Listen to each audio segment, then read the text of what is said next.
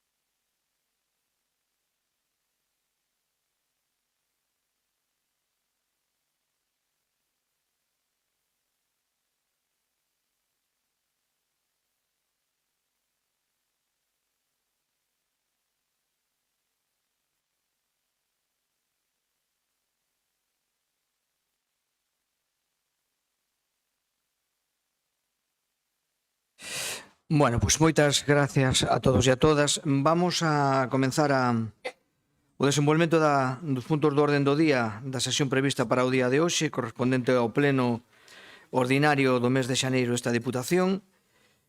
E conforme o orden establecido, no punto primeiro temos a aprobación da acta da sesión anterior correspondente á ordinaria do día 19 de decembro. Indícame que creo que o BNG ten unha matización que facer á acta.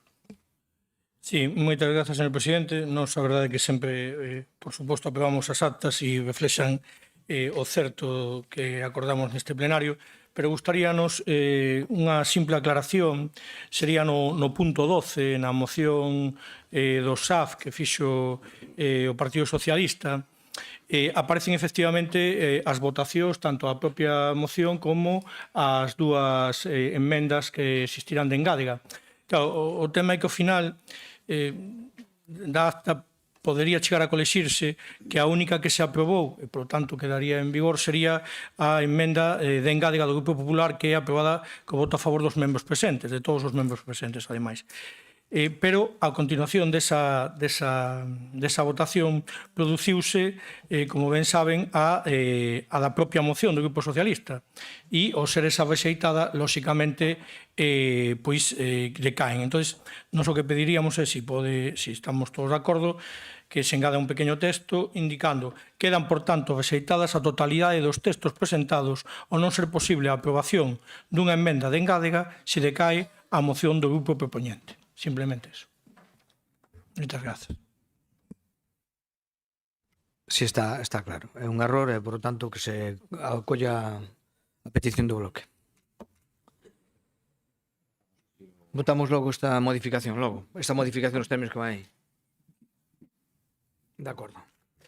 Bueno, pois queda modificada nos términos propostos polo Bloque Nacionalista Galego. Bueno, pois vamos cos seguintes puntos do orden do día, que vamos dar a palabra a cada un diles os que queran utilizar, evidentemente, e son conxuntos, non? Sería a renuncia de doña Susana Rodríguez Estévez, por un lado, ao cargo de diputada provincial, de dona María Vázquez Dillán, tamén o cargo de deputada provincial, e de don Gonzalo Pérez Jácome, tamén o cargo de diputado provincial. Por o orden que están aí, entendo que nos os demais non temos nada que... Bueno, eu por lo menos non teño nada que decir, e, por lo tanto, o que creo que lle demos é dar as palabras a cada un dos compañeiros que hoxe deixan o cargo de diputados. Empezamos logo por o orden previsto. Susana Rodríguez Estévez, se quere tomar a palabra. Sí, gracias, presidente. Meu agradecemento a todos os que hoxe están aquí e a todos os que estuveron antes. Gracias a todos os compañeiros e compañeiras que depositaron en min a súa confianza para desempeñar este traballo durante este tempo. Un traballo que fixen con rigor, honestidade e compromiso por mellorar. Durante estes 6 anos e medio foi un placer e un honor ser diputada provincial e defender a miña provincia en nome do meu partido. Será un tempo de grandes recordos e moi construtivo para min. Voume contenta conta de que neste tempo fixemos posible unha financiación xusta para todos os concellos e mirar a súa cor política. E, sin máis, moitas gracias a todos os partidos políticos, e moitas gracias. Moitísimas gracias, Susana, moitísimas gracias. Marina. Bos días a todos e moitísimas gracias. Si me permite, hoxe sí que me gustaría despedirme de todos vostedes, dado que hoxe poño fin á miña presencia nesta institución, e quero facelo, en primeiro lugar, agradecendo, como non podía ser de outra forma, ao meu partido político a posibilidade que me deu para representar na Diputación os veciños e veciñas da comarca de Monterrei, así como os meus compañeiros do Grupo Comarcal, sin os cales a miña labor habría sido imposible.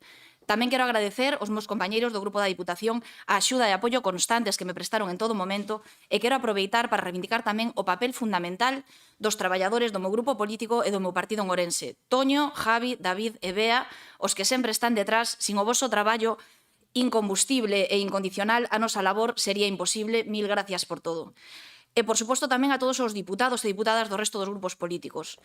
A pesar de estar, nalgún caso, en moitos casos, nas antípodas ideolóxicas e máis alá das diferentes posicións políticas e das discrepancias que podamos manter, creo, honestamente, que todos e cada un dos que estamos aquí queremos o mellor para a nosa provincia e creo que eso é algo que nos honra a todos. Pola miña banda, seguirei defendendo dentro ou fora das institucións os principios nos que me educaron dende moi pequena e que guían a miña presencia en política e a miña vida. A empatía, a igualdade, a xustiza social e a solidaridade que garantan ese estado de benestar que nos protexe a todos os que creemos firmemente nel e o defendemos mediante a loita por as políticas públicas e os que non o creen así hasta que así o precisan. Isto é algo que defendeu a capa e espada unha das persoas máis importantes da miña vida, que nos deixou fai 2 semanas, tristemente, eterno presidente da Agrupación Socialista de Ríos, que dedicou máis de 30 anos da súa vida a defender os nosos valores dende a oposición, a pesar de xogarse o seu negocio por elo e de perder gran parte da súa vida no intento. Para min, todo un exemplo a seguir. Tamén teño que decir que me evoca a tranquilidade de quen sabe que vai a ser sustituída por non só unha gran alcaldesa que está facendo unha labor encomiable, sino tamén por unha compañeira e amiga que vai a defender os nosos valores. Estou segura de que vai a dar moita guerra. Desearíalle moita sorte, pero sei que non a precisa porque, dende logo, é unha crack e unha loitadora incansable. Por último, e xa para finalizar, me gustaría facer unha pequena reflexión sobre a importancia que ten a honestidade, a honradez e o compromiso no desempeño político. Cando damos as costas á honestidade política, estamos abrindolle as portas aos profetas da antipolítica.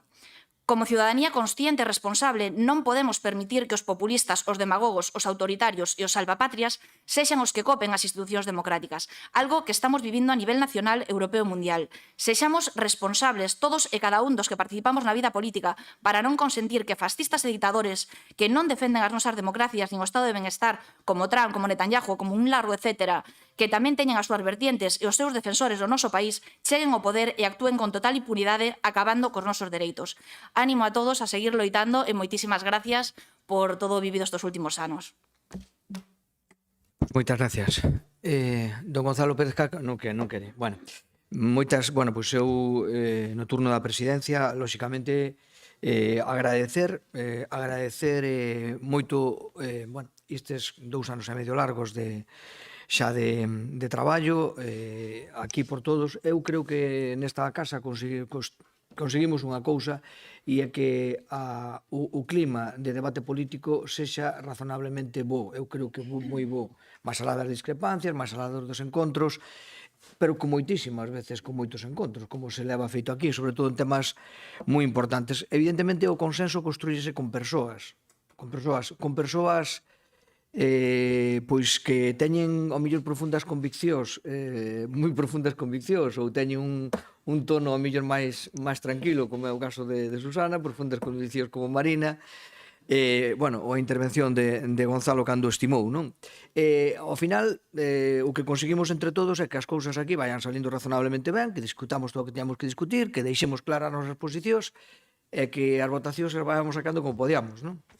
Pero, en definitiva, creo que nesta casa todavía non está instalado esa confrontación, esa polarización tan brutal que nos está levando noutros ámbitos a non aceptar nada do contrario. Máis ben vemos que aquí a veces aceptamos tantas cousas que non sabemos xa como quedan as cousas que aceptamos, non? Fixadevos, aceptamos cousas, pero, nesa, como decía, nese consenso, produto das persoas, e as persoas ca súas ideas, ca súa diversidade, ca súa maneira de expoñelas e ca súa maneira de defendelas, ao final terminamos chegando a eses acordos. Eu, dende logo, agradezcolle moitísimo o seu traballo a todos e, sinceramente, desexollos o mellor, como non pode ser na súa vida particular, na política, evidentemente teñen interés que confrontan cos meus e, por tanto, bueno, espero que me vaya ben a mí, non digo que lle vaya mal a vostedes. Simplemente nese tono de broma que é necesario utilizar a veces. Sinceramente, moitísimas gracias por a actitude, moitísimas gracias porque isto non fora un espectáculo e terminara dunha maneira mala. Moitísimas gracias por a firmeza, moitísimas gracias por a discrepancia e moitísimas gracias por o consenso, sobre todo por o consenso que foi maioritario sempre nos acordos desta casa. Así que moitas gracias por os servicios e nada, será un placer velos noutros momentos. Moitísimas gracias. Perdón, temos que votar a renuncia. Votamos a renuncia conjunta xa dos tres, vale? Bueno, pois téñense por renunciados. Poden abandonar o escaño.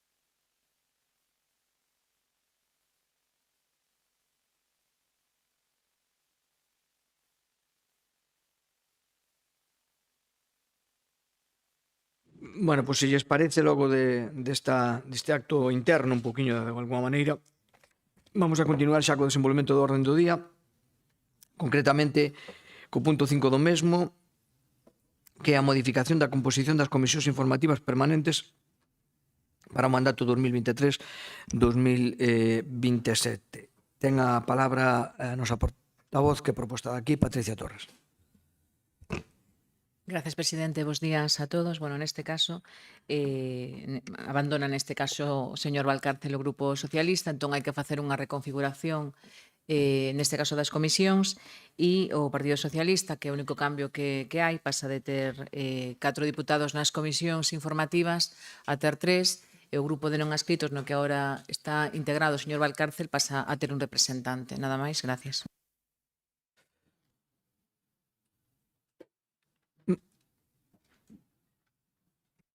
Moitas gracias. Turno de intervención para os grupos. Empezamos de O. Perdón. Non escritos nada. De O. Nada tampouco. BNG. PSOE nada. Bueno, pois nada. Queda... Votamos, se lles parece. Vale. Queda aprobada a comisión das comisións informativas. Perdón, a composición das comisións informativas. Bueno, vamos co punto 6, que é o convenio entre o Ministerio para a Transición Ecolóxica e o Reto Demográfico e a Deputación Provincial de Ourense para o desenvolvemento do Centro de Innovación Territorial. Ten a palabra don Jorge Pumar. Buenos días a todas y a todos. Bueno, pues hoy traemos a pleno lo que es la aprobación de la firma de un convenio con el Ministerio de Transición Ecológica y el Reto Demográfico, donde ya esta institución ya tiene un protocolo firmado desde el 11 de abril del año pasado, donde en este caso lo que se trata es, viene a pleno debido a que es un convenio plurianual y por eso, como ya expresé en comisión, pues es obligado cumplimiento traerlo a pleno. Es una buena noticia para la provincia, entendiendo que nos basamos, si pudieron ver todo lo que es el texto del convenio, en dos puntos claves, ¿no? Uno, se basa en una declaración de Somiedo, donde en ese momento, en el año 2023, se declaró en esa reunión la importancia de la innovación para el asentamiento de la población en el rural. Posteriormente, más adelante, en el año 21, pues en la Comisión Europea, en este caso en lo que es en el Comité de Regiones, también se volvió a incentivar lo que es la importancia para las provincias, en este caso como es Ourense, de donde hay una gran despoblación y donde hay que potenciar todo lo que es el rural, lo que es el concepto de innovación territorial. Bueno, pues en ese caso ya también el Gobierno de España incentivó todo esto, crea un secretario de Estado de reto demográfico, el señor Paco Boya, intentan hacer toda una red a nivel estatal de centros de innovación tecnológica. A día de hoy, esta red de centros de innovación tecnológica está en 20 provincias de toda España y nosotros considerábamos, en este caso es un trabajo que venimos desarrollando conjuntamente mi compañero diputado Chemi con la competencia que tiene de reto demográfico, en este caso yo como innovación.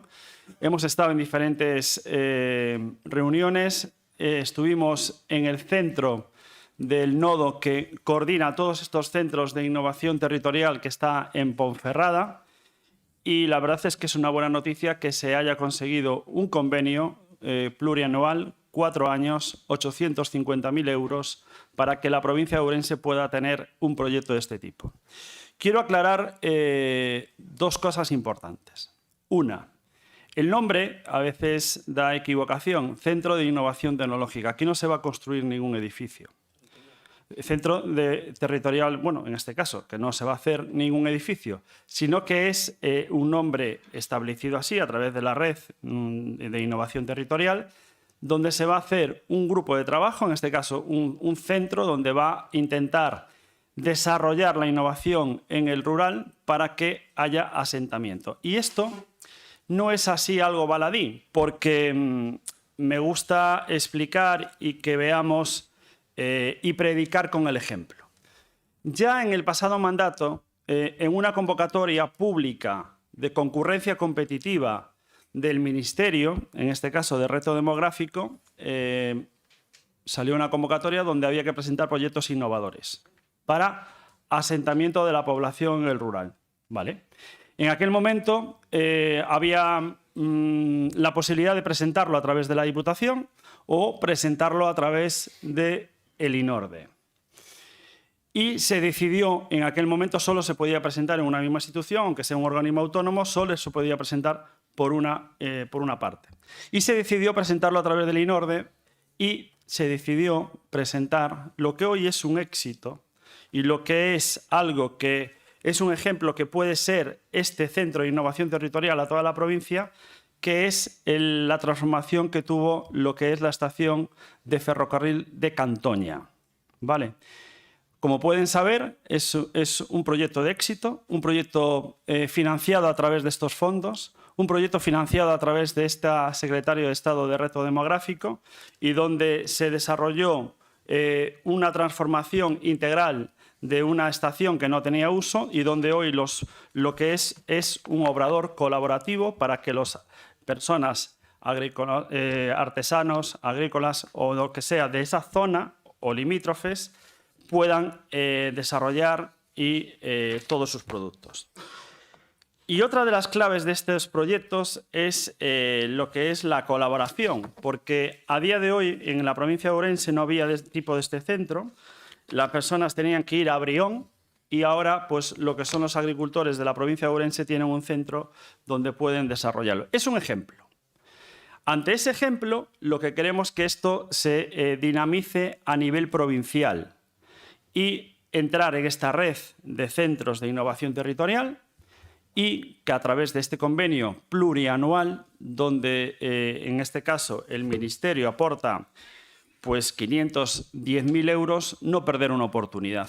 Porque yo me hago la pregunta, ¿qué pasaría si la Diputación de Ourense, con la despoblación que tiene, con lo que es la necesidad de innovación en el rural, haya esta oportunidad y no la conseguimos. ¿Qué pasaría?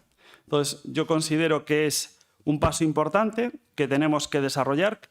Quedan 4 años por delante y a día de hoy lo único que estamos haciendo es poner la primera piedra, en este caso, de un proyecto para que el señor presidente pueda firmar este convenio y a partir de ahí trabajar todos juntos y que esto sea un proyecto de abajo arriba y que sea algo dinamizador para el rural de la provincia. Gracias.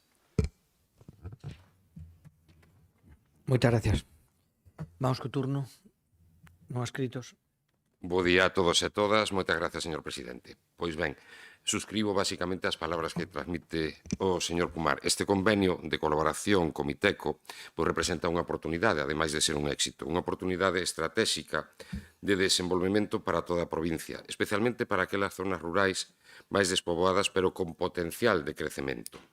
Supón o recoñecemento institucional de Ourense como provincia con vocación innovadora e tamén implica integrar a nosa provincia, como ben dixo Pumar, nunha rede estatal de innovación, creada para fomentar e reforzar un desenvolvemento social e económico no medio rural. O CEIT pretende ser un polo de emprendemento e innovación que agrupe empresas, talento local, sociedade civil e, por suposto, tamén institucións políticas para crear proxectos innovadores adaptando eses mesmos ás necesidades ourensás. Deste xeito, o centro axudará á creación de emprego cualificado, a reter talento e así retendo na nosa provincia persoas cualificadas. Como? Pois ben, facilitando cursos, asesoramento e soporte técnico para iniciativas empresariais. A creación deste CIT supón a adhesión á rede de centros de innovación territorial, o que permitirá que Ourense coopere con outras provincias do Estado compartindo experiencias tamén de éxito, intercambiando boas prácticas e participando en proxectos conxuntos. Todo isto amplía as posibilidades de atraer investimento público e privado, incluindo, por suposto, fondos europeos que son esenciais para a nosa provincia. Fondos europeos e, por suposto, tamén estatais para avanzar decididamente na reactivación de zonas rurais e promover a transición ecolóxica e digital. O CIT tamén pode ser moi importante para levar a cabo proxectos de carácter transversal, pasando pola modernización de sectores tradicionais na nosa provincia como o agrario e o turismo rural ou industrias locais e axudará tamén non só o apoio a novas empresas e a novas iniciativas, senón que pode permitir que sectores xa existentes avancen e se transformen cara a modelos máis competitivos. Moitas grazas. Moitas gracias. Y, a ver, perdón, Democracia Sana.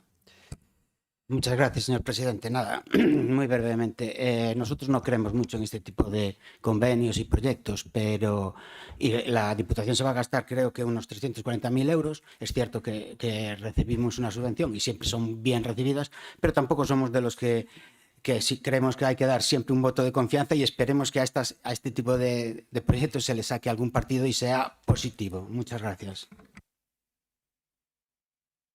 Moitas gracias. Bloque Nacionalista Galego. Sí, hola, moi bon día a todas e a todos. Bueno, as explicacións están, o texto témolo aquí xa desde hai unhas semanas. Bueno, claro, como casi todo pode ser bo, regular ou non servir para nada, malo. En realidade non vai ser máis alá dos cartos que se gasten, non o digo por este proxecto, digo en general, por todo. Pero o señor Pumar, cando facía a introducción deste convenio, comentaba de que efectivamente isto viña da declaración de Somiedo e que parte dunha idea do Miteco, da dirección xeral que leva Francesc Bolle, pero claro, son dous exemplos que o que ya puidéramos extrapolar ao noso país, explícome. Hai pouco, algunhas das persoas que estamos aquí estivemos en Somiedo, coñecemos aquel territorio, eu era a primeira vez que estaba, e a xente que xa tiña estado máis veces, e non é por nada, pero hai unha parte de envexa sana ao respecto do que é o concepto de desenvolvemento rural en unhas zonas comparado co que temos aquí. O señor Bolla, Francesc Bolla, creo que foi alcalde da Seu de Urgell, e da comarca de Urgell. Tamén eu tive a oportunidade de estar en aquela zona, de compartir coa xente dos grupos de desenvolvemento rural fai uns anos naquel territorio o traballo que facían, e teño que recoñecer que tanto en Somiedo como en como na zona do Urgell, o traballo que se fai é impresionante. Téñeno perfectamente organizado a través dos grupos de desenvolvemento rural. Non? Pero claro, todo iso, por que é? Vou poñer un exemplo. Eu, saben vostedes que son técnico dun grupo de desenvolvemento rural, que casi é un tercio da provincia de Ourense, das comarcas da Limia, de Celanova e Baixa Limia. O grupo no que eu teño o meu posto de traballo ten un orzamento do período 23-27 de 2 millóns e pico de euros. Cando estuvemos en Somiedo, claro, eles ali, en aquela comarca de Somiedo, teñen 11 millóns de euros de orzamento exactamente no mesmo período. Por lo tanto, poden facer moitas máis cousas das que facemos aquí, porque realmente neses territorios sí que confían na súa estrategia de desenvolvemento rural. Non? Con respecto xa a este proposta de convenio que nos presentan, evidentemente nós non podemos estar en contra, non? Pero vemos certas carencias. Non? A carencia fundamental, máis alá de que efectivamente veñen detalladas certas actividades a poñer en marcha, botamos de falta unha cousa. Botamos de falta que en todo isto debería ter unha serie de indicadores. É dicir, máis alá de que xa entendín, xa me explicou vostede que isto non se trataba de subvencionar proxectos, vale? Senón de intercambiar iniciativas e proxectos e experiencias. Moi ben, pero ainda así vamos a gastarnos a Diputación de Ourense 340, son 850.000 euros do erario público, deberíamos ter uns indicadores, é dicir, dentro de 4 anos, exactamente que conclusión sacamos, ou deberíamos sacar, poño por caso. Pois, por exemplo, deberíamos saber cantos proxectos deberían interactuar, ou a incidencia que pode ter sobre o territorio, os postos de traballo consolidados ou xerados que pode permitir, porque algo nos ten que traer o noso territorio, os inputs, beneficios, algúns terá que ter, non? Ou a comarcalización de actividades. Botamos un pouco de menos en esos obxectivos para saber, cando pasen os 4 anos e despois de invertir 850.000 euros do erario público, de que serviu todo eso, non? E despois unha reflexión. A ver, en algún momento neste país teremos que pararnos a pensar e abordar a racionalización da administración. E explico por qué. Imos poñer a xente tola. Temos as oficinas agrarias comarcais, que non se corresponden exactamente nos seus territorios cos distritos forestais. En algúns sí, pero en outros non. Por outro lado, temos os polos de emprendemento, temos axentes de emprego, temos grupos de desenvolvemento rural. É que poñemos a xente tola e teñen que ir a distintos sitios e presentar diversa documentación. Por iso digo que en algún momento, xa sei que eso non é competencia desta Diputación, nin tan sequera vai a ser competencia deste convenio. Pero busquemos un punto de raciocinio con todo eso. Por lo tanto, deberíamos establecer algún tipo de coordinación comarcal. Nós, desde o Bloque Nacionalista Galego, no propio programa que levábamos ás eleccións autonómicas hai, no ano 24, establecíamos eso, pero pode haber contrastes con outras propostas ao respecto de como comarcalizamos esos servizos. Nós chamábamos de Centro de Desenvolvemento Rural, no que aí se pudera tramitar todas esas cousas, ou, no caso deste proxecto de poñerse en marcha, pois efectivamente tamén como interaccionar entre proxectos de distintos territorios do noso país ou de fora do noso país.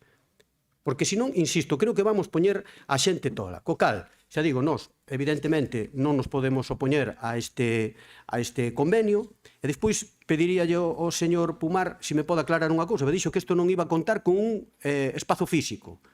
Bueno, pero, sin embargo, no desenvolvemento do convenio establecese que dentro das obrigas que lle corresponde á Diputación, di literalmente poñer a disposición, o que ten que facer a Diputación Provincial, poñer a disposición deste CID os espazos adecuados para o seu funcionamento, punto. O CID deberá estar composto polo menos por un centro ou distribuirse entre varios centros físicos repartidos pola provincia, con espacios habilitados. Entón, isto matizalo, porque se non é así, pois teremos a mellor que corrixilo. É simplemente por sabelo, non? En todo caso, como nós non temos moi claro exactamente dentro de 4 anos que nos pode aportar isto, bueno, nós basicamente o que ímos facer é absternos e o que lle pediríamos é nos próximos meses se nos poden traer ou se podemos colaborar e ofrecemos ao Bloque Nacionalista Galego ao noso coñecemento e a nosa disposición para colaborar en marcar esos obxectivos e saber dentro de 4 anos que efectivamente algúns deles, ou a poder ser a maioría, se cumplen. Nada máis, gracias. Moitas gracias. PSOE. Sí, bo día, presidente, gracias por turno de palabra. Falaba Puga de Somiedo. Aquí, claro, visitar Somiedo, estar con ele despois desa folla de ruta que emprenderon fai máis de 20 anos xa nun proxecto continuista no tempo, con unha financiación acorde co que merecen, digamos, os territorios, pois claro, nos fai ver o proxecto. O Partido Socialista vai aprobar que a súa abstención esta iniciativa, integralmente, pero sí é verdad que as dúbidas que lle dá de que non se quede nun papel como outros moitos proxectos que se quedaron no papel. Que non se quede na intención, nas boas palabras, e en outro máis dos proxectos inacabados, sin contido e valeiro. Indudablemente, isto hai que poñer as botas, meterse na lama para desenrolar estes proxectos. E teñen que ser sistemático no tempo, e persistindo no desenrolo dos mesmos. E ter un objetivo claro. Temos que ter unha folla de ruta clara para conseguir ese objetivo. Non podemos convertir 340.000 euros que ten que poñer esta Diputación ni simplemente nun foro de debate. Foro de debate temos, como ben mencionaba antes Puga, instrumentos nestes momentos para faguer esas iniciativas, para canalizar esas iniciativas a través dos GDRs especialmente, e non nos queremos quedar aí. Entón, insistimos e alentamos o grupo de goberno así se leva este proxecto a cabo, como se vai levar a cabo, si quere contar con distintos grupos políticos para aportar o que podamos aportar, e que non se quede simplemente nun papel, non se quede simplemente nunha cuestión de intencións, e podamos desenrolar un instrumento que nos pode servir para desenvolver o desenrolo rural desta provincia que tanto necesita. Moitas gracias. Bueno, moitas gracias. Vamos co segundo turno. Segundo turno de intervención. Jorge Pumar. Gracias, presidente. Bueno, la verdad es que me asombró varios argumentarios, sobre todo del Partido Socialista, pero bueno, luego lo explicaré. Vale.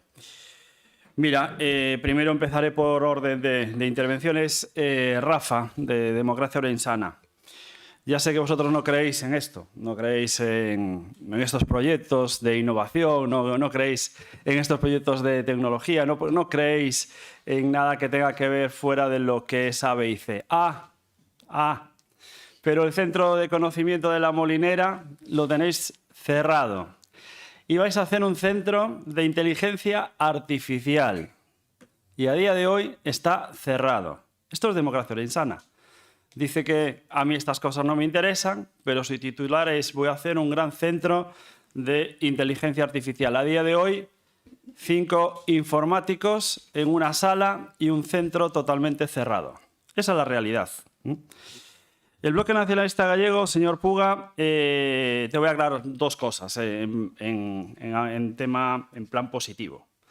Por supuesto que hay indicadores. El convenio lo dice. El convenio lo dice que una vez al año hay que hacer una memoria de todas las actividades que se han desarrollado en la institución, en el proyecto, y esa memoria va al centro, al nodo principal, que en este caso está centralizado, como dije anteriormente, en Ponferrada, y si cumple los objetivos es cuando te liquidan la parte anual, en este caso del convenio. Por supuesto que hay indicadores. Y por supuesto, ya lo digo a todos los grupos políticos y al señor José Carlos, por supuesto, que estamos abiertos. Es decir, en el momento que se firme el convenio, lo primero que vamos a hacer es poder tener una reunión con todos los grupos políticos y a partir de ahí marcar unas bases. Esto es un proyecto de todos. Esto no hay ideologías políticas. Aquí el objetivo que tenemos es dinamizar la provincia, dinamizar Ourense y no dejar una oportunidad que tenemos en una red estatal, en este caso del Ministerio, donde quede Ourense descolgado. Hace un mes y medio acaba de entrar en esta red la Diputación de Lugo. Diputación de Lugo donde gobiernan ustedes, Partido Socialista y Bloque Nacionalista Gallego. Lo llevaron ustedes como iniciativa, lo aprobaron y vienen aquí, ahora, a Ourense, y dicen, yo no tengo nada que ver, yo me abstengo, yo no creo en esto, pero si es un proyecto del Partido Socialista, donde hace unos meses tuvimos aquí un foro de debate en el marco del Valcárcel, donde uno de las personas que organizó ese foro de reto demográfico fue un alcalde socialista, donde he recibido llamadas estas semanas de alcaldes socialistas interesándose por este proyecto, y ahora vienen ustedes, señor Álvaro, diciendo que esto no va con nosotros. Yo en esto no creo. Es decir, oye, hay cosas que no se pueden entender. Es decir, no, claro que tiene que ver. ¿Cómo no tiene que ver? Es decir, en este caso, ustedes veo que aquí cada uno va a lo suyo y no se piensa en un fin global, que en este caso es dinamizar la provincia y asentar la población, que esto es una herramienta. Y luego hay otra cosa. Miren, hay que hablar con criterio. Cuando aquí hablamos de que el Ministerio aporta 510.000 euros, es cierto. Pero cuando se habla de que la Diputación gasta 340.000, que es la parte proporcional de el 20%, la Diputación no va a gastar 340.000 euros, no. Lean bien el convenio. En esos 340.000 euros la Diputación puede imputar costes de personal que ya tiene a día de hoy en capítulo 1. No es que la Diputación tenga que tener esa partida económica específica para eso, no. Puede imputar gastos que a día de hoy tiene, como puede ser capítulo 1, como puede ser amortización de bienes o como puede ser elemento de transporte o lo que sea. ¿Qué quiere decir? Que esos 340.000 no sale de caja, sino que se imputan en otras partidas que ya tiene de gasto la Diputación. Esta es la realidad. Entonces, la verdad es que me alegra que el proyecto salga, me alegra que Ourense esté en la red CIT a nivel estatal, pero me sorprende muchísimo la postura, en este caso del Partido Socialista, donde esto es una iniciativa del Gobierno de España, de la vicepresidenta tercera que lidera todo esto, y que ustedes aquí en Ourense digan todo lo contrario de lo que dijeron en Lugo. Muchas gracias.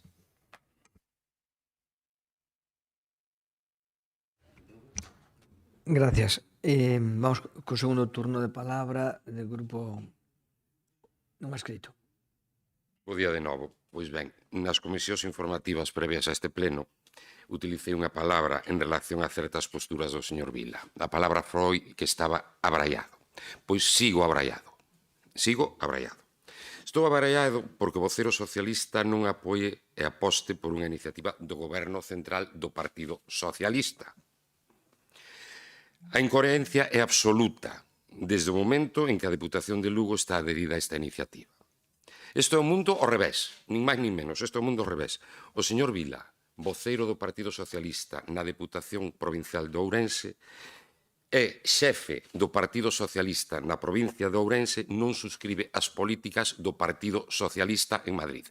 Abraiado. A miña sorpresa vai increscendo.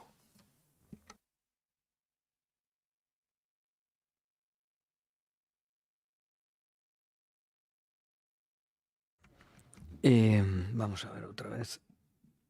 Democracia Orensana. Muchas gracias, señor presidente. Solo para decirle al señor Jorge Pumar que es verdad que estamos en contra de muchos de estos proyectos y de convenios y cosas así. Y cuando nosotros empezamos con la inteligencia artificial, era algo nuevo, novedoso y con un gran futuro. Eso ya lo sabemos todos. También él estuvo en el Concello, en un pleno en donde le describí que la AESIA, perdonen que lo diga así, la AESIA, porque yo soy una persona, soy de la AAA, soy anti-acrónimos. Asociación de antiacrónimos, me vuelven locos, con mi dislexia me vuelven locos. La AESIA, que es la Agencia Española de Supervisión de Inteligencia Artificial, que nosotros, la ciudad de Ourense, tenía todo, tenía el local, tenía todos los méritos posibles para que viniera aquí, se la llevaron para Coruña. Como siempre, nos discriminan. Ahora sería maravilloso tener a 80 técnicos trabajando ahí con unos cuantos millones invertidos por el gobierno central, pero claro, aquí el que gana siempre todos los proyectos y todas estas cosas son los demás. Nosotros no tenemos ninguna fuerza. Gracias. Gracias. Bloque Nacionalista Galego. Bueno, eu en realidade o concepto de indicadores non é o mesmo co seu, pero bueno, en todo caso, xa dixen, nós non nos imos a opoñer a que isto saia para diante, temos dúbidas ao respecto de isto, ofrecemos a nosa colaboración, e o gallá, dentro de 4 anos, poidamos volver falar de que isto serviu para algo, non? Pero se deu conta, eu facía unha reflexión moito máis profunda sobre todo isto, e é, non pode ser que teñamos, se queremos racionalizar a administración, se queremos darlle bo uso aos fondos públicos, porque independentemente de que esos 340.000 euros sexan de un xeito ou doutro imputados, que me parece unha xestión económica correcta, de imputar aí unha parte de nóminas de traballadores que desenvolvan ese traballo, é non poñer tola a xente. E digo por experiencia propia, vale? Porque se decimos, mira, para tramitar unha subvención tes que ir a Xinzo, pero despois, se queres ter unha experiencia, un intercambio do que pode ser, tes que ir a Berín. Podemos facer todo no mesmo sitio. Entón, necesitaríamos facer unha recomposición do que é a comarcalización das servizos públicos de maneira que efectivamente contribuya a que a xente queira quedarse no medio rural e lle facilitemos as cousas. Simplemente facía esa reflexión. Eu non teño dúbida ninguna de que na Diputación de Lugo van sacar proveito deste convenio, bueno, desta posta en marcha deste, que eu agardo que a Diputación de Ourense tamén sexa así. Moi ben. Sí.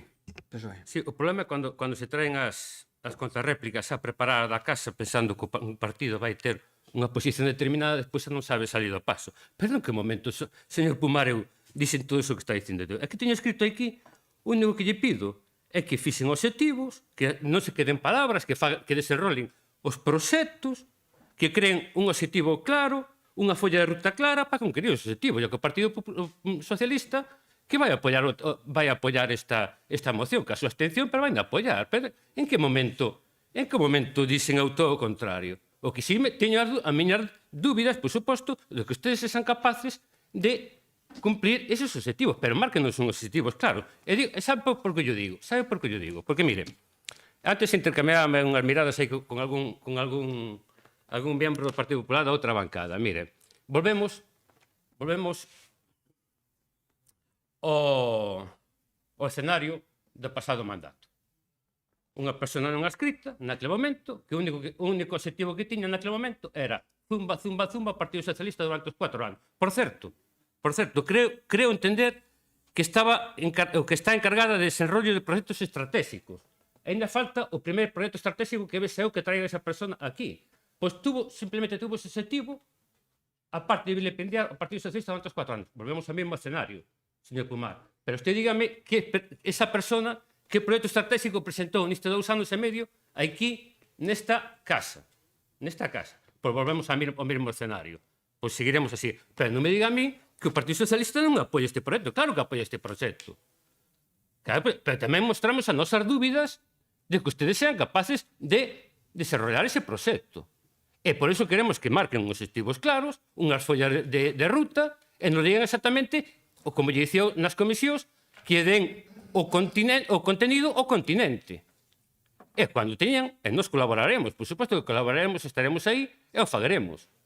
E despois a todo demais se aconto, pero non me traiga a contrarréplica preparada da casa e non sepa modular a postura do Partido Socialista. Non poña na miña boca palabras que non eran. É dicir, nós queremos objetivos, foi a ruta, usted mesmo reconoce que todavía está por desarrollar todo ese proxecto, que agora se pide a subvención, como facemos todos os concellos, por certo, que faguemos unha memoria descriptiva, económica, en algúns casos, moi bonita, que nos queda moi ben, para ganar a subvención. Estou seguro que todos os alcaldes suscriben o que digo eu, pero despois temos que desarrollar esa subvención cando la den. En eso vamos a estar. O Partido Socialista leva 2 anos e medio estando aí cando se lle pide a colaboración e vamos a estar para todo. En isto vamos a estar igual. O sea, que non faga a lectura equivocada das miñas palabras e, por suposto, non utilice palabras que non utilizei. Moitas gracias. Moitas gracias. Turno de peche para o Jorge Pumar. Vamos. Bueno, pues, señor Álvaro, la verdad es que las dudas las tiene usted. Si usted está a favor de un proyecto, vótalo a favor. Si es un proyecto que viene de un ministerio que gobierna el Partido Socialista, que es tan importante y que está apostando a nivel nacional por esto, vótelo a favor. Si es un proyecto que da a 100 kilómetros de aquí, en la Diputación de Lugo, que ustedes gobiernan y es importante y votan a favor, usted no se vota a favor. Miren, no hable de liderazgo para poder llevar a cabo este proyecto, nosotros, por supuesto que lo vamos a llevar a cabo, y piénsese usted el liderazgo en el Partido Socialista. Piénseselo. Porque mire, como dije antes, alcaldes socialistas ya han llamado a la Diputación por interesarse por esto. Alcaldes socialistas, hace 2 meses hubo una jornada de reto demográfico en el Marco Valcárcel, que usted estuvo, y vino el señor Paco Boya. Es decir, estamos con un proyecto donde otras provincias lo estarían deseando tener, y nosotros lo hemos conseguido. Vota a favor, si está de acuerdo, vota a favor. No se abstenga. Gracias. Bueno, moitas gracias. Vamos a ver, no turno de peche da presidencia, simplemente indicar algunha cuestión que eu creo que pues, añade algo de racionalidade. Efectivamente, mire, nos traemos un proxecto ou nos adherimos a un proxecto que promove o goberno do Partido Socialista, o goberno e as forzas que o apoian en Madrid. É un proxecto onde temos unha opción de desenvolver ou axudar a levar políticas efectivamente que van na dirección de dinamizar o rural, de reto demográfico e en definitiva captar inversións e mellorar. É un grau de area. Evidentemente sabemos que 800 e pico mil euros postos entre todos non van a cambiar, probablemente non van a ser inversións sustanciales, que xa se dixo que non era o objeto, nin van a cambiar o signo da provincia, pero bueno, ao mellor efectivamente eses proxectos que se fan se dá con algunha tecla que nos sirve para axudar. Eu despois tamén quero decir que home, eu tamén, a min prodúceseme unha incoherencia aí, perdone, señor Álvaro, que prodúceseme unha incoherencia que un proxecto promovido polo Partido Socialista teña abstención aquí, eso é unha incoherencia. Porque este é outra cousa que usted, se temos que facer un balance de execución do proxecto e non é satisfactorio, usted se absteña ou vote en contra. Pero ahora mesmo na solicitude non ten moito sentido que un programa, un proxecto promovido polo goberno central, neste caso, polo seu partido, no que goberna o seu partido, evidentemente, bueno, pues usted dude, o sea, non o apoie, se absteña e dude porque nós nos vamos ser capaces de liderarlo. Home, algunhas mostras de liderar cousas de bastante máis cuantía que esta temola feito nesta Diputación ou estamos executando. Estamos liderando un perte de auga de 13 millóns de euros, estamos liderando 2 pais de 20 millóns de euros. Entonces, home, creo que se somos capaces de liderar 33 millóns de euros, seremos tamén capaces de liderar 800.000 euros. Penso eu, E por outro lado, eu non sei, non quero entrar ninguna guerra de partidos ou de problemas noutros partidos. Procuro ser respetuoso salvo cando se me ataca, claro. E non é o caso agora mesmo, non é o caso. Pero quero dicir, agora non nos achaque a nós que haxa unha persoa no grupo mixto que saca as súas incoherencias. Se a saca, terán que falar ustedes, non nos achaca a nós que esa situación. Esa situación está dicindo aquí que temos unha persoa no grupo mixto que está dándolle a usted pois sacando esas incoherencias como se fora culpa nosa. Oiga, nós aquí en Barbadas pasou o que pasou e agora pois cada un terá que defender o que ten que defender e eu pareceme lógico que cada un defenda as súas posicións, pero non nos ataque a nós prácticamente dicindo que nós vivimos agora de que hai unha persona no grupo mixto que lle saca a usted os seus colores. Non, quero dicirlo porque, entre outras cuestións, era un membro do seu partido, na anterior era membro de outro partido, era diferente, que tiña unha liberdade e pudo pactar ou non pactar, pero neste caso un ex-membro do seu partido, co que eu entendo que nós non temos ninguna responsabilidade. Digo, como principio general del derecho, non? Para que sepamos un pouquiño a que ateñernos nas sucesivas votacións, non? Vale, porque, non, usted dixo que prácticamente que usted se ten que defender, sí, doi a palabra, non teño ningún problema, pero que usted se ten que defender e tal, e que temos prácticamente aí a don Xosé Carlos, defende a súa postura, porque, lóxicamente, pois, il ten criterio e defende o seu criterio, lóxicamente, agora faino desde a independencia e, polo tanto, sin atadura de ningún partido político, pero terá o que, en todo caso, tamén creo que debemos respetar. Sí, doi a palabra, sí, dígame. No, simplemente é que ou me explico se moi mal, ou viño moi espeso, ou se me entende todavía peor. Eu non en ningún momento lle critiquei nada ao Partido Popular sobre a persona non adscrita. É nada. Eu simplemente dixen que volvemos ao mandato de fai o anterior, onde había unha persona non adscrita que se pasou todo o mandato cargando contra o Partido Socialista, pero non metín ao Partido Popular absolutamente en nada. En nada.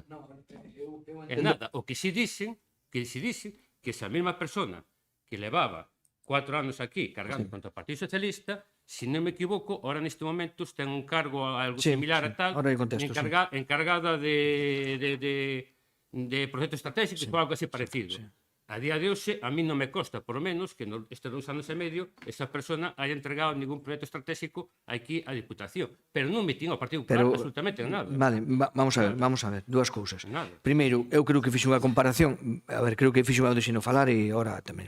Eu creo que fixo unha comparación na que o resultado era o mismo, me dá igual a procedencia. É dicir, que usted na anterior se viu atacado por unha persoa que era do grupo mixto e nos beneficiados, e agora que se vai atacado por unha persona do grupo mixto, bueno, que é beneficiado. Entendémoslo todos, pero, bueno, ao mellor estou equivocado eu, e se é así, eu entendino así e aclaro así. E despois, o da persoa que usted indica, evidentemente é un asesor e non presenta os proxectos no pleno. Será razón de que os proxectos que nos traemos aquí, que temos traído uns cuantos, incluído, por exemplo, estes 2 pais de 20 millóns de euros, pois usted non sabe o traballo que leva feito ela neses temas, non? Entón, tamén me parece un pouco osado por a súa parte dicir que esa persoa non está facendo absolutamente nada. Bueno, estáme dicindo que non vale para nada, que non trae ningún pleno. Bueno, e que traemos non lle costa porque usted non lle costa seguramente o que fai un jefe de área e que non ten trascendencia nun pleno. Bueno, é igual, pero queda perfectamente claro. Sí, por alusións o señor Valcárcel, sí. Brevísimo. Aquí o que está defendendo as políticas do Partido Socialista son eu. Nin máis, nin menos. Neste caso, nin máis nin menos o que está defendendo as políticas do Partido Socialista. O que non as defende o incoherente do voceiro do Partido Socialista. Que creo que é un bon momento para parar e votar. Venga, vamos a ver, está terminado o debate, vamos a votar. Venga, a favor. Os demais, abstención. Vale. Gracias. Gracias.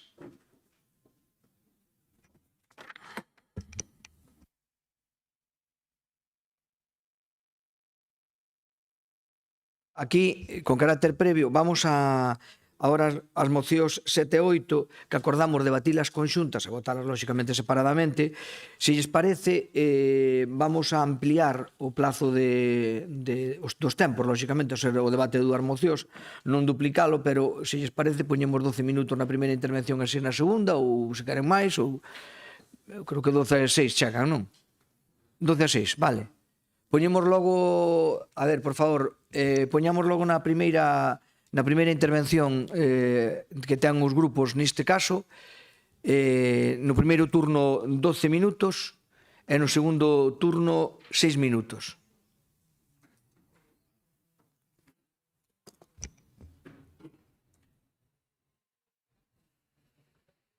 Já nos temos preparados.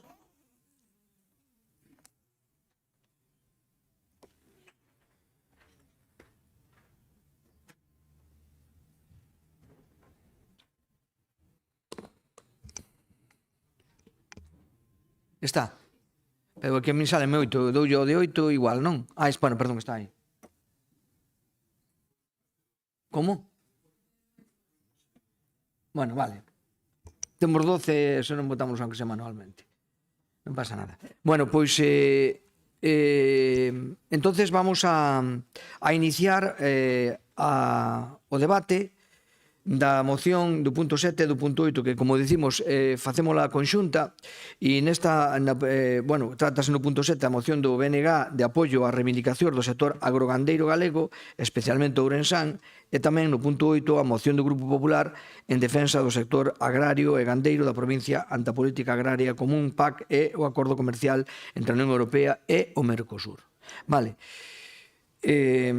Como temos as dúas mocións, vamos a ter, bueno, por orden de presentación, empezaron os vostedes, teñen o primeiro turno de palabra logo por 12 minutos para defender as dúas, bueno, para tratar as dúas mocións, pois, non sei, logo vostede, o que traen alguén? No, vai falar un gandeiro. Vale, bueno, pois que siga o procedimento habitual logo, que é acérquese, séntese aí, indicaño ahora mismo,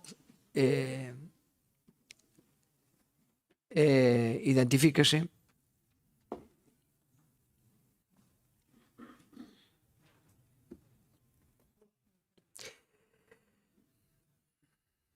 Vale. Moi ben. Mire, por favor, identifíquese nome e apelidos. Sí, moi bo día a todos e a todas. Eu chámome David Fentes Diéguez. Sí. Chámome David Fentes Diéguez, como lles dicía, son gandeiro e veterinario clínico do Macizo Central Ourensán, concretamente do Concello de Monte de Ramo. Vale. Suficiente. Vale, venga, pois a partir de agora ten vostede turno de palabra, inicialmente por 12 minutos. Vale.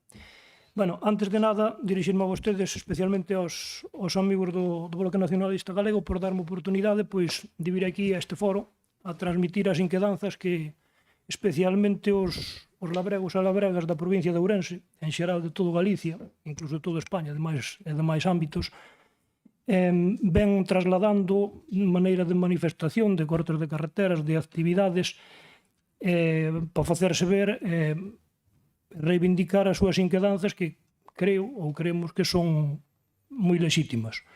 Hai que darse conta que o tempo non está moito para dormir fora, e levan máis dun mes xa dun lado para outro reclamando os seus dereitos.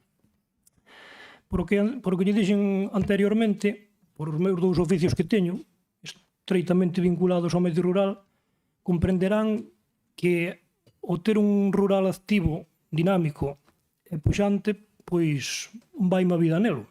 Vai-me a vida e ao modo de vida. Xunto comigo moitos compañeiros labregos e labregas de todo Galicia. Queremos que o rural non é segredo ningún, é interesante que funcione non só por os propios intereses dos poucos que vivimos nel, senón de toda a sociedade no seu conxunto. Estamos fartos de dicir que, bueno, nós somos os que suministramos de alimentos a toda a sociedade, alimentos de proximidade, alimentos de calidade e con todas as garantías nutricionais e sanitarias que se poden pedir. Somos, en definitiva, responsables da soberanía alimentaria do noso territorio, sexa cal sexa o noso territorio.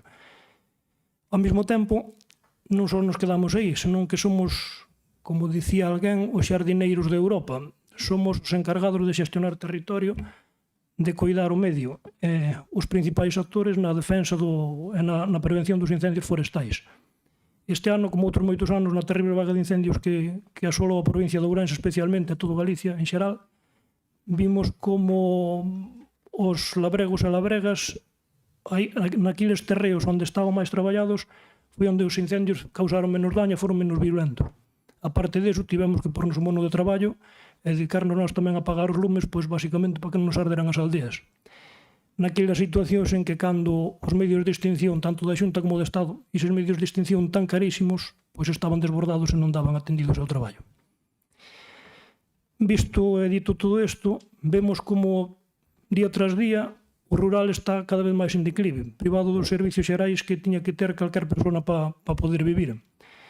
Traigo aquí exemplo de centros médicos que cada vez se pechan máis, o ter un pediatra esencial para a conciliación familiar xa é unha odisea nas zonas rurais, os servicios de mobilidade cada vez están máis restringidos, servicios postais estamos na mesma, temos nos concellos pequenos principalmente un problema terrible cos servicios de axuda a fogar en sitios onde a población está moi envellecida e a dependencia é altísima.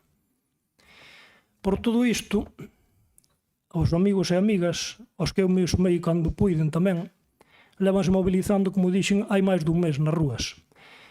E, basicamente, o que pedimos ás administracións, aos grupos políticos, aos representantes dun e do outro color, é unha cousa moi sinxela. Pedimoslle respeto. Respeto por o medio rural e por o noso medio de vida e por as xentes que vivimos nel. Pedimos que sexan sinceros, que teñan o mesmo discurso en todos os sitios. Nós non queremos que veñan as mobilizacións, pasarnos a mão por o lombo, darnos unhas palmadillas na espalda e que nos digan: estádelo facendo moi ben, estades no vosso dereito, tedes toda a razón e apoiámosvos.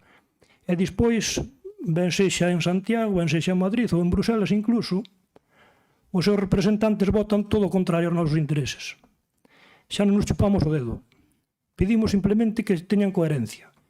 Pedimos que, por exemplo, ante un tratado de libre comercio tan lesivo para o sector agrario, ou para o sector agrogandeiro, mellor dito, como é o Mercosur, digan alto e claro unha soa cousa: non o Mercosur, non a desbaratar a soberanía alimentaria de Europa, e de Galicia en particular, non as cláusulas extras de salvagarde que se inventaron a posteriori e que son simplemente un simple parche ao meu modo de ver imposible de levar a cabo e que sirven únicamente para calar as protestas dos manifestantes que están nas rúas. Pedímoslle que planten cara a señora von der Leyen e os seus secuaces, que barallan nos próximos anos nun recorte do 22% na PAC.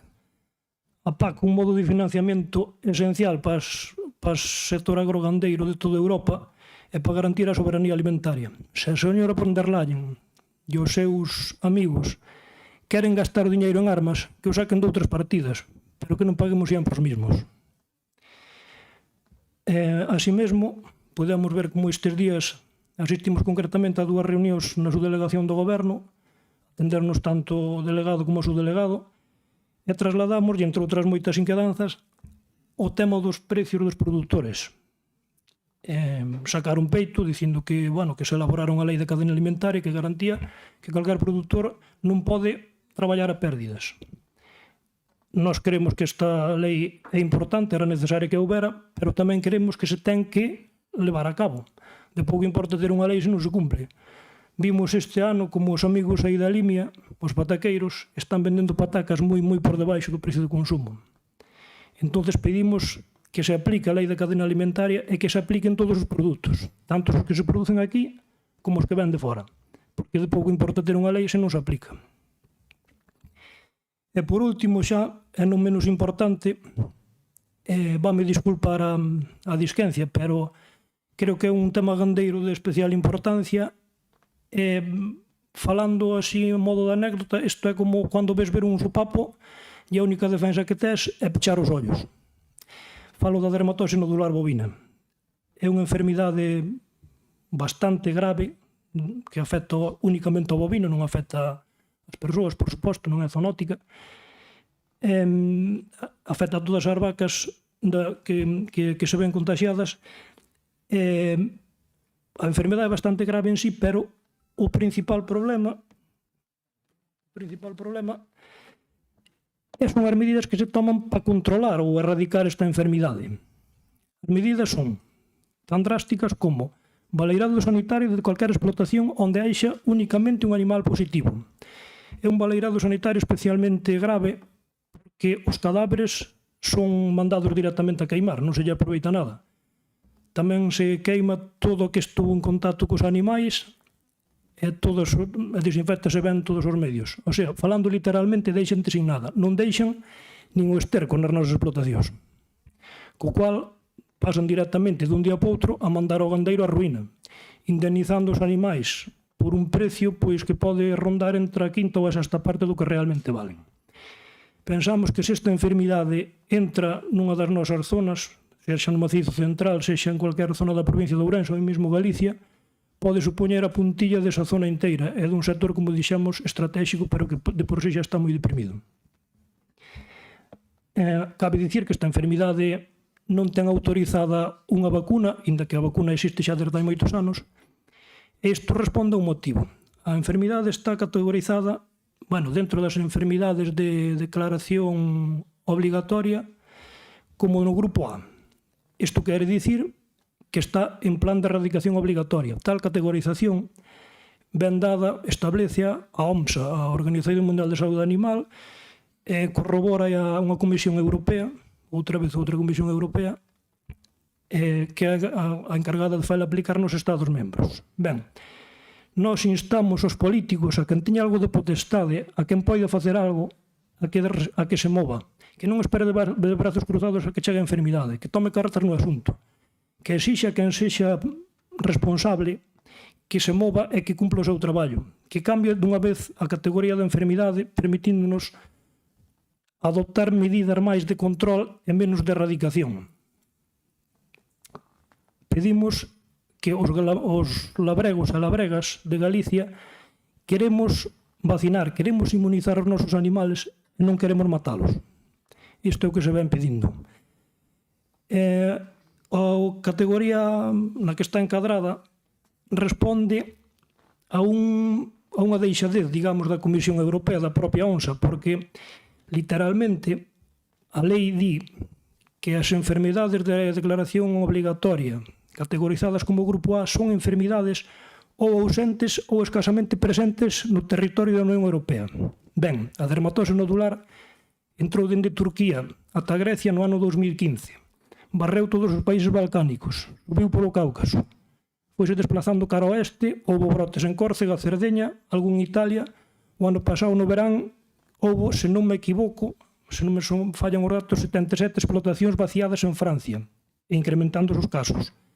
Entrou en Girona no mes de outubro, é o que nos virá, porque realmente o tránsito e o control de animais que entran en Galicia tampouco é demasiado efectivo. Entonces é cuestión de tempo que a enfermidade chegue ás nosas fronteiras. Por todo iso, señores, pedimosles que fagan algo, que non esperen a que nos veñan matar as vacas, que nos deixen actuar, que nos deixen inmunizar e que realmente, se queren axudar o rural galego, que non o deixen todo en palabras vacías, que ao final as palabras, como se di por aí, levan o vento. Di un amigo meu, señores e señoras, que falar é só parola, é só iso. Moitas gracias. Moitas gracias. Ben. Bueno, pois pode retirarse.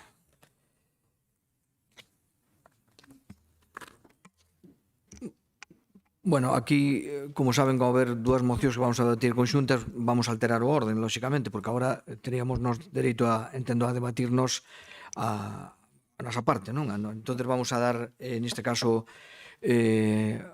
a palabra primeiro ao Grupo Popular, en este caso a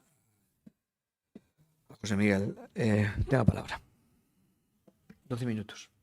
Bueno, bos días a todos e a todas e, sobre todo, bos días a todos os gandeiros que nos siguen por streaming hoxe, sobre todo os que están na 52 cortando a hoxe, e todo o noso apoio. Porque hoxe é un día triste, tiñan que estar aquí todos os gandeiros, pero como non nos puxemos de acordo en levar unha moción unánime, pois non están aquí. Así que nada, quero comezar cunha frase que me dixo un dos gandeiros onte, que coas cousas de comer non se xoga, e nós imos estar sempre cos gandeiros, o seu carón. E nada, vamos a dar un pouco para atrás no tempo nesta Diputación. O día 30 de maio trouxose que a Diputación de Ourense entrara na Red Ganadero-Cárnica da Federación Española de Municipios e Provincias. O único partido que non apoiou entrar foi o Bloque Nacionalista Galego, salvo que agora a abstención, como dice o señor Álvaro, sexa un voto a favor. Entonces, pareceme algo raro. Este mércores, despois de bastantes meses de traballo, porque a Federación Española de Municipios e Provincias, un dos dous temas que elixiu foi a ganadería cárnica, reunímonos en Madrid, uns de maneira presencial e uns de maneira virtual, na FEM para analizar os tres grupos de traballo. O primeiro grupo de traballo é o de relevo xeracional e emprendemento. O segundo grupo de traballo é o de financiación e simplificación administrativa. E o terceiro grupo de traballo é o de sostenibilidade territorial. Non había ningún solo alcalde nin alcaldesa, ni do Partido Socialista, nin do Bloque Nacionalista Galego desta provincia. E todos pudemos entrar nesa rede, e varios concellos do Partido Popular desta provincia o fixeron e estábamos ali. O sea, eu estaba ali polo Concello de San Xoán de Río e polo o técnico da Diputación de Ourense sabe bastante máis que a min, e o señor Servando nesta rede. Ese día conseguimos que neste 2026 as dúas actividades principais desta rede sexan unha no mes de abril na Deputación de Córdoba e outra que será no mes de setembro aquí en Ourense. E non é unha red destas que non vale para nada, senón que non se van facer diagnósticos con todos os tempos ni nada, simplemente traballar, traballar e traballar, como se le va facendo un montón de... como se le vamos facendo todo este tempo. E por que empezo por isto? Porque, bueno, hai que empezar ahora polo final, e no día, creo que no 28, fai 2 días, o Partido Socialista meteu unha emenda tanto a nosa moción como a do Bloque Nacionalista Galego, e cando ese mismo 28 se aprobou a proposta da FEM, na que está incorporada a Diputación de Ourense, do tema do kilómetro cero e dunha aposta clara polo tema do kilómetro cero. A parte foi bastante curioso a discusión que houve ali, porque o responsable deste tema, do que vai levar o tema do kilómetro cero, é o alcalde de Guijuelo, e o debate viña sobre todo pola Diputación de Cáceres, xa que a maior parte dos porcos que hai en Extremadura os transforman en Guijuelo, ou seja, os transforman noutra comunidade autónoma. Entonces, que hai que definir moi ben que é kilómetro cero e que non. E o máis curioso de todo é que da outra beira do Sil sí que había concellos e sí que había diputacións.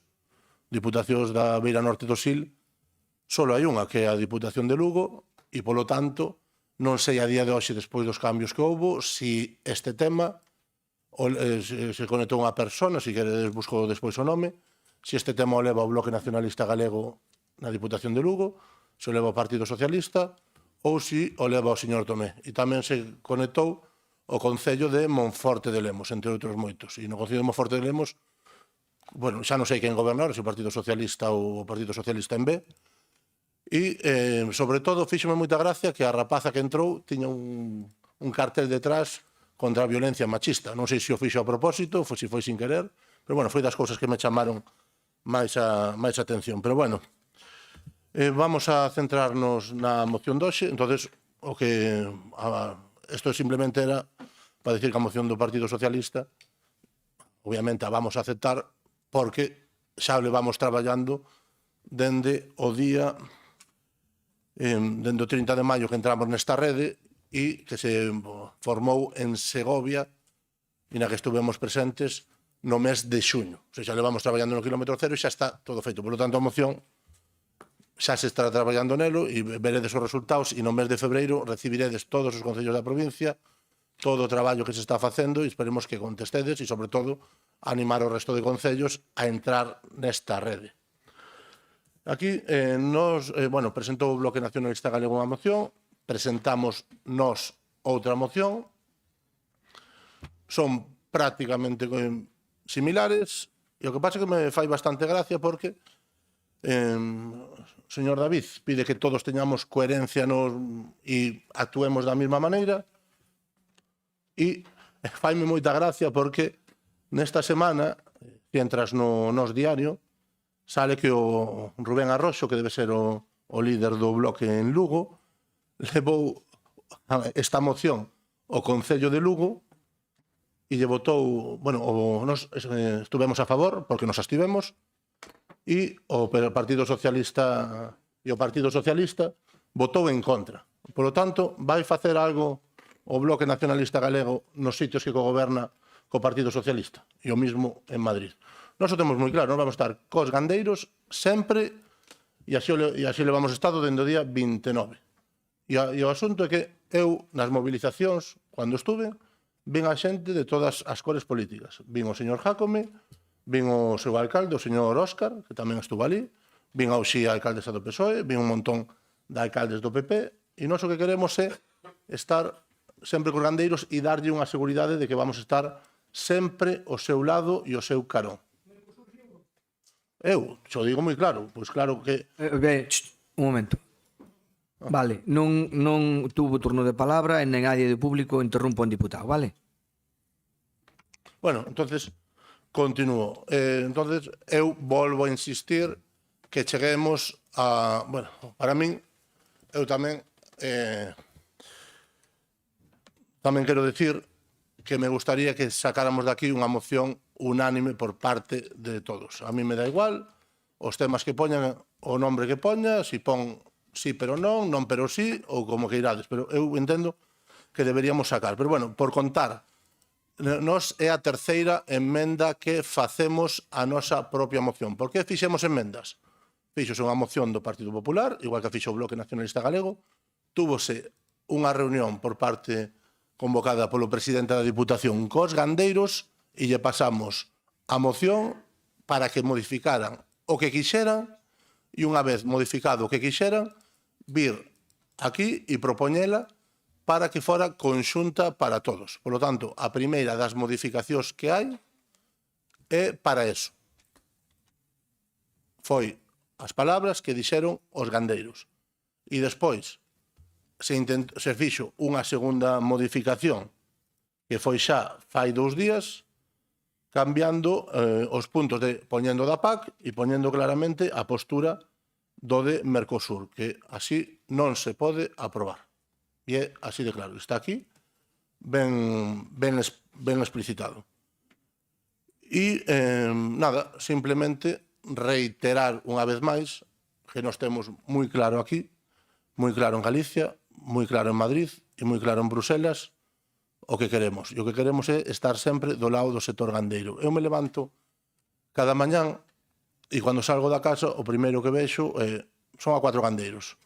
O Manolo que está esperando entrar no tractor, o Paco que según teña un traballo outro vai nun tractor ou vai nunha pick-up, a Luz, o Carlos, e eles o que queren é que estemos ao seu lado e que estemos todos xuntos. Ou seja, se fora cualquier moción de outra cousa, nos poríamos de acordo. Agora non sei por que aquí o Bloque Nacionalista Galego non dá chegado a acordos cando cogoberna en un montón de institucións co Partido Socialista que está totalmente en contra das vosas mocións. Entonces, pedides coherencia e eu tamén vos pido coherencia. E a coherencia é, se tanto credes nesto, ou é só na provincia de Ourense, rompede todos os gobernos con Partido Socialista. E se non, pois, seguide facendo demagoxia, ademais, porque o día 29 non estabades ali. O día 29 non estabades ningún de vos na manifestación dos gandeiros cando comezou. Despois, sí, e aparte agora, o señor Púa, que se fixo influencer e fai vídeos e demais, tamén está. E, por certo, o señor Paco Bolla era síndaco do Val de Arán, non da Seu de Urgell. No, o Val de Arán non ten que ver co Seu de Urgell. No. No, estuvo... Bueno, o discutimos logo, que isto non é para isto. Entonces, nada, para acabar o primer turno, volver a pedir unidade neste tema, volver a pedir poñernos todos de acordo e sacar unha moción unánime. E volver a insistir, nós vamos a estar sempre do lado dos gandeiros e de todo o sector primario. Porque sin o sector primario, o resto da provincia non funciona. E podemos ser patrimonio da humanidade da Ribeira Sagra, podemos facer miles de cousas, pero a xente que ven o turismo ven ver a nosa terra e a nosa terra está cuidada e labrada polo sector primario. Se desaparece eso, desaparece todo. Por lo tanto, nos moi claro, sempre cos gandeiros, e me gustaría que hoxe de aquí salir unha moción conxunta. Moi ben, moitas gracias. Vamos logo ahora turno xa dos grupos, vamos co grupo mixto en primeiro lugar. Bo día de novo. Pois parece ser que hoxe unha das palabras estrelas aquí neste plenario vai ser a palabra coherencia, ou máis ben o seu antónimo, que é incoherencia. Suscribindo boa parte do discurso de José Miguel, eu aposto precisamente pola unanimidade. E analicei as dúas mocións, tanto do Partido Popular como a do Bloque Nacionalista Galego, e a verdade é que podo suscribir casi todos os puntos dunha como doutra. Así de claro o digo. Pero eu quero pôr en valor precisamente a potencialidade e a importancia que ten o agro na nosa provincia, e creo que hai que pola sobre a mesa aquí hoxe. O agro e a gandeiría siguen a ser un piar básico da nosa provincia, aínda habendo perdido peso relativo fronte ao sector servizos e a industria. Según datos oficiais, este sector representa prácticamente o 9% do que é o Produto Interior Bruto provincial. E, por outra banda, o emprego no ámbito gandeiro ten experimentado un descenso estrutural moi importante e sostido no tempo, tendo actualmente prácticamente 3.700 afiliados e afiliadas á Seguridade Social, un 30% menos que fai 15 anos. E este é moi grave, sumamente grave para a nosa provincia. E este descenso que reflicte tamén son dúas tendencias moi claras. Un importante avellamento do sector e a falla de relevo xeracional, os que hai que dar solución de xeito inmediato, dada a repercusión que ten nas economías rurais, na fixación de poboación, que falábamos antes tamén no que repercute o CID, o convenio anterior, e como non, algo que non debemos olvidar nunca é a cultura galega. Tamén a industria agroalimentaria ten unha presenza clave no tecido da economía ourensá, xerando uns niveis de emprego e impacto económico significativo e que se traducen tamén nun importante superávit comercial, ámbito e cuestión que non é menor. Como dicía o señor Rajoy, cuestión no menor. O acordo comercial entre a Unión Europea e o Mercosur dá lugar a unha gran inquedanza entre os labregos e gandeiros da provincia, tendo que mobilizarse con tractoradas e con protestas. E os principais motivos de preocupación son, por unha banda, a competencia de importacións coa reducción de arancéis, o que implica baixada de prezos e, por suposto, tamén baixada da rentabilidade das exportacións agrícolas. E é esencial esa rentabilidade para que podamos traballar no agro. Desigualdade de estándares nas normas sanitarias, laborais e medioambientais, sendo as europeas moito máis exixentes. Resumindo, unha competencia injusta. E, polo tanto, tamén ten un impacto negativo no emprego e na viabilidade das explotacións. Outro día, don Álvaro Vila non distinguía entre o que é o informe e o que é un ditame, pero creo que despois do que é as comisións que lle quedou claro. Pois ben, a pesar da paralización temporal do convenio por un recurso do Parlamento Europeo diante do Tribunal de Xustiza da Unión no que se pide un dictame, é posible que non se aplique provisionalmente. Se pides un dictame, non un informe. O dictame é xurídicamente vinculante. Hai que engadir que as políticas da Unión Europea non son as que o agro precisa, e menos o agro galego. Non se pode permitir, non é de recibo, reducir os orzamentos da PAC nun 22% cando a política agraria comunitaria é esencial para este sector. E aquí quero agradecer ao Partido Popular o feito de que se incluíra a miña proposta de que na moción se contemplará a non reducción do 22% dos importes da política agraria común. E quero destacar, sobre todo, tamén o apoio cidadán a todas estas protestas. A relevancia e a gravidade da situación lévanme a reclamar que dende as distintas institucións e administracións se traballe en común para revertir esta decadencia, esta agresión ao sector primario. E non basta hoxe con esta moción, e non basta traballar hoxe precisamente porque se urdiu un problema concreto. O traballo en prol do agro e da gandeiría ten que ser sostido no tempo. E por esa razón considero que se debería haber chegado a un consenso para solucións que conten coa aprobación do sector. Eso é esencial. Hai moito que facer desde a Xunta de Galicia e, por suposto, tamén desde o Goberno Central, pero sempre contando coas propostas de gandeiros e de labregos. E este consenso pasa tamén por todos os grupos políticos representados nesta institución. Hai unha obriga coa veciñanza e a cidadanía para resolver problemas desta envergadura que afectan, neste caso, falamos de Ourense, a propia esencia da nosa provincia. E institucional e políticamente houve un importante respaldo ás mobilizacións dos e das afectadas. Tanto por parte do PP da Diputación como do BNG houve un gran interese por atender e coñecer as demandas e reclamacións do sector. Tamén, desde os representantes da Administración Central, houve unha aproximación aos labregos e labregas. Este interese e preocupación deben estar sempre presentes na vida pública e na vida política, xa que a proximidade á realidade social e económica resulta esencial para poder resolver problemas e incluso anticiparse. Reitero, son da opinión de que aquí hoxe temos que apoiar unanimemente o sector agrario e gandeiro, escoitar as súas peticións e trasladar iniciativas políticas transversais que ben seguro terán que ser aplicadas desde outras administracións.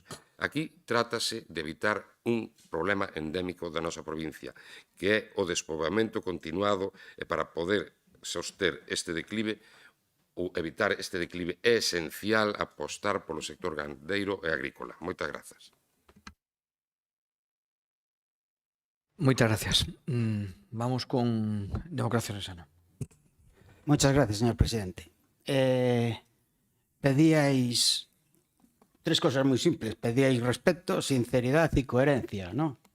Bueno, pues estáis en el lugar más equivocado del mundo, lo siento, de verdad. Esto lo hacen muy a menudo, traen a trabajadores, hablan, cuentan sus problemas, pero aquí lo que hacemos, desde que estoy yo, no sirve absolutamente para nada, para nada. Y ahora lo voy a explicar, porque es muy fácil hablar, que luego te acusen de populista y dices tú, hablas así, eres un populista. No, lo voy a demostrar y lo voy a explicar, y lo siento. Lo baso en 3 puntos. Primero, lo que dicen los agricultores y los ganaderos. Y dicen ellos, por eso lo voy a leer. Nos exigen cumplir normas medioambientales y sanitarias y laborales cada vez más estrictas, mientras abren las puertas a productos que no pasan por los mismos controles. Así no se puede competir. Y yo creo que tienen toda la razón. Sigo. En España, el uso de cerca de 400 materiales activos de pesticidas y herbicidas está prohibido debido a su impacto ambiental y riesgo para la salud. Por el contrario, en los países como Brasil o Argentina se emplean de forma habitual. Así no se puede competir, ¿eh? En el sector ganadero, la normativa europea prohíbe terminantemente desde hace décadas el uso de hormonas y antibióticos. En el bloque de Mercosur, sin embargo, el uso de ciertas sustancias para acelerar el peso de las reses es una práctica legal. Así no se puede competir. Tiempo de crianza y los costes de alimentación se reducen. Las exigencias de bienestar animal en Europa, que regulan desde el espacio mínimo por animal hasta las condiciones de transporte y sacrificio, incrementan los costes. Así tampoco se puede competir. Ejemplos. Producir 1 kilo de carne o 1 litro de zumo en España puede costar hasta un 40% más que en las naciones de Mercosur. Así no se puede competir. Yo no sé qué clase de milagros hacéis vosotros. Yo así no puedo competir. Sigo. Conclusión. Cualquier acuerdo comercial es en realidad un acto de sacrificio del sector primario en favor de otros intereses industriales representados por las grandes corporaciones. Esto no es para que los consumidores tengamos más productos y más baratos. Aquí hay otros intereses. Bueno, yo tengo cierta tendencia paranoica, no sé cómo lo veis vosotros. Yo aquí creo que hay otros intereses. Conclusión. Cualquier acuerdo comercial en realidad es un acto de sacrificio para el sector primario en favor de los intereses industriales representados por las grandes corporaciones. Por lo tanto, lo que están diciendo es: vamos a joder al sector primario, que no deben de tener mucha fuerza a nivel político, y vamos por nuestros propios intereses. ¿Por qué? Porque yo no sé si sabéis que aunque aquí están prohibidos los lobbies, sí que hay ciertas formas, se llaman puertas giratorias, fundaciones o cosas así, para que ciertos poderes fácticos paguen a los partidos políticos y estos tomen determinadas decisiones. ¿Y por qué voy con eso? Porque ahora vamos a ver qué es lo que opina realmente el PP y el PSOE. El PP. Vamos a apoyar y apoyaremos este tratado, afirmó Feijóo en el año 2022. Esteban González Pons, en 2020, a la sazón vicepresidente del Parlamento Europeo y vicesecretario institucional del PP, dice: no podemos malograr la oportunidad que representa este acuerdo con Mercosur, no solo por las implicaciones económicas, sino también por las geopolíticas. Oye, este es Trump 2, mini Trump 2. Lo que le interesa es el petróleo, no le interesa otras cosas. Desde luego lo que no le interesa es el sector primario. Núñez Feijóo en el acuerdo de Mercosur representa una herramienta indispensable para la Unión Europea. Recuperaremos relevancia en un contexto internacional complejo y peligroso e incierto. Para Núñez Feijóo, el tratado supone abrir nuevos mercados para las empresas españolas, especialmente en sectores como el automovilístico, maquinaria, metal, química y farmacéutica. No le importáis nada el sector primario. Lo siento, Bueno, yo es lo que entiendo, pero si tenéis otra explicación, sigo. PSOE.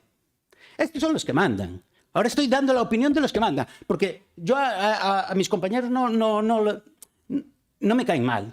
No pintan nada. Vienen aquí, sueltan una serie de palabras y os dicen: no, estamos con vosotros, os vamos a apoyar. Pero no pintan nada, Yo estoy convencido de que si pudieran hacer algo, lo harían. Pero no, ni ellos ni yo. Lo siento. PSOE. El ministro de Economía y Comercio y Empresa, Carlos Cuerpo, ha reiterado su respaldo a una aplicación inmediata del acuerdo entre la Unión Europea y Mercosur ante la denuncia en el Tribunal de Justicia de la Unión Europea. Les da lo mismo. Quieren hacerlo cuanto antes. Y aunque hay una denuncia y se va al tribunal ellos ya lo quieren meter adelante. Bueno, no es la primera vez que esto sucede y esto no quita que se pueda comenzar de manera inmediata con la implementación y para eso vamos a empujar a España. Todos ahí. El sector primario no les interesa. El gobierno de España mantendrá su postura a favor de que la entrada en el pacto de Mercosur se produzca sin más demoras. Carlitos Cuerpo ha añadido que las ventajas del acuerdo con Mercosur trascienden el ámbito estrictamente comercial, ya que permitirá avanzar en la diversificación de suministros clave como materias primas, tierras raras y cada vez más relevantes para la economía europea y en particular para España. Trump 2, ¿vale? ¿Cuál es la diferencia? Que Trump no se corta. En vez de buscar motivos nobles, vamos a luchar por la democracia y la libertad de los pueblos, él dice, petróleo, petróleo. Pues esto es igual, van por lo suyo. En fin. Lo que quiero decir es que os tenéis que fastidiar. No tenéis la fuerza suficiente para que se imponga vuestro criterio. Y por lo tanto, el mundo es así, injusto. Y no sé qué más vais a poder hacer. Lo que sí también quería decir, que fue ya fuera de este tema, es que me hizo un poco de gracia la lucha que tienen el PSOE y el ex-PSOE, porque me ha hecho cambiar de las categorías de clases de enemigos. Y ahora está el enemigo mortal, el compañero de partido y el excompañero de partido. Bueno, yo espero que esto le dé un poco de vida a esta diputación, que por desgracia solo servimos aquí para venir y soltar el rollo. Gracias. Muchas gracias. PSOE toca, ¿no? Claro, sí, toca. Como hemos cambiado así un pouco, Estamos. Señor presidente, quería facer un inciso, se é posible. Sí, sí. Que se podíamos, que quería que interviniera o meu compañeiro que é veterinario para explicar primeiro o tema da vacuna 2-3 minutos e despois sigo na Sí, non hai problema. Mentre usted reflete uns turnos a mí non me... Gracias. Ben, vamos allá. Sí. Gracias, señor presidente. Bos días a todos e a todas. Vamos a ver, neste tema, evidentemente, a cousa está clara. Mentras a normativa europea, a legislación europea, incluye esta enfermedad dentro dunha enfermedade de categoría A, pretender a vacunación total dos animales, non digo que é imposible, pero non é... va a dar un bo resultado, entendámonos. Creo que funciona moito mellor o sistema que está ahora, de alguna maneira os focos se ven limitados e se ven vacunados a 50 km ao redor para intentar parar esta enfermedad. Si nos vacunáramos a toda a cabaña gandeira, eso, hasta que non se cambie a normativa, significaría que esa cabaña gandeira quedaría parada no sitio, o sea, non se podría mover animales, non se podrían exportar animales e, polo tanto, eu creo que as perdidas son maiores. Volvo ao mismo, en este momento o que hai que ir é o que se está facendo, facer unha vacunación en torno a dos 50 km e, sobre todo, controlar os movimentos de animales e a desinsectación das cousas. Moitísimas gracias. Sí. Gracias, señor presidente. Bueno, interesante debate que vamos ter aquí. Ante de nada, quería facer un reconhecemento e o noso apoio a gandeiros, agricultores, produtores de mel, do aceite, viticultores e colleiteiros, e a todo o sector primario en xeral. Señor Blecua, lle agradezco a verdade un montón as palabras. Pasa que cando un fala moito tamén explíquelle a toda a bancada que ustedes votaron a favor, pero se estuveron. O sea, explíquelle que non acabaron de entender no anterior punto. Usted dixo, nosotros votamos a favor, pero nos estuvimos. Explíquelle a todos estes que non entenderon. Bueno, cando dicía usted que o PP vota igual en todos os lados. Bueno, creo que xa explicou un poquinho, digamos, el señor de Democracia Orensana, pero rueda aliente el acuerdo Mercosur-Unión Europea, giro tras las tractoradas y el apoyo de BNG, vos y dos a los ganaderos, o sea, ustedes van, el PP muestra su apoyo al acuerdo de Mercosur, ahora dicen que non, usted insta a que o seu diputado vote que non, é dicir, Vamos a ver, isto non se trata de ir cambiando ou modulando. Tres mocións, unha moción sobre outra, entonces non me digan que votan errados. Todos foron modulando o seu mensaxe según as protestas, sendo totalmente incoherentes co que votaron en Europa e que votan, digamos, no Estado español e votan despois, digamos, aquí en petit comité. Entonces, non seamos... Si ustedes teñen algún tipo de problema, o digan e resolvan, pero non nos metan emenda sobre emenda. Entonces, vale. Ao respecto das dúas mocións que se nos presentan hoxe, tanto o Partido Popular como o Bloque Nacionalista Galego. Nós en todo momento dixemos que estaríamos dispostos a consensuar se ustedes previamente chegaban a un acuerdo. Non chegaron perfectamente, non metimos unha emenda que creo que está explicitada e nos pasamos a analizar un poquinho as dúas mocións. Xa digo de antemán que as dúas mocións nos valen perfectamente excepto un punto de cada unha delas. E paso a explicitalas. É dicir, non podemos estar de acordo co primer punto do Bloque Nacionalista Galego, porque non estamos, somos coherentes. Nos pensamos que o acordo Mercosur é un bo acordo para o sector primario de España, e así o defendemos en Europa, defendemos en España e seguimos defendendo aquí. A cláusula de salvaguarda que direi despois, que están. E tamén estamos un pouco en desacordo co punto número 4, como ben explicou o meu compañeiro, sobre o tema da vacinación. Eu creo que aí estamos un pouco confusos sobre o tema do punto número 4 da moción do bloque. Non estamos de acordo nese dous puntos. O resto de todo o suscribimos totalmente. Con respecto ao Partido Popular, despois de 3 intentos, chegaron a unha última moción, na que estamos e podemos apoiar, digamos, a práctica totalidade dos puntos, excepto o punto número 2, que estaba ben redactado, o volveron a redactar e acabaron redactando, que non podemos aceptar o último punto que pon, o último punto do punto 2 que pon a reducción das actuales exigencias impostas aos agricultores e gandeiros europeos. Nos parece un paso atrás, nos parece ir contra a senda 2030, nos parece ir en contra do Pacto de París e nos parece que é unha volta atrás. Non nos podemos ir a minimizar as exigencias fitosanitarias que temos, de calidade que temos no noso sector primario, e o que temos aquí por a excelencia e por a calidade, e non reducir eso. E despois, unhas aclaracións, é dicir, no punto número 7, poñen solicitar medidas específicas de apoio ao rural, pero non nos dicen a quen. Solicitar medidas específicas de apoio rural que contribuyan á fixación de población, pero non poñen a quen lles pedimos. O sea, solicitar, a varias que solicitar a alguén. E despois o punto 5 que redactaron, volveron a redactar, eu entendo o que queren dicir no punto 5, pero creo que hai un erro de redacción que pode malinterpretarse. É dicir, eu entendo perfectamente o que queren dicir, é dicir, que na negociación da PAC non se baixe, pero creo que o párrafo habría que volver a redactar para darle outro sentido á mesma. Mire, cando falamos do Tratado de Mercosur, hai unhas cláusulas de salvaguardas moi específicas e moi claras. Hai uns contingentes arancelarios para produtos sensibles. Hai unha cláusula de salvaguarda bilateral para que se activa se as importacións aumentan máis dun 5%, e hai unha posibilidade de suspender temporalmente as preferencias arancelarias. Que iso está clarísimo. Pero mire, a Comisión Europea está obligada a realizar un seguimento do mercado, tanto as importacións, produción, como precios e cuota de mercado, unha evaluación rápida, un informe de seguimento semestral ao Consello do Parlamento, investigacións, casos prioritarios, e cuáles son eses umbrales dos que falábamos anteriormente. Si un aumento das importacións por encima dun 5% interanual e unha baixada de precios da Unión Europea por 5%, eso paralízase.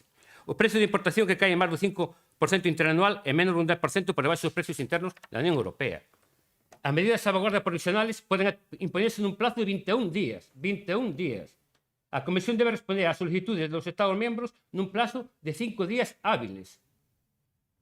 E as decisións son definitivas, as medidas aplicables, por suposto. Aí non me teño tempo. Ya que temos que ir a unha protección da produción local e etiquetado transparente.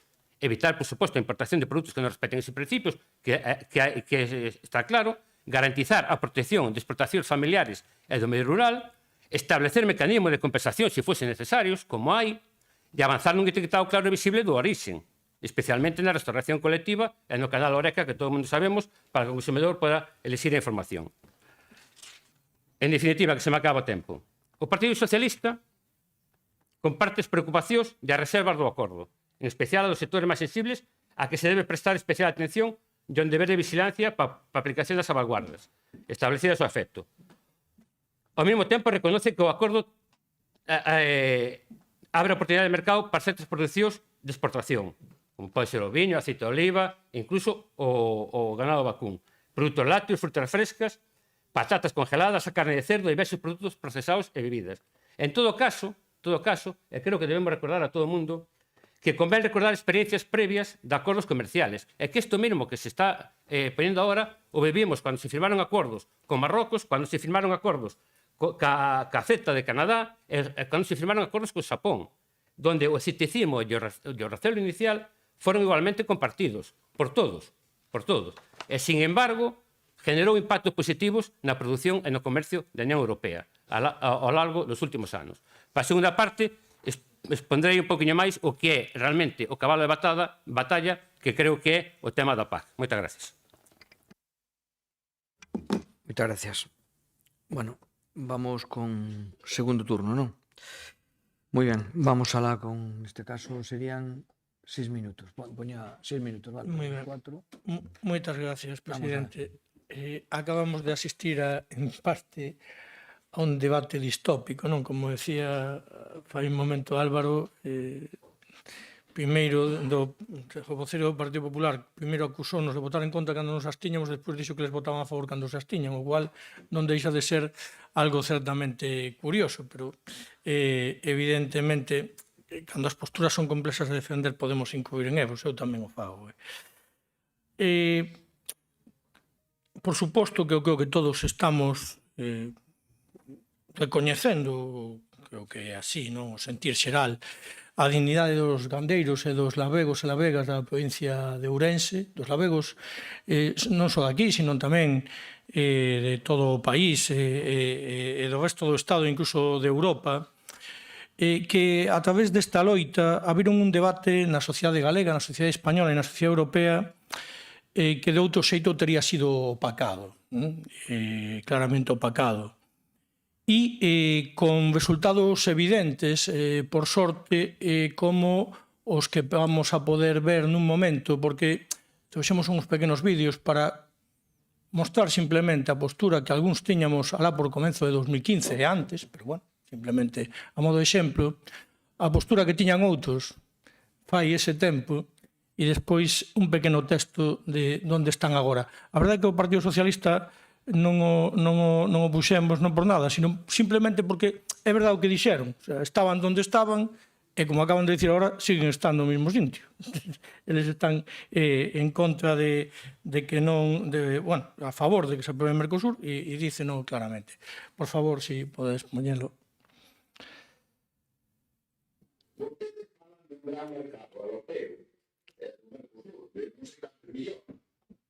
Opa.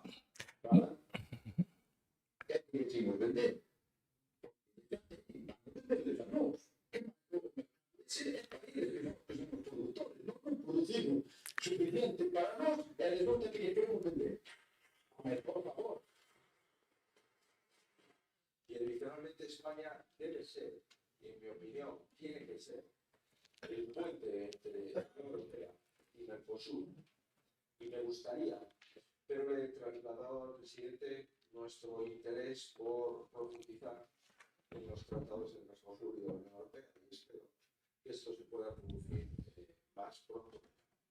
Por tanto, he intentado trasladarle a los colegas que debemos mirar no solamente para un tratado de libre comercio con Estados Unidos, sino también con Mercosur, Chile y México.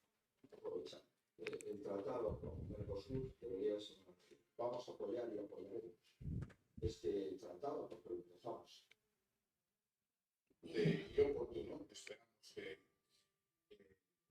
el acuerdo Mercosur por fin se materialice y podamos empezar a aprovechar las oportunidades que, en opinión de Galicia, se abren para el comercio con los países de Latinoamérica que están integrados en Mercosur y, por lo tanto, también con Uruguay. Por lo tanto, vemos todo lo que tiene que ver con la puesta en funcionamiento del Mercosur como una oportunidad comercial para Galicia desde el punto de vista de la exportación y también, al presidente Orsi, para Uruguay como puerta de entrada en Europa de todas las mercancías, de todos los productos de este país que quieran introducir en el continente europeo. No importa cuántos, no se puede cambiar los precios. Bueno, o texto que pon aí do 22 de xaneiro deste ano 2026, en el, Alberto Núñez Feijóo di o seguinte: comprendo que la situación geoestratégica aconseja formalizar unha alianza entre la Unión Europea y América Latina, pero la posición del PP no ha cambiado. La entrada en vigor de Mercosur solo pode producirse unha vez que se apruebe. E hice unha serie de condicións. Sei que esas condicións non as coñecía un ano antes. Foi a raíz desa presión que exerceron os gandeiros e que a xente respaldou. Por certo, tamén de aquí, Vox, BNG e los independentistas complicaron ayer la aprobación de esas garantías y es un error, pero sin ellas el PP no puede apoyar la aprobación provisional del tratado. Así no.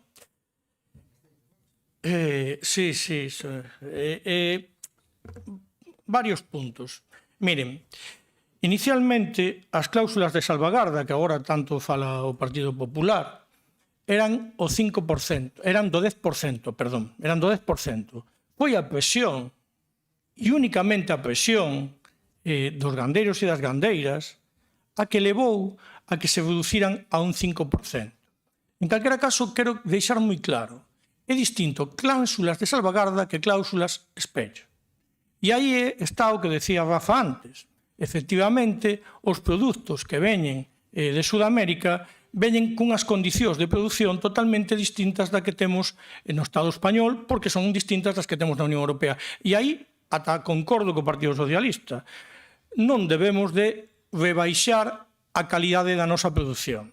O sea, é absolutamente, creo que incluso un mensaxe moi equivocado cara á poboación decir que agora vamos reducir as exigencias de calidade dos nosos produtos ou antes que poñíamos eses impedimentos de usar herbicidas, plaguicidas, etc. E agora eso lo quitamos porque total ya non importa.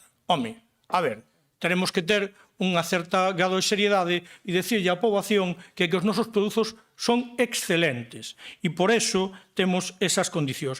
E o que tenemos que decirlle a Sudamérica que se queren introducir aquí produtos do seu sector primario teñen que cumprir esas cláusulas espello que obrigan a que, por exemplo, non lle podan infiltrar clenbuterol os seus animais ali e despois vendérnolos aquí. Porque nós non podemos facelo. E seguramente cando cheguen aquí non traerán máis que trazas de clenbuterol, pero o problema é que ali terán engordado os seus becerros en un mes o que os nosos gandeiros tardan en engordalos 3 meses.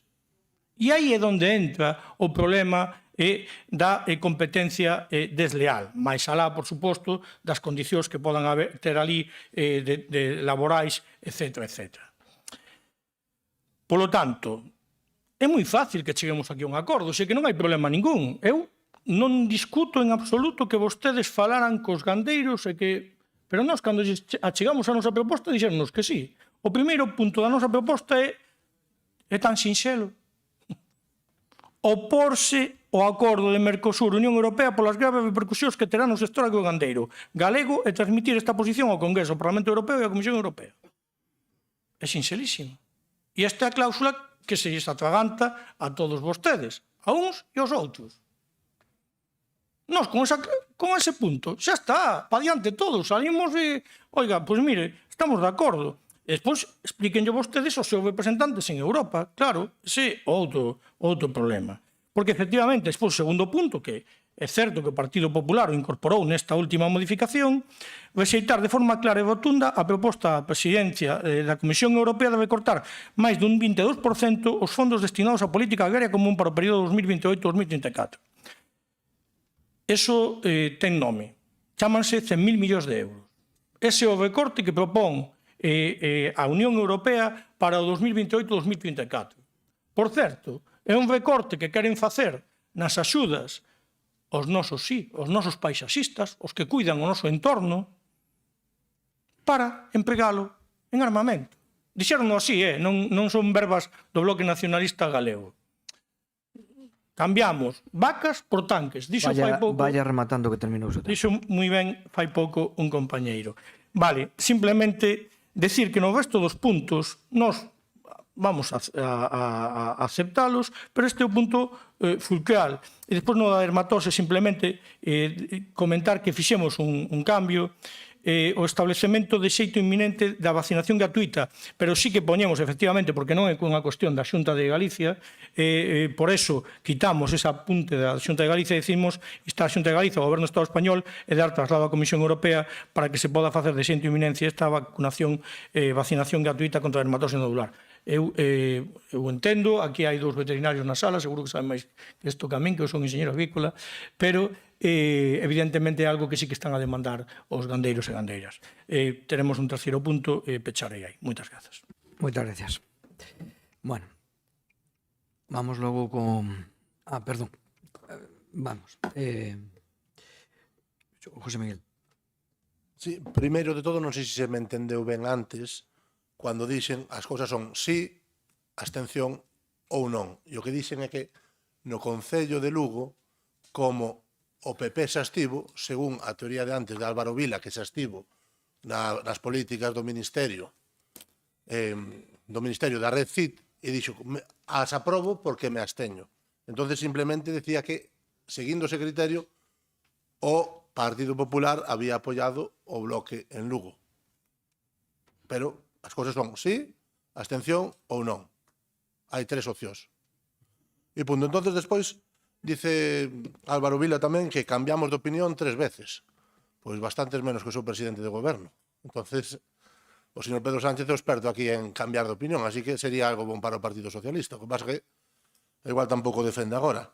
E vamos a ir vendo os puntos, ou seja, que temos aquí, un a un, porque dice Rafa, eu a veces tamén lle dou moitas veces a razón que instar non vale para nada, pero que aquí esta moción leva 4 puntos. Bueno, leva 4 administracións.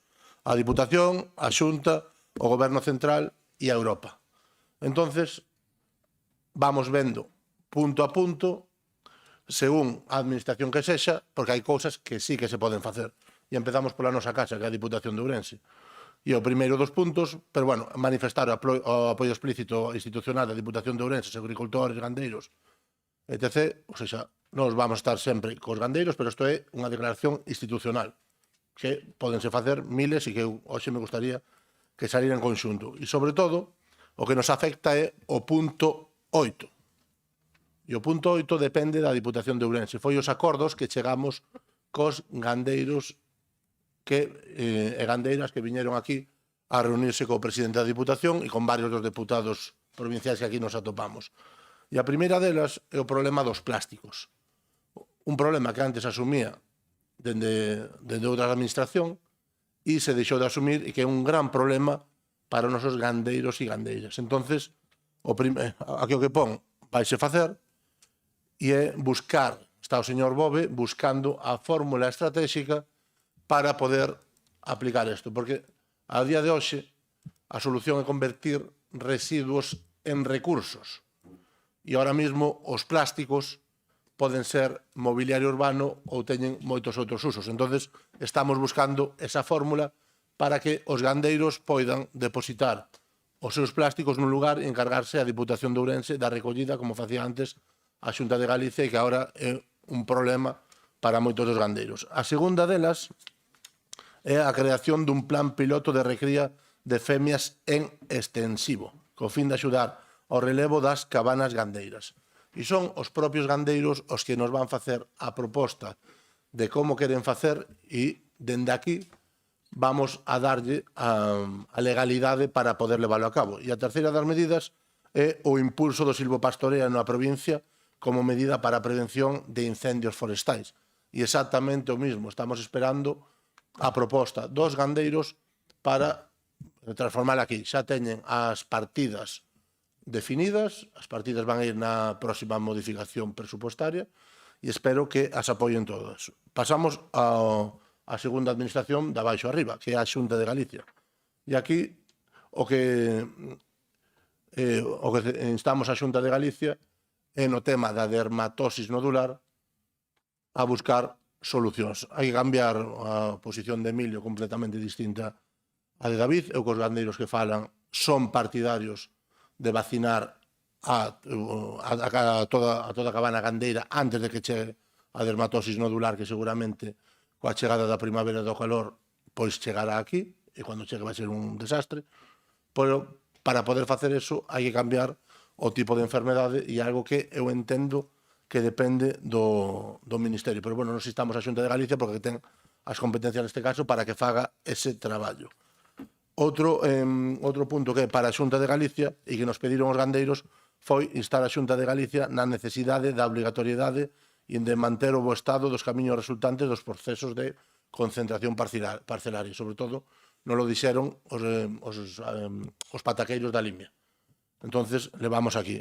Pasamos ao seguinte nivel, que é o Goberno Central, e, polo tanto, temos aquí o punto este que depende da Confederación Hidrográfica para que limpie e conserve os ríos, regatos e cursos fluviais da provincia de Ourense, tal e como nos pediron eles, porque afectan por desbordamentos as explotacións agrarias, sobre todo na zona da Limia. Despois tamén está o punto da lei da cadea alimentaria, que hai que cumplir sí ou sí, e, por cuarto, instar a Europa, que é o punto número 2, que é moi sinxelo. Mercosur, tal e como está, non, porque aquí é moi sinxelo. Quen fixo todas as salvaguardas as liderou un eurodiputado do Partido Popular, que se chama Gabriel Mato. Qual é o problema que hai aquí? Que o dirixente de Mercosur, o que está agora, que é o presidente de Paraguai, dice que non as vai a asumir. E qual é o problema aquí? Que había unha cousa que se chamaba o Goberno de España, que tiña que haber negociado con os seus socios de goberno, e que tiña que haber negociado aquí todo ese tipo de cousas como se fixo a señora Meloni en Italia. Entonces, polo tanto, agora mesmo é moi fácil a postura. Aquí hai 3 posturas. E a postura é a do non a todo do Bloque Nacionalista Galego. Non sei se opinades algo do convenio tamén que se asinou con India últimamente. Entón está a postura do non a todo, a postura do PSOE, que non cambiou, que era sí a todo, e a postura do Partido Popular, que era sí a Mercosur, que como se levaban estos últimos 25 anos, pero a mesma postura que tedes vos cos eólicos, cando protestabas contra as nucleares. Sí a eólica, e agora sí, pero non así. A postura do Partido Popular é moi clara. Mercosur, sí, pero non así. Perfecto. Bueno, vamos agora cos turnos dos grupos. Empezamos por non escritos. Eu vou a ser moito máis breve, desde logo. A problemática é grande, a situación dos gandeiros e gandeiras, e os labregos e labregas é preocupante, e creo que todo o recoñecemento é esencial. Eu que si vexo que hai posturas distantes, ainda que os puntos que se reflicten no que son as dúas mocións non parecen tan distantes como dixen antes. Calquera das dúas mocións podería aprobalas, excepto un punto concreto. Creo que o interesante para os gandeiros e para os labregos sería precisamente chegar a ese acordo e amosarlle o respaldo institucional que merecen e con accións concretas, desde logo. Ben, aquí quero facer un recoñecemento tamén ao Bloque Nacionalista Galego e ao Partido Popular, porque sí que presentaron iniciativas. Foron os únicos que presentaron iniciativas. Escoitaron os labregos, escoitaron os gandeiros e tiveron comunicación directa e fluida con todos eles. E desde a Administración Central tamén hai que recoñecer que sí que houve contactos cos gandeiros e cos labregos. Pero don Álvaro veu a dicir ao inicio da súa intervención que amosaba o seu apoio incondicional aos labregos e aos gandeiros de Galicia, concretamente da provincia de Ourense. Entón, en que se manifesta, en que se traduce ese apoio incondicional? Vostede fixo algunha proposta, algunha moción máis alá dunha emenda idéntica para as dúas mocións? Non. E agora tamén me fago outra reflexión. Onde estaba o máximo representante do Partido Socialista na provincia de Ourense, diputado e voceiro provincial, ademais de secretario provincial, cando os gandeiros e os labregos estaban manifestando? Tivo don Álvaro Vila algunha xuntanza cos representantes e convocantes das movilizacións? Repito, cos representantes e convocantes das manifestacións. Estou reflexionando a ver para facer memoria, a ver se foi certo ou non é certo que se reunira con eles. Pois ben, creo que os representantes da Asociación do Sector Primario de Galicia, os labregos de Xinzo, ainda están esperando a súa visita. Por certo, están hoxe ainda en Xinzo manifestándose. Entón, creo que están esperando a súa chamada. Don Álvaro, tanto PP como a BNG e Vox tiveron xuntanzas con estes colectivos. A vostedes siguen esperando. Creo que é lamentable. E o seu compromiso ca cidadanía coa provincia, máis alá de comunicados de prensa, non me consta absolutamente nada. E volvo a repetir a importancia que ten o sector primario, a gandairía e os labregos na nosa provincia. Vostede está perdido no fango da política orgánica para manter o seu status e para sobrevivir políticamente, olvidándose por completo da cidadanía e dos seus problemas. Moitas gracias. A ver, xa me perdo. Perdón, democracia Rensana. Como aquí hai este cambio. Gracias, señor presidente. Moitas gracias. David, yo solo te puedo pedir perdón. Y te pido perdón porque aquí no se puede hacer nada. No sé si te has dado cuenta. Aquí podemos estar hasta las 4 de la tarde hablando. Yo no sé lo que hacen los demás. Yo estoy aquí porque me pagan. Pero al cabo de dos plenos ya dije yo, ostras, esto es terrible, casi prefiero, iba a decir un chiste, casi prefiero volver a la cárcel. No, bueno, entonces, perdónanos, no sé qué conclusión vas a sacar de esto. Te diré que me hace gracia lo que dijo Chumi de... Ay, perdón, estaba pensando en Chumi, Chemi, de Mercosur sí, pero no así. Me recordó muchísimo a una famosa frase del PSOE de la época de Felipe González que decía, OTAN de entrada no, pero entraron.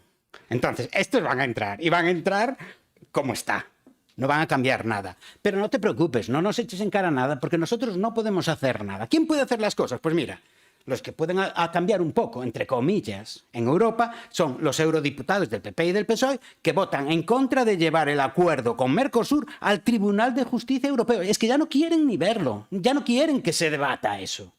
Lo quieren como ya está. Pese a las reiteradas promesas del Partido Popular de defender al sector primario, sus 21, una está embarazada y no fue, 21 eurodiputados de su delegación española han votado en contra de frenar el acuerdo con Mercosur, igual que los del PSOE. Quieren entrar, hay otros intereses. Intentad la próxima vez pues reunir dinero y comprar a los eurodiputados. En las películas sucede mucho y creo que en la realidad también. Hay lo que se llama corrupción, pero no sé si es real o hipotética. Pero bueno... vistas las noticias, yo no quiero caer en el populismo, pero vistas las noticias que suceden todos los días en España y en el resto del mundo, pues a lo mejor existe. Bien, yo no sé qué edad tenéis todos los que estáis aquí, probablemente sois mucho mayores que yo, pero cuando entramos en el mercado común, porque en aquella época se llamaba mercado común, el sector más perjudicado fue el sector primario, otra vez. Es decir, yo no sé por qué, la alimentación no tiene importancia en España. Pero eso no es culpa de los políticos, es culpa de los políticos, por supuesto, pero también es culpa nuestra, los consumidores, porque vamos al supermercado, lo tenemos todo y además si aún encima nos lo ponen más barato nos importa un bledo de dónde viene. ¿Es así o no es así? Entonces, nosotros, compañerismo, como consumidores, cero patatero. Entonces, no vamos a arreglar aquí nada, podéis vender la moto e intentar ganar votiños, pero... Esta ha sido otra moción, me hace mucha gracia porque, fíjate, hay no sé cuántas mociones, no sé cuántas, ¿cómo se dice esto? Enmiendas, ¿sabes? Las mociones son propuestas que luego se votan, pero que no sirven para nada, no son vinculantes, no son obligatorias. Entonces, casi todas las, que yo recuerde, todas las que se aprobaron aquí por unanimidad, no se llevan a cabo. Así que da lo mismo que vayamos, era bueno una moción conjunta, sí, era bueno, pero tampoco iba a ser para nada. Lo siento, perdona, David, es lo único que te puedo decir. Perdóname por no poder hacer nada más. Gracias. Muy bien. PSOE, ¿no? No, Blanegar se propuxo, PSOE. O sea, que por aí un pouco lío, porque... No, hai último turno de 2 minutos para os grupos propoñentes, como son dúas mocións. Pero ustedes non, usted é último turno. Vale. Sí, é último turno. No, simplemente, primeiro, dúas cousiñas. Pedir desculpas ao plenario por o marujeo que algún quere convertir neste tal, pero, bueno, tamén entendádeme que eu non vou entrar neste marujeo e vamos dar unha seriedade, digamos, a este plenario como corresponde. Mire, non me aclarou, por certo, Chemi, non me aclaraches a quen se lle solicita no punto 7, que sigo ca dúdas, despois falo despois, non hai problema ningún. E tamén, se lle dá de dar unha voltiña ao punto 8 de... No, o punto 8 non, era o punto... O punto, qual era? O punto da PAC, porque creo que está mal redactado, aunque se entende, pero creo que debería dar un punto de redactado de outra maneira. En todo caso, vamos ao que nos importa. Mira, nós en febreiro do ano 24, o Partido Socialista trouxe unha moción aquí a este pleno da Deputación, onde ponía moción para a apertura dunha liña de axuda regular, amplia e consecuente dirixida ao sector agropecuario provincial. Bueno, naquele momento, o Partido Popular nos contestou que non lle queixaba, digamos, bueno, toda a legitimidade que pode ter, digamos, na súa acción de goberno, votou en contra, e o Bloque Nacionalista Galego, pois unha vez máis nos dixo que non era competencia da Deputación facer isto. Entón foi rexeitada unha moción do Partido Socialista no ano 24, moción para a apertura dunha liña de axuda regular, ampla e consecuente, dirixida ao sector agropecuario provincial. Eu creo que, unha vez que debatimos todo o que é o Mercosur e as clases da salvaguardia e demais, eu creo que o medio do asunto está na PAC. E na PAC hai unha proposta da Comisión Europea do Partido Popular de unha reducción importante dos fondos, do Comisario tamén de Agricultura. Neso nos vamos a opoñer, indudablemente. Nos vamos a opoñer e vou explicar por qué. E creo que todo pasa por negociar unha PAC en consecuencia.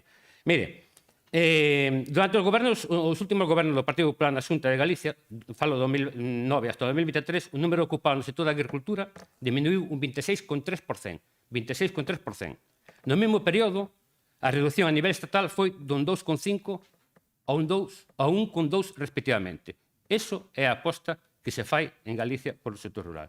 É dicir, vai a Xunta do Partido Popular en Galicia destruírense 10 veces máis postos de traballo no rural que na media de España. Pero mire, precisamente por eso, os socialistas, tanto no Goberno de España como no Parlamento Europeo, vamos dar a batalla para defender o orzamento destinado a PAC, de tal xeito que España recibirá no período 2021-2027, como xa fixemos, unha cantidad moi semellante ao do período previo anterior, que foi alrededor de 47.700 millóns de euros. Polo que atinxe, que fixeron os partidos políticos neste caso? Creo que todos temos que aclararlo. O que atinxe a BNG, a súa posición sobre a política agraria común, fala por si mesma. O Grupo Europeo no que se integra Verdes, EFA, votou en contra dos 3 regulamentos que conforman a PAC reformada. E o Partido Popular tamén. Non apoiou esta. Non apoiou o regulamento sobre planes estratégicos. Precisamente por eso, e tal como se dixo, defendemos un aumento do orzamento do PAC de cara ao novo ciclo orzamentario post-2027. Igualmente, entendemos que deben simplificarse os trámites burocráticos que recaen sobre os agricultores. Logramos frenar o recorte do orzamento da PAC proposta pola Comisión Europea, de maneira que España recibirá, como ben dicía antes, os 47.700 millóns de euros ata 2027. Logramos, baixo a presidencia española, o apoio dos 27 Estados membros para que todas as políticas comunitarias incorporen a exigencia de verificación rural, de maneira que se coñeza o impacto das mesmas nas economías rurais. Incrementamos os apoios estatais á contratación de seguros agrarios a nivel récord, máis de 317 millóns de euros no 2023. Impulsamos un PERTE agroalimentario para favorecer a competitividade e sustentabilidade do sector, frente a un Partido Popular que boicotou en Bruselas a chegada ao fondo do Plan de Recuperación. Recorde. Puxemos en marcha o Foro de Gandeira Extensiva, coas comunidades autónomas e o sector, para impulsar a rentabilidade do mesmo. Eliminamos os controles de condicionalidade. Neso estamos. Medida que redundará nunha reducción da carga burocrática, especialmente en explotación de menos de 10 hectáreas de superficie. Estamos impulsando que, para paliar os problemas que suscita a condicionalidade reforzada, se deroguen as reglas sobre a rotación de cultivos e barbeito para a campaña 2024. España e outros Estados membros solicitan simplificar o requisito das fotos xeorreferenciadas, xa que supoñen unha importante carga para os produtores, e a Comisión se comprometeu a revisalo en marzo, o que permitirá reducir as inspeccións nas granxas. Igualmente, a Comisión publicará en breve unha nota explicativa sobre a aplicación da cláusula de forza maior, para aclarar que cando un agricultor non pode cumplir co requisito da CAP, no caso de circunstancias excepcionales, sequías e inundacións, non poderá ser sancionado. España exixiu unha revisión máis a fondo da PAC, dado que a vixencia foi aprobada nun contexto moi diferente do actual, antes da pandemia, antes da guerra de Ucraína e os incrementos de costes derivados. España defende a necesidade de realizar un novo pacto europeo pola agricultura e o medio rural, que actualice os principios básicos recollidos no Tratado Fundacional do PAC fai 60 anos. Remato como empecéi. Reconhecemento, o maior reconhecemento e o noso máis apoio a gandeiros, agricultores, produtores de mel, de aceite, viticultores e colleiteiros, e a todos os sectores primarios en xeral. Sin TikTok, sin megáfonos, sin YouTube, pero non reunimos cos sectores onde nos temos que reunir. E temos a información toda dos sectores onde temos que reunir. Eso sí, con pouco TikTok. E só unha última demanda, que non sei se vos podedes aclarar os distintos grupos, como vai facer cas mocións ou non, sobre o que pusemos ese 2 puntos que nos impiden votar a favor das 2 mocións e se considerades ou non. A emenda que facemos é moi clara, facemos a mesma emenda ás 2 mocións, que é o que nos piden o sector primario, que é posta en marcha pola Diputación de Ourense dunha campaña institucional de promoción e sensibilización para o consumo de produtos de proximidade de kilómetro cero da provincia de Ourense. E segundo, establecemento pola Xunta de Galicia dun sistema de compra pública prioritaria de alimentos de proximidade producidos en Ourense para o abastecemento dos servicios públicos e establecemento da provincia. Quedamos á espera do que nos digades os distintos grupos para a nosa votación. Gracias. Moi ben, moitas gracias. Bueno, se non me perdo, vamos xa co último turno dos propoñentes, neste caso por 2 minutos, Bloque e PSOE, perdón, Partido Popular. Bueno, antes de nada, indicar que nós, se estes grupos están de acordo, aceptaremos a votación por puntos, porque así, bueno, pues, efectivamente, aínda que non consigamos a unanimidade, conseguiremos que moitos dos puntos salgan adiante. Efectivamente, bueno, nesto que di Álvaro ao final, pois ten razón, e é que vamos a votar a favor. Non creemos que ese sea o máximo problema que ten agora mesmo o sector, o tema da xestión dos plásticos. De feito, están facendo, como poden, pero fano. O tema da bequía tamén, hasta agora, bueno, pois van sacando as vacas adiante, non? Pero si hai un apoio por parte da Diputación, a pesar de que sí que me gustaría algún día que me explicaran por que a Xunta de Galiza non podía facer os dos plásticos e pode facer a Diputación, porque efectivamente antes facía, aí estamos totalmente de acordo, por lo tanto, por que deixou de facelo, non?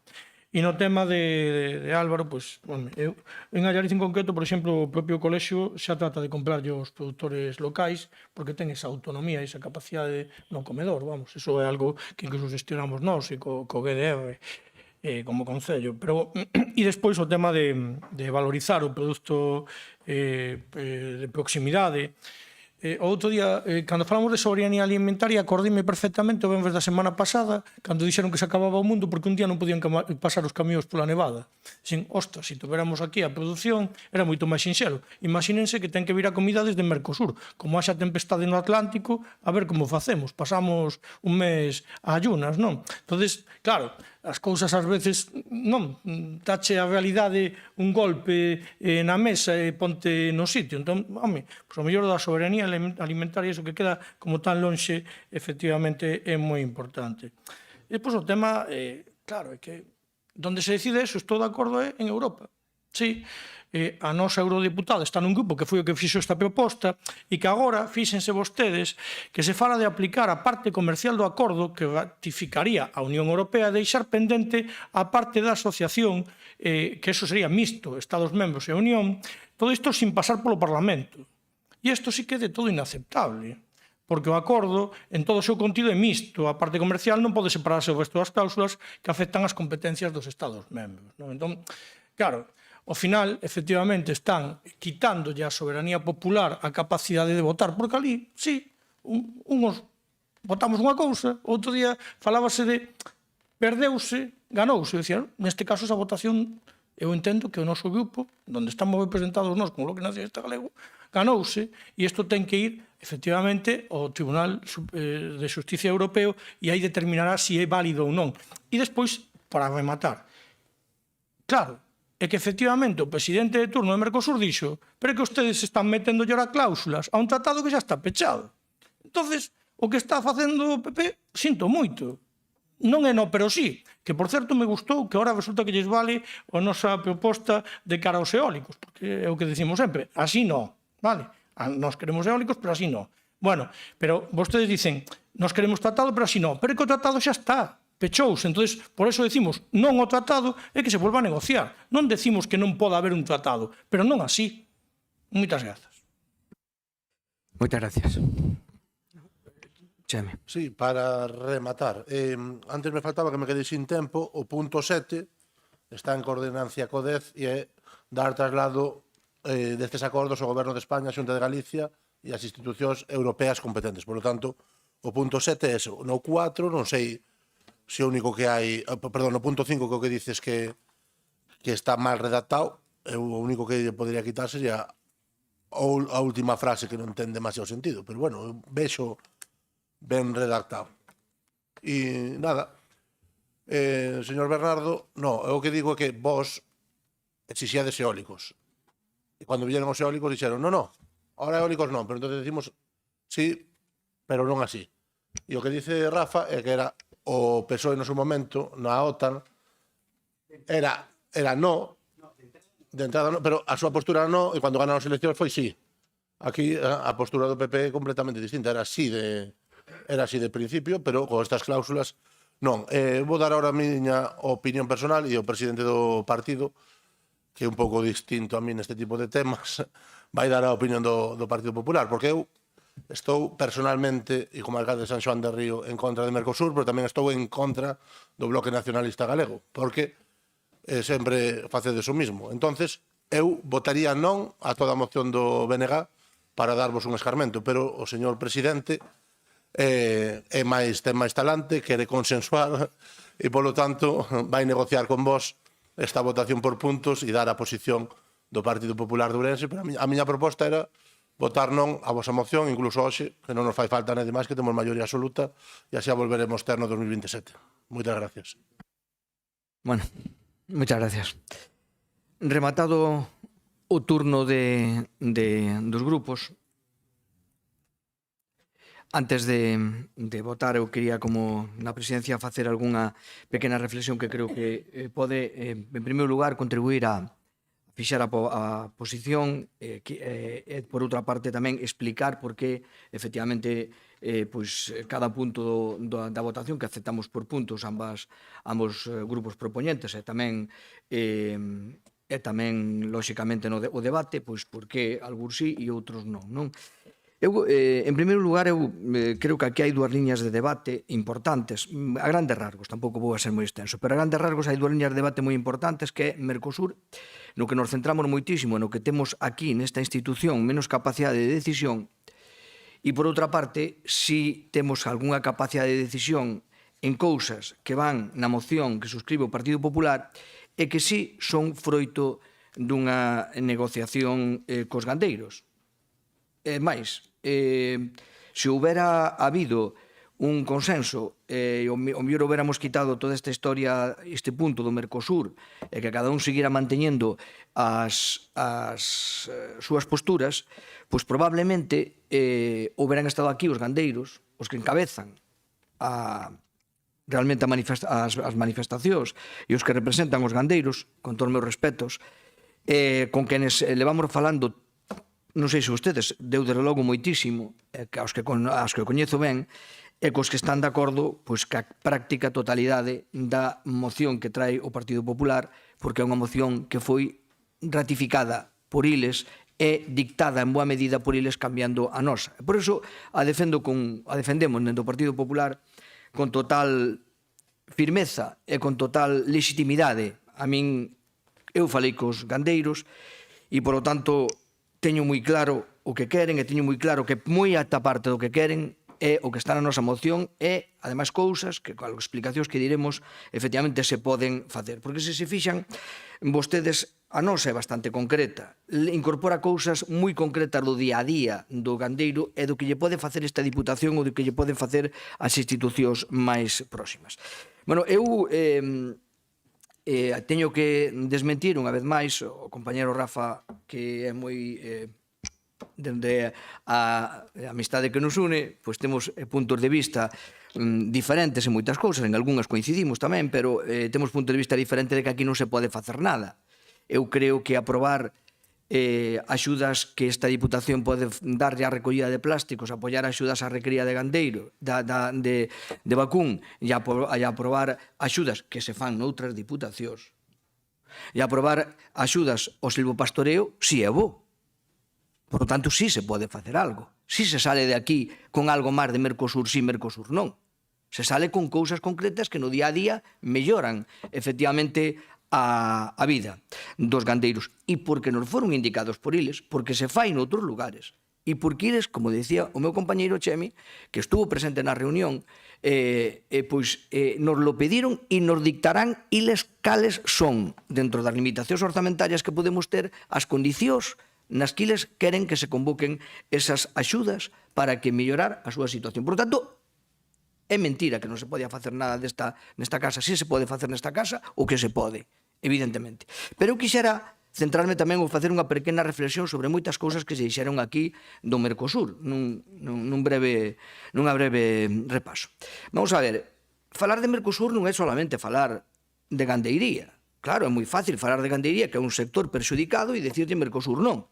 Pero supoño que cando vayan a falar cos da industria, o bloque diralle Mercosur non, cando podían vender máis fácil os produtos. Cando falen cos do viño, en donde van a exportar sin arancéis, tamén lle dirá Mercosur non.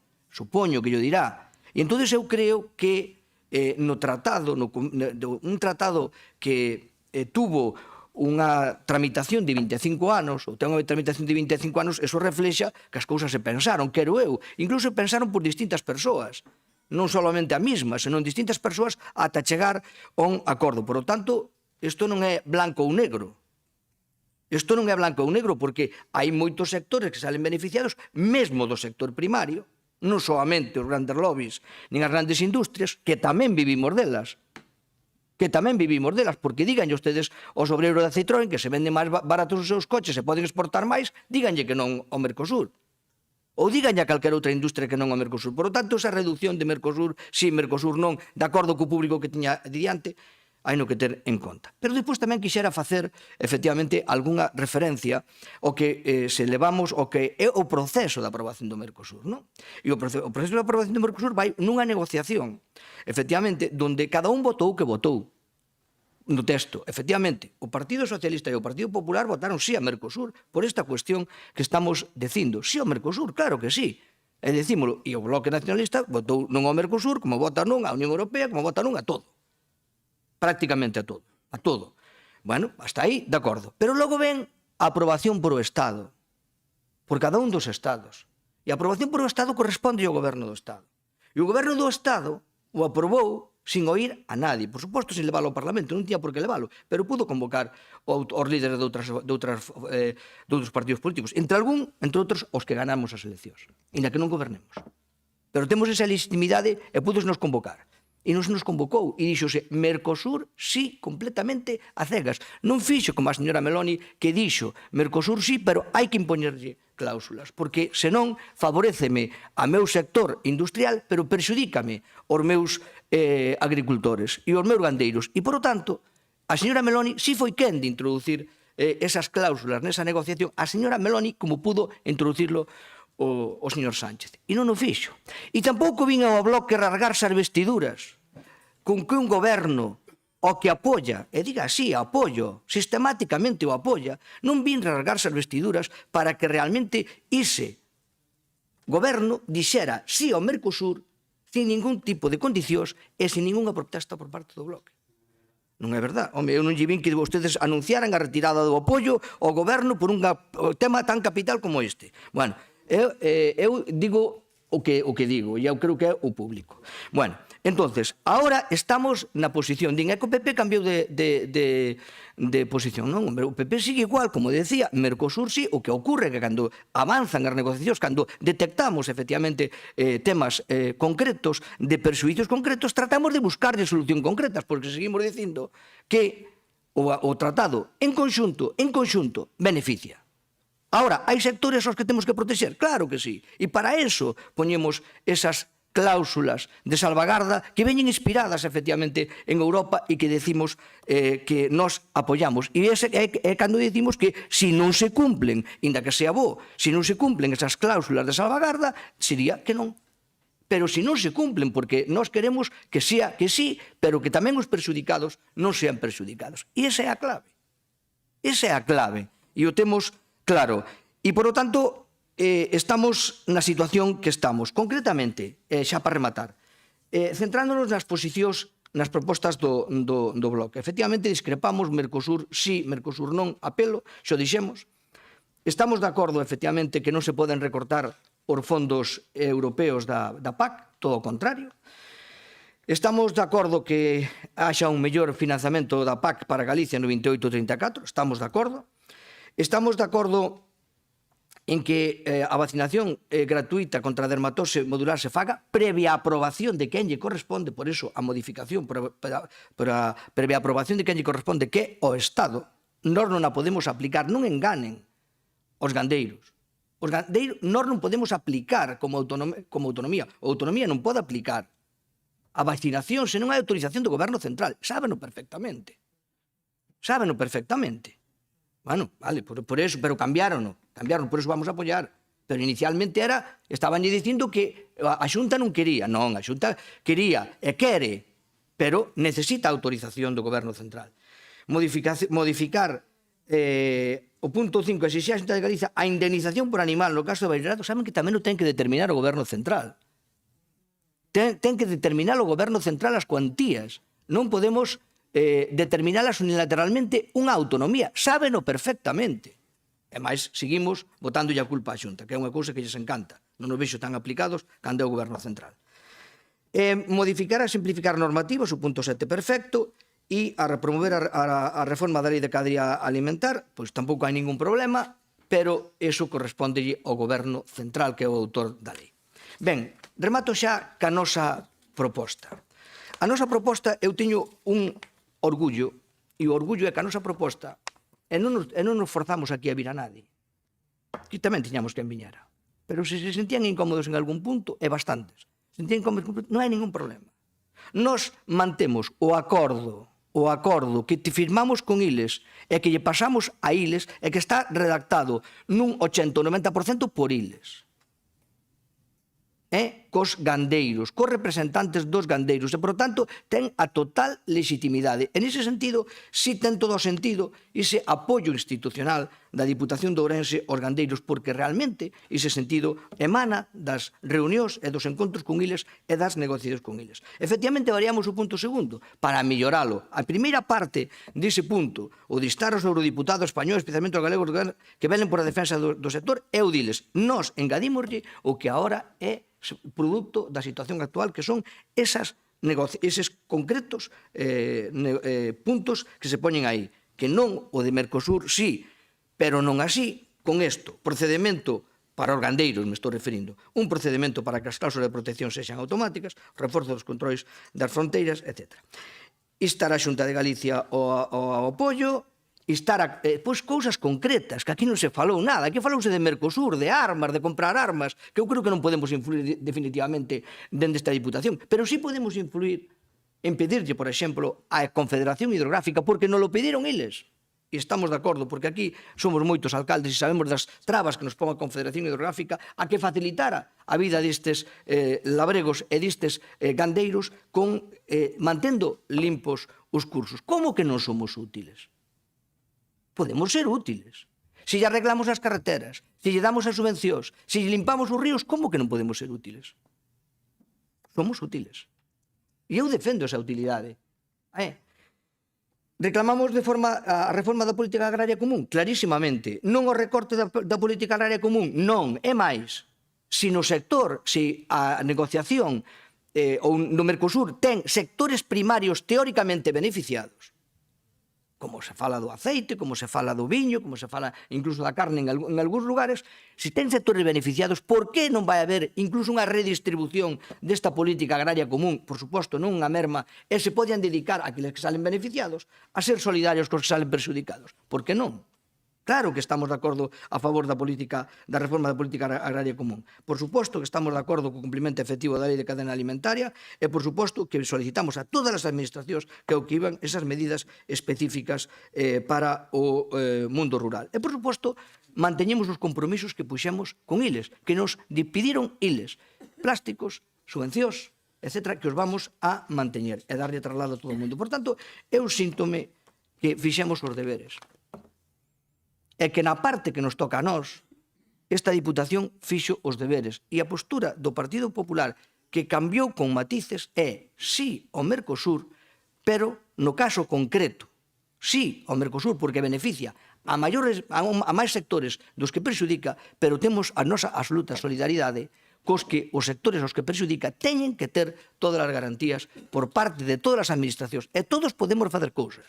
Desde a Diputación, desde a Xunta, desde o Goberno Central e, por suposto, desde Europa para que isto salea adiante. Iso é o resumen do que creo que é este proceso. E creo que haber contribuído a deixar clara o que é a posición deste equipo de goberno. Bueno, dito isto, vamos logo a proceder á votación das mocións, comenzando por a primeira, que é a votación do... Perdón, a ver, a emenda do PSOE, sí, perdón, a emenda do PSOE. Sí, aceptámola, sí, a emenda do PSOE aceptamos. Perdón. Sí.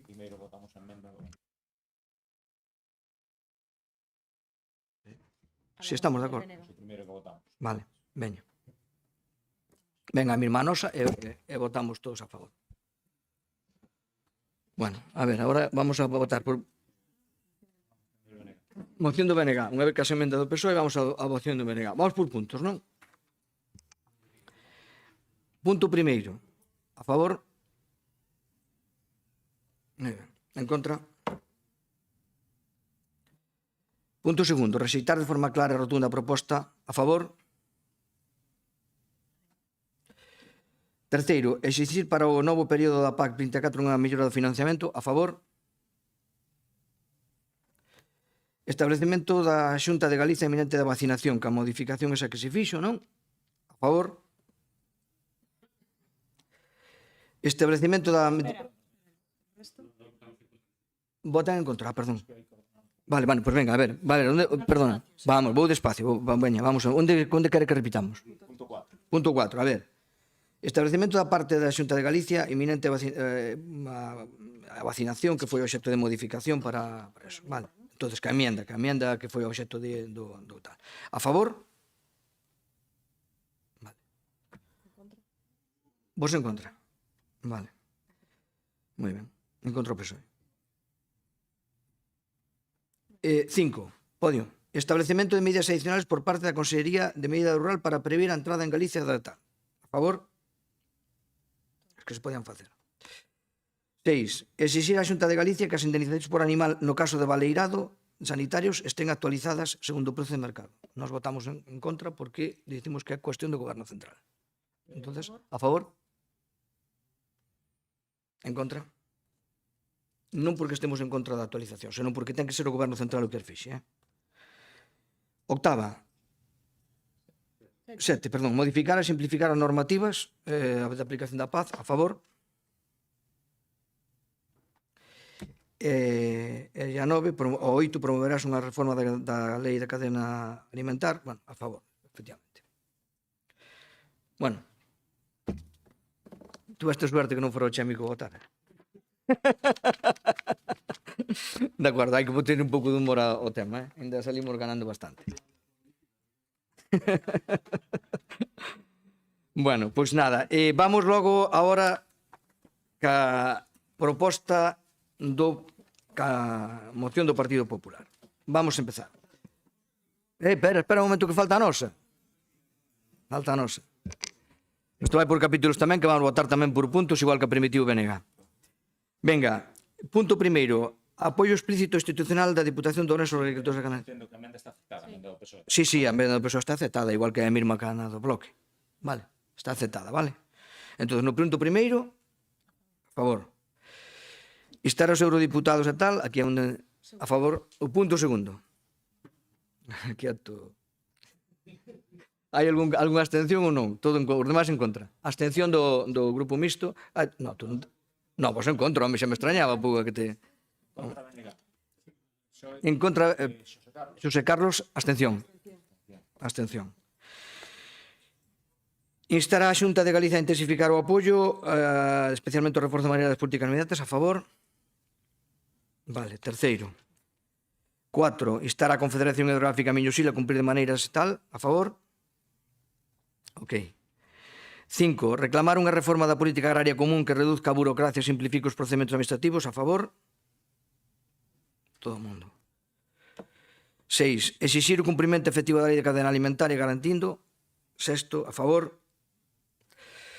No 7. Solicitar as administracións, ani feiamos eso, competentes serían.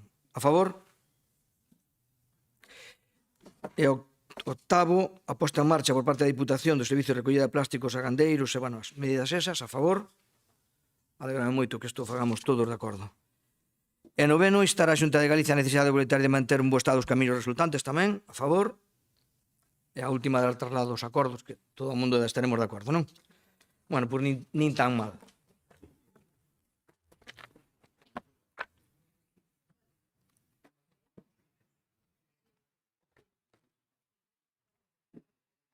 Bueno, a ver se quedamos...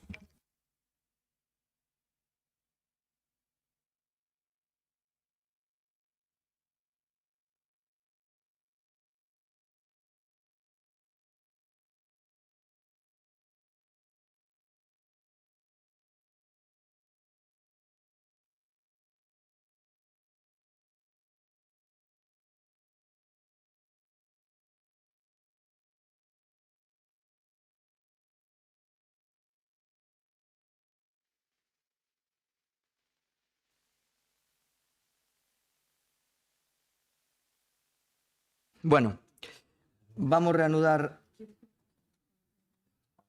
vamos a seguir que co orden do día, en este caso, vamos a ir co punto número 9, o punto número 9, que é a moción do Grupo Socialista para a recuperación e impulso do proxecto de soterramento da avenida Otero Pedrallo. Diego. Bueno, nada, bo día a todos e a todas. Antes de comezar, quería facer unha pequena reflexión, porque estábamos falando, dicía o compañero do BNG, pois que compraba local algún colexio non da súa zona, pero bueno, eu creo que é increíble, porque resulta que os centros educativos lle destinan 2 euros e pico a comida de cada neno e nena. E a min parece imposible que podan recibir comida de calidade desta maneira, fora de que fagan esforzos extraordinarios para, en moitos casos, para mellorar a calidade ou a compra, pero sen dúbida que eu creo que é algo que está fora de lugar. Eu creo que esta reflexión debería facer, pois, dende logo, pois, os dirixentes. Os pais pagamos 4,90 € mellor polo servicio e os nenos reciben, dedícase a comida, 2 euros e pico e algo que, obviamente, nin hai tenreira prácticamente na carta que se presenta, nin hai moitos alimentos que poderían ser perfectamente locais e que non son precisamente polo precio. Non quería desviar, pero é algo que quería dicilo porque é algo que me molesta e que levo tempo con eso. Respecto a esta moción, neste primeiro turno vou omitir certas cuestións que poden levar ou levantar crítica ou desencontro e me vou centrar nalgo que buscando consenso que creo que é importante. Nós presentamos unha moción onde solicitamos a recuperación e impulso do proxecto do soterramento da avenida Otero Pedrallo, para que non sepa, é a avenida que cruza, que divide os dous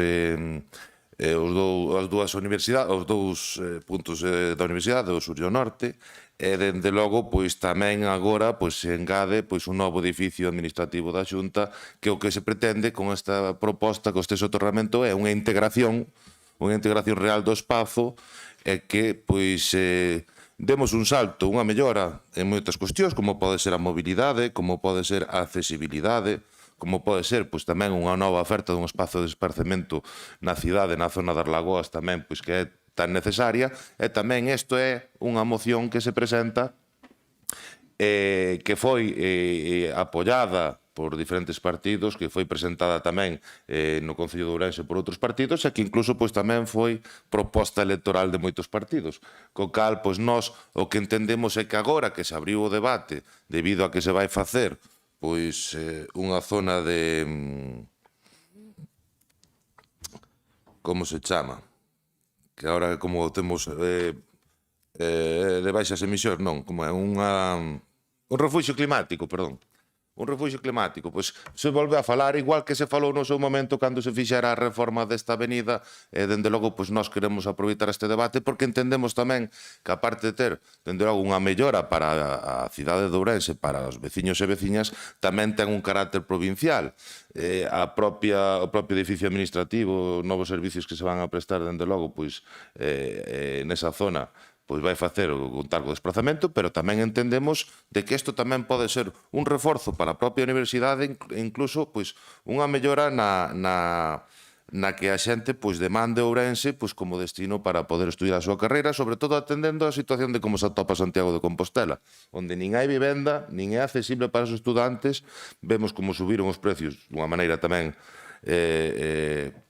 increíble, e dende logo pois eu creo que Ourense, que é unha vila, unha cidade que ofrece moito, que presta unha boa calidade de vida, igual que se estuvera desenvolto o sistema de transporte metropolitano tamén o resto dos concellos, e tamén, como non, o propio Carballiño, que tamén pois sería unha vila pois tamén que estaríamos encantados que viñeran máis estudantes e que puderan desplazarse a Ourense e vivir no Carballiño. Para nós, como digo, podría supoñer un salto importante para a nosa cidade, pero tamén para a nosa provincia, polo que nós traemos esta moción hoxe, este pleno, intentando pois chegar a un acordo, que isto sea por unanimidade e que sexa obxecto de presión esa unanimidade para que en Santiago pois teñan en consideración a nosa demanda. O primeiro punto é ratificar o compromiso institucional adquirido pola Deputación de Ourense en setembro de 2023 para apoiar o proxecto de soterramento parcial da avenida Otero Pedrallo e a integración do campus universitario. A segunda é instar ao Concello de Ourense, por ser competente da vía, a impulsar de xeito urxente os estudos técnicos e de viabilidade necesarios para definir o alcance exacto da actuación, os prazos de execución e o modelo de financiamento requerido. A terceira é solicitar formalmente á Xunta de Galiza que asuma o seu compromiso económico coa execución do proxecto de soterramento en coherencia coa súa política de mellora das infraestructuras de mobilidade e coa próxima construción da súa nova sede administrativa na zona. E a cuarta é crear unha comisión de traballo interinstitucional integrada por representantes da Deputación de Ourense, Concello de Ourense, Xunta de Galicia e Universidade de Vigo que estableza un calendario de actuacións e garanta a transparencia e o seguimento público do proceso. Isto que se trata un poquinho é de asegurar os prazos e facer un seguimento por parte das institucións pois implicadas, en primeira instancia, obviamente, o Concello de Ourense, pero logo pois tamén atendendo a que a propia universidade debería estar presente, que tamén, por certo, nos últimos esta cuestión xa leva 30 anos a debate, pero, dende logo, pois, na propia universidade tamén esta é unha demanda histórica que tamén o é de moitos colectivos veciñais da propia cidade. E, como digo, pois tamén o é dende a xente pois, que nos desplazamos a Ourense, que vamos a ser usuarios pois, dese centro administrativo e tamén, como non, pois, dos propios usuarios, dos estudiantes da universidade que escollen Ourense e que van ver pois, mellorada dunha forma significativa seguramente a calidade de vida se leva a cabo pois, esta acción. Nesta mesma intervención nada máis e moitas gracias. Moitas gracias. Ten a palabra polo Grupo Mixto Xosé Carlos. Bo día de novo. Diccionario da Real Academia da Lingua Española, marujear, cotillear. Aquí na Deputación penso que non vimos a cotillear. Aquí na Deputación vimos a expor posturas políticas, comportamentos, actitudes, niveis de traballo para trasladarlos á opinión pública. Se alguén se sinta ofendido por pôr en riba da mesa os comportamentos, as actitudes e as incoherencias de cada quen, pois é o seu problema. Dito eso, O soterramento da avenida Otero Pedrallo en Ourense é unha demanda de longa duración e demasiado percorrido. Ven sendo reclamada desde a última década do século pasado como unha transformación urbana que permite entregar mellor o campus universitario coa cidade e eliminar a enorme barreira de tráfico rodado que separa zonas importantes de Ourense que están, por certo, en plena expansión. O proxecto xa se recolleu noutros documentos urbanísticos como o Plan A Porta de Galicia do ano 2008, que o destacaba como unha actuación transformadora para a cidade, incluindo o Boulevard Peonil, zonas verdes e espazos de uso cidadán. Para moitos colectivos sociais e grupos políticos, esta iniciativa ven sendo unha bella demanda, cuxo obxectivo é integrar os dous lados do campus, alentar a pacificación do tráfico, promover un modelo máis urbano máis ambicioso e máis sostible. Ben, o BNG reclamou reiteradamente o soterramento como prioridade para Ourense, insistindo na súa inclusión en plans estructurantes de democracia ourensana. Tamén impulsou esta iniciativa, chegando mesmo a levar propostas ao pleno do Concello e solicitar colaboración económica ás diversas administracións. Pois ben, o PSOE ven reclamando o soterramento tamén desde hai anos e criticando as últimas actuacións, calificándoas como parches. En relación ao Partido Popular, entendo que participa desta enquedanza da sociedade ourensá e que debe colaborar no procura dunha solución. Hai algo que sí que me chama a atención enormemente, non é outra cousa que o feito de que o grupo de don Álvaro Vila estivera gobernando Ourense durante 2 mandatos, 8 anos e non fora quen de sacar adiante este proxecto e agora se traia a Deputación.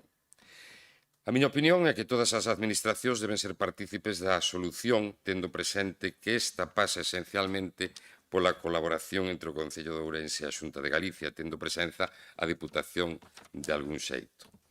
E debo dicir que a proposta presentada por o grupo de don Álvaro corresponde ao ámbito competencial do Concello de Ourense, as competencias municipais do Concello de Ourense e, polo tanto, deberíase debatir nun pleno municipal de Ourense para chegar a un acordo a efectos de presentar unha iniciativa común que satisfaga un interés esencial, que non é outro que atender as inquedanzas sociais que xa teñen 30 anos de percorrido, e máis aínda cando afectan un diseño urbanístico dunha zona que polo seu crecemento ten que ter solucións para moitos anos. Esta posta en común entre os distintos grupos políticos debería servir para que as demais administracións, basicamente a Xunta e o Concello, apostaran por resolver esta proposta social e veciñal.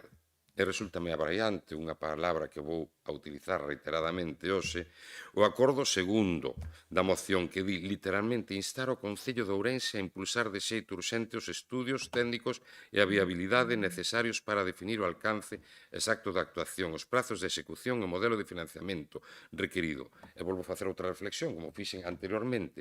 Onde queda a autonomía municipal? Este punto é como se a Deputación instara ao Concello de Tabadela a reformar unha rúa. Igualiño, o mesmo. O señor Álvaro Vila non creo que lle parecera nada ben. E, por certo, esta moción tamén xurde cando hai unha noticia sobre este vial derivado dun acordo entre a Xunta e o Concello de Ourense. Ata o momento onde estaban as propostas do grupo de Álvaro Vila no que é o Concello. Non se viron. Moitas grazas. Moitas gracias. Por DO ten a palabra... vale, Antonio. Buenos días, gracias Marta. Esta propuesta que traen hoy aquí pues no nos descubre nada nuevo. De hecho, a Democracia Ourensana no tienen que explicarnos la importancia de esta obra porque es una reclamación que nosotros ya defendíamos mucho antes de entrar en el grupo de gobierno del Concello de Ourense. Ya en septiembre de 2017... cuando otros se conformaban con menos, nosotros presentamos una moción exigiendo el soterramiento de los viales centrales y calificamos de reforma low cost lo que se pretendía hacer entonces. Sin embargo, me sorprende lo corta que se queda su petición hoy. Ustedes instan a la Xunta, a la Diputación y al Concello, pero se olvidan curiosamente de su propio partido en Madrid. Parece que tienen ustedes una visión muy selectiva de a quien hay que exigir responsabilidades, evitando siempre mirar hacia el Gobierno de España. Una intervención de esta envergadura, que es estratégica para la universidad, la ciudad y para la provincia, necesita la implicación de todas las administraciones. Y respecto no está ahora a lo que decía el señor Vila en prensa sobre no conformarse con migajas, pues estamos de acuerdo que un convenio de 340.000 euros para el refugio climático pues es un parche frente al proyecto real. pero no es que nos conformemos. Tampoco somos tan ingenuos como para rechazar lo que la Xunta esté dispuesta a invertir ahora para mejorar la zona. Y como esto no interfiere en un futuro soterramiento, pues lo aceptamos, lo aprovechamos, pero esto no quiere decir que renunciemos al soterramiento total que Ourense merece. Por coherencia con nuestra trayectoria histórica y con lo que siempre hemos defendido, vamos a votar a favor. Pero la próxima vez tenga la valentía de exigir a todas las administraciones por igual, incluido el Gobierno de España. Gracias. Gracias. Por parte do bloque, Xosé Manuel Puga. Bueno, imos ver. Efectivamente, desto temos falado xa dende fai moito tempo no Concello de Ourense. E son destas cousas que dis, pero se estamos todos de acordo, por que non se fai? Eso, a mí só me cabe unha explicación. E é o que temos, tendo o Bloque Nacionalista Galego, dito e reiterado en multitude de ocasións. Somos unha provincia de baixo custe para un goberno e para outro, para o goberno da Xunta e para o goberno do Estado. Aquí as actuacións que se fan son para cubrir o expediente, en todo caso anuncios en campañas electorais e punto, e pouco máis, non? Porque de isto, o soterramento, levamos falando, pois non sei, debe haber xa no ano 2008 a propia universidade fixera a presentación daquel proxecto de integración elaborado por Pachi Mangado, no que xa se plantexaba o soterramento. Témolo demandado todos os partidos políticos, organizacións políticas que estamos no Concello e mesmo no Parlamento Galego. Por que non se fai? Pois será, evidentemente, falta de vontade política. Neso ten razón Rafa, aprobaremos esta moción aquí que non servirá para nada. Neso sí que ten razón. Outras cousas non é certo, sí que sirven para algo, non? É que é fulcral para artellar Ourense o soterramento desta avenida.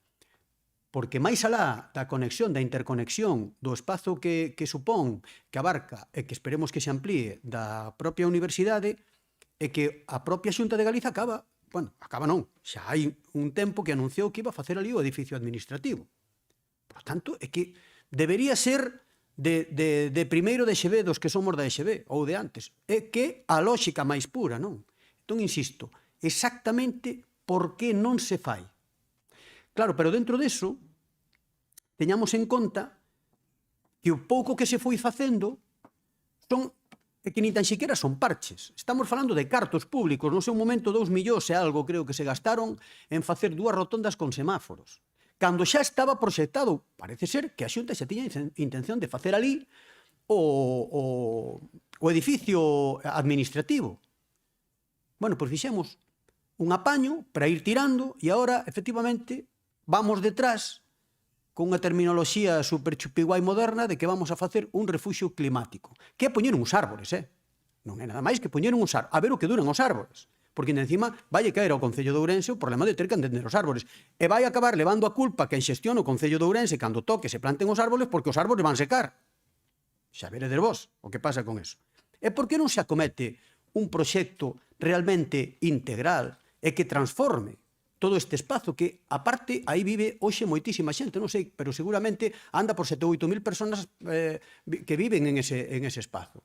Bueno, xa como o tema informático foi nos saltando, xa vistes, xa me trasquilou o spoiler, o Bloque Nacionalista Galego fai 2 meses, un mes e pico, presentámoslle a comunidade universitaria un proxecto elaborado por nós, non por nós, sino por un equipo técnico ambicioso, que ven a ser, non sei se pasa, ven a ser o que todos creo que queremos, que é o soterramento completo, non completo de toda a avenida, pero sí desde a parte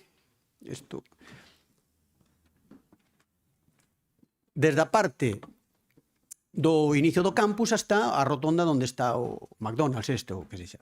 Por que nos pensamos que temos que ser ambiciosos? O orzamento que a nós se nos presenta sobre esta actuación, pois supón máis ou menos 15 millóns de euros. Diredes, é que 15 millóns de euros é moito. Non o sei. Valoremos todos se merece a pena que nós sexamos mínimamente interesados que iramos facer algo transformador ou non. No proxecto, evidentemente, a parte de soterrar e facer as vías de servizo correspondentes, aí sí que está un refuxio climático. Aí sí que está un refuxio climático. Aí sí que hai unha zona donde non é solamente poñer arboreda, sino que mellorar os espazos públicos de maneira que haxa un cambio totalmente distinto do que é o de hoxe. Bueno, isto é a proposta que nos lanzamos e que nos lle presentamos á comunidade universitaria, que lle estamos presentando ás veciñas e aos veciños e que presentamos. Pero poñámonos a facer eso se realmente estamos todos de acordo. Non nos parece o máis lóxico. Deixémonos de facer parches e cousiñas. Fagamos realmente un soterramento que sexa transformador para toda esa parte do Concello de Ourense. O resto todo son lerias, porque que nos gastamos 2,5 millóns de euros en facer parches. E a sospeita que temos todos é que vai quedar así. Fixaivos que a pasarela, que é para que a xente cruce, que encima, claro, puxeron despois as rotondas porque a xente non subía os semáforos, porque a xente nin tan sequera cruzaba moito pola pasarela, aínda que se usa. Esa pasarela, sabede que desde fai 20 e moitos anos era provisional. O concepto da pasarela era provisional. Leva 20 e pico anos. Non? Co cal, pois efectivamente, por parte do Bloque Nacionalista Galego, temos un proxecto. Se non sirve este, contrástese con outro. Supoño que habrá moitas cousas, porque non é unha idea dos concelleiros e concelleiras no Concello de Ourense do Bloque Nacionalista Galego. Está feito por un bufete técnico. Vale? Pero se non este, que sexa outro. Que nos marquemos prazos, que nos marquemos tempos. Pero fagámolo. Porque senón, o único que vai valer, efectivamente, como di Rafa, é enredar, aprobar unha nova moción que efectivamente non sirva para nada. Non? E agora que veo, señor presidente, simplemente unha cuestión. Non sei se lle deu tempo a miralo xa, pero enviélle antes, xa que facía a mención a que non facemos nada o Bloque Nacionalista Galego con respecto ao Goberno de Madrid. Mandeille aí unha moción que presentamos tanto no Congreso como no Senado, a que lle mandei a do Senado porque ten maioría o Partido Popular, e o que fago é combinalo a que fale co seu partido para que cumpla eso que nos pedimos aí desde fai 15 días. O apoio a reivindicacións do sector gandeiro, que o Goberno do Estado cambie a súa posición e diga non ao Mercosur e que se someta á aprobación das Cortes e que, por tanto, se democraticen as decisións que nos son tan importantes. Eso teñeno vostedes moito máis fácil que a nós. Bueno, non sei se o tenemos moito máis fácil, señor Puca, porque ao final quen apoia o goberno é usted e nós temolo en contra, entonces non creo que nos faga moito caso. Antes de fagar a caso a Bildu, a Esquerra Republicana e esos todos que a nós. Se o presentamos nós, creo que vai ter pouco éxito. É mellor que yo presente usted. Non, é mellor que yo presente usted e nós vemos... Pero, eso, vale, pero eu creo que usted ten moito máis mau que a nós co goberno. Vale. Sí, bueno. Moi ben. Bueno. E con, neste caso, co Partido Popular, Jorge Pumar. Muchas gracias, presidente. Bueno, pues mi sorpresa, ¿no? Realmente cuando vi en redes sociales que aparecían 2 diputados provinciales del Partido Socialista en la avenida Otero Pedrayo presentando esta moción para la Diputación, dije yo, hombre, ¿y dónde está el concejal o miembro del grupo municipal del Partido Socialista en el Ayuntamiento de Ourense para apoyar esta moción? Mi sorpresa fue mayúscula. Porque es un tema, yo entiendo, Diego, que vienes aquí ahora mismo como portavoz del Partido Socialista, te dicen que tienes que defender esta moción y lo entiendo, pero es un tema que ya está muy manido, hay una hemeroteca tremenda y donde ya se debatió 4 veces en el Ayuntamiento de Ourense. 4 veces. 2 mociones de Democracia Ourensana y 2 mociones del Bloque Nacionalista Gallego. En todas hubo unanimidad de todos los grupos políticos. Sorpresa que en ningún caso el Partido Socialista, el grupo municipal del Partido Socialista, defendiese en ningún momento esta iniciativa. Hablo que defendieron esas mociones en su momento el señor Villarino, defendió esa moción el señor Barquero, pero el Partido Socialista nunca tomó las riendas de este proyecto. Y luego le digo, esa zona es importante, por supuesto que estamos a favor del soterramiento y lo voy a expresar después, pero ya que ustedes están defendiendo el tema de la accesibilidad, ya que ustedes están defendiendo la seguridad vial, le digo que desde la rotonda de la Policía Nacional hasta la primera rotonda del Afilador, no sé si lo conoce, ese tramo es un tramo del Ministerio que gobiernan ustedes, que está muy mal cuidado, que no hay seguridad vial y que toda la medianera está descuidada. Vale, desde la rotonda del afilador hasta luego la rotonda del McDonald's, que es este proyecto que presentó ahí el señor Puga, eso ahora mismo es titularidad municipal. Es decir, es del Concello de Ourense. Entonces, yo creo que estamos en la Diputación de Ourense, no en el Ayuntamiento. Yo creo que si yo fuese alcalde o cualquiera de nosotros, yo tengo un tramo urbano donde quiero hacer un soterramiento, lo primero que tengo que hacer es hacer un anteproyecto. Hacer un proyecto, valorar ese proyecto y luego ver si eso cumple la normativa del Plan General de Urbanismo. Porque les digo a todos que en el Plan General de Urbanismo, que a día de hoy está en fase casi definitiva de aprobarse, pues ya está contemplado la posibilidad de soterramiento ahí. Pero que sepan que eso está como una zona verde dentro de un plan especial, de la universidad. Es decir, ya en su momento se valoraba en el 2017 que eso costaría en torno a 14 millones de euros. 14, 2017. Hoy, con la inflación de los precios, pues nos podemos ir tranquilamente a 18, 20 millones. Bueno, estamos hablando de unas cantidades importantes, pero ojo, estamos hablando que quien es el titular de esa vía es el Ayuntamiento de Ourense. Ayuntamiento de Ourense que tiene más presupuesto que la Diputación Provincial de Ourense. Ayuntamiento de Ourense que se gasta 11,5 millones de euros en rampas mecánicas. 11,5. Es decir, si realmente esto es un proyecto importante, estratégico, si yo soy capaz de gastar 11,5 millones de euros, que digo que son perfecto, lo que son las escaleras mecánicas, también puedo ya ir haciendo un proyecto sabiendo que me voy a gestionar 18 o 20 millones de euros cuando sé que una modificación de crédito los partidos políticos me van a apoyar todos. Y a partir de ahí pido colaboración. Pido colaboración a la Xunta de Galicia y pido colaboración a la Diputación de Ourense. Ahora, no vengamos aquí antes de aprobar un plan general de urbanismo que no se pueda hacer nada. Porque yo le digo, mire, en el Ayuntamiento de Ourense se está gestionando ahora mismo fondos europeos. Todo lo que son las rampas mecánicas se hicieron con fondos europeos de movilidad. ¿Ustedes creen que siendo este tramo municipal y siendo subvencionable por los fondos europeos no lo hubieran presentado? Claro que lo hubieran presentado. ¿Pero por qué no lo presentaron? No lo presentaron porque a día de hoy el Plan General de Urbanismo es del 86 y no contempla eso como soterrado. Hasta que se apruebe el plan es cuando se puede hacer. Entonces, ganemos tiempo. Vayamos haciendo un anteproyecto. Vayamos haciendo un proyecto. Tenemos la habilidad política todos de que se va a aprobar. Bueno, pues yo creo que aquí la gente, en este caso quien está gobernando el Ayuntamiento de Ourense, Democracia Ourensana, no puede tirar balones fuera, a ver si me ayudan, a ver no sé qué. Cuando tenemos dinero en efectivo, tenemos remanente de tesorería, gastamos 11,6 millones de euros en rampas mecánicas y estamos hablando de un momento de un proyecto tractor, pues hagámoslo. Entonces, yo creo que aquí ahora debatir por debatir, diciendo que todos estamos, que queremos esto, me parece bien.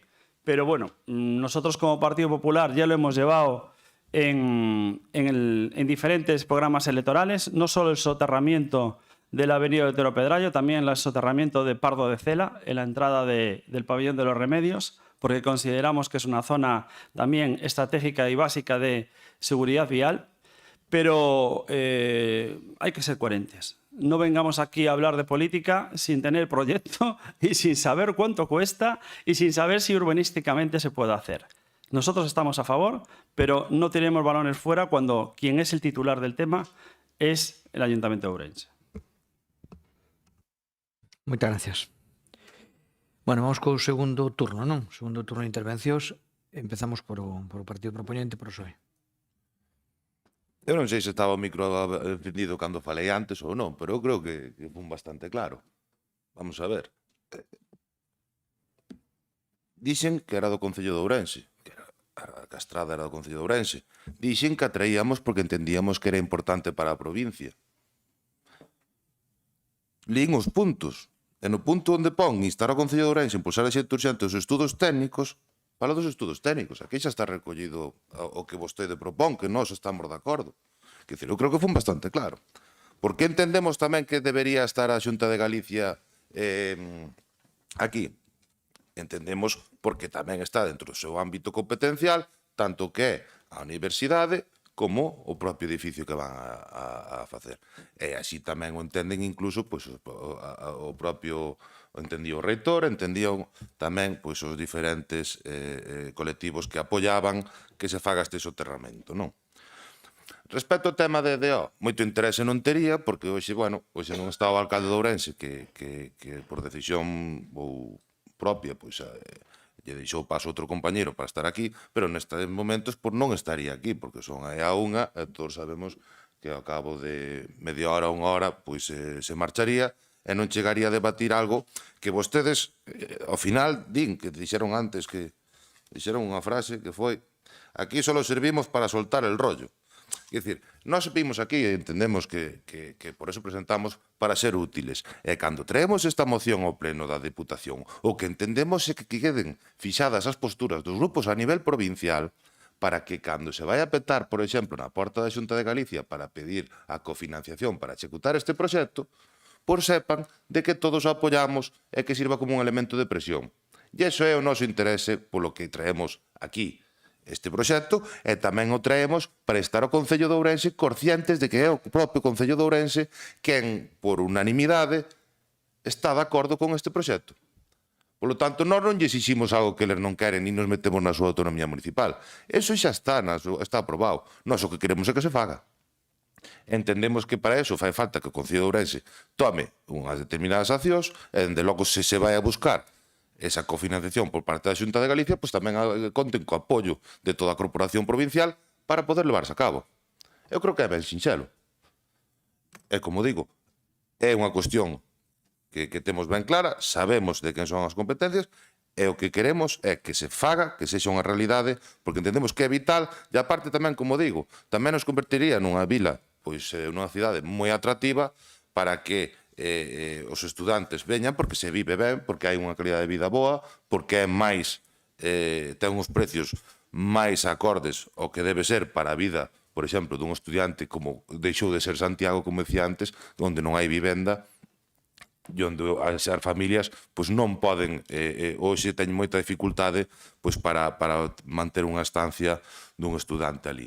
Sen máis, pois se isto vai para diante, o que nos gustaría é que se DO vai a votar a favor, leva a cabo as accións pertinentes para que isto canto antes sexa unha realidade, que empecen facendo os estudios, obviamente, que é o que corresponde, e por parte pois, de que despois, cando sexa buscar a cofinanciación, pois tamén que sepa que conta co acordo de toda a corporación para presionar a Xunta de Galicia para que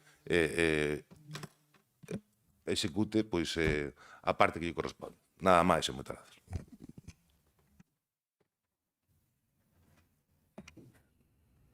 Moitas gracias. Turnos, efectivamente, agora para Grupo Mixto. Pareceme que o señor Pumar escoitou ou axudoume a redactar o meu discurso, porque imos máis ou menos na mesma liña. E ademais tamén copia a palabra coherencia. Agradezolle que non se xe o único que fala de coherencia ou de incoherencia. Ben, observo ademais que hai tamén unha proposta que realmente sobre a mesa, que pode ser útil e que está aberta ademais a que teña aportacións novidosas. Por lo tanto, o seu traballo de agradecer, desde logo. Pero eu teño que seguir abondando no que é a autonomía municipal que mencionei na anterior intervención. Hoxe trae o Partido Socialista e don Diego intentou defender o mellor posible, pero fágome as seguintes preguntas. De verdade tiña que ser presentado nesta Diputación? Isto entendo que debería ser presentado nesta Diputación no momento en que haxa unha proposta desde Ourense. Entón sí que habería que buscar o financiamento, entón sí que habería que mostrar esa unanimidade e petar nas diversas portas que houbera que petar. Entón, creen vostedes ou don Álvaro Vila, o grupo de don Álvaro Vila, si considera que o grupo municipal en Ourense non está capacitado para defender esta proposta, porque tela que traer aquí, a verdade é que me sorprende. Non confía no traballo do seu grupo de concelleros e concelleras na capital, porque, insisto, isto hai no que traer aquí a Deputación cando haxa que buscar o financiamento previo acordo do que é o Concello de Ourense. Mentras tanto, en que petamos? A que sirve? Porque este proxecto pode tardar 4, 5, 6, 2 anos. Pode haber cambiado totalmente a Deputación. E pode haber cambiado totalmente a cor política do que é o Concello de Ourense. Pero, ademais, chama a atención enormemente o feito de que non haxa ningún concelleiro ou concelleira do Concello de Ourense na exposición e na presentación da súa proposta. Insisto, traballan ali. Non contan ca súa confianza. Eu, de verdade, que me sorprendo. Ese é o compromiso seu con Ourense, ca cidade de Ourense. Esa é a coordinación política que teñen vostedes. Home, francamente, estou abraiado e volvo a falar da palabra incoherencia. Engado máis, alucinado.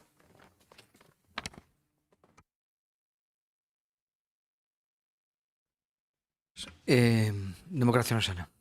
Nada, solo voy a decir una cosa, que a Jorge Pumar y a José Carlos les sorprende que no haya ningún concejal del PSOE de Ourense. Pues a mí no me sorprende nada. Bueno, muy bien. Diego, bloque. Bueno, tamén pouco máis que decir, simplemente unha puntualización. Efectivamente, o plan do 86 non vale para isto, pero a ver, se as cousas se fixeran con sentidiño común, entre facer o proxecto, licitar e facer, o novo plan debería estar en marcha, que sí que o contempla, por tanto, urbanísticamente, ese non é o problema. O problema, sabedes cal foi? Que cando gobernaba o Partido Popular na Xunta de Galiza, no ano, creo que foi no 18 ou 17, e cando gobernaba tamén no Concello de Ourense o Partido Popular con Jesús Vázquez, foi cando se acordou facer esa modificación dos 2 millóns e pico de euros e non un soterramento real. Ese foi o problema. Co cual, a ver, o gallá, nos poñamos todos de acordo, o Concello de Ourense redacta o proxecto e se faga o soterramento de Otero Pedraio. Agora, máis alá da responsabilidade que ten o Concello de Ourense de aceptar a titularidade porque estaba implícito no propio proxecto, a responsabilidade fundamental é do Partido Popular. Porque se houbera esa vontade que viña demostrada desde fai xa moitos anos, en aquel momento, por que non se lle dixo á Conselleira de Infraestructuras? Non, este proxecto non nos vale. Temos que facer un proxecto integral que incluya un soterramento desta avenida. Total ou parcial. Iso era o que tiña que facer en aquel momento o Partido Popular. Iso xa non se fixo. Ahora veñenos co do refugio climático. Digamos, vamos a facer un proxecto que o faga o Concello de Ourense. A Diputación eu non entendo que teña que tocarlle nada a todo eso. Terá que corresponderlle, efectivamente, á Xunta de Galiza. Non? Terá que tocarlle, ao mellor, algo ao Estado español, que tamén non pasa nada porque contribuya. Pero non desviemos as cousas. A responsabilidade de que estemos nesta situación é básica fundamentalmente da Xunta de Galiza e do Partido Popular.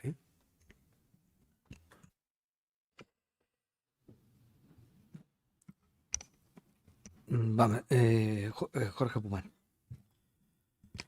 Bueno, Diego, totalmente de acuerdo. Es decir, nosotros vamos a votar a favor de esta moción, porque estamos de acuerdo en los puntos y no nos escondemos.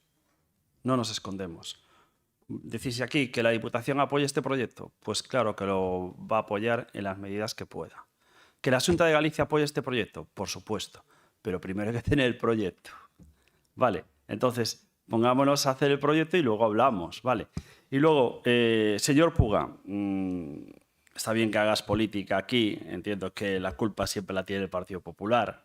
Siempre somos los malos de la película.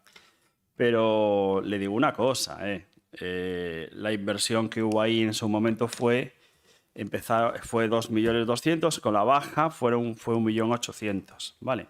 Bien, eso hace 2019, hace 5 años, ¿vale? No, hace 7 años. Le hago la siguiente cuestión. Usted siempre dice que la culpa es del Partido Popular. Cuando se fue el Partido Popular, quedó un concello saneado con 100 millones de euros en caja.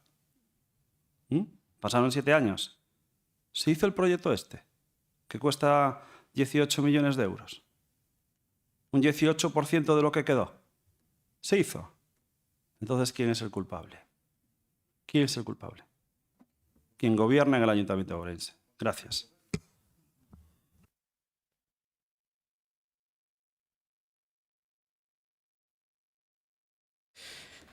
Bueno, PSOE, último turno de peche, non?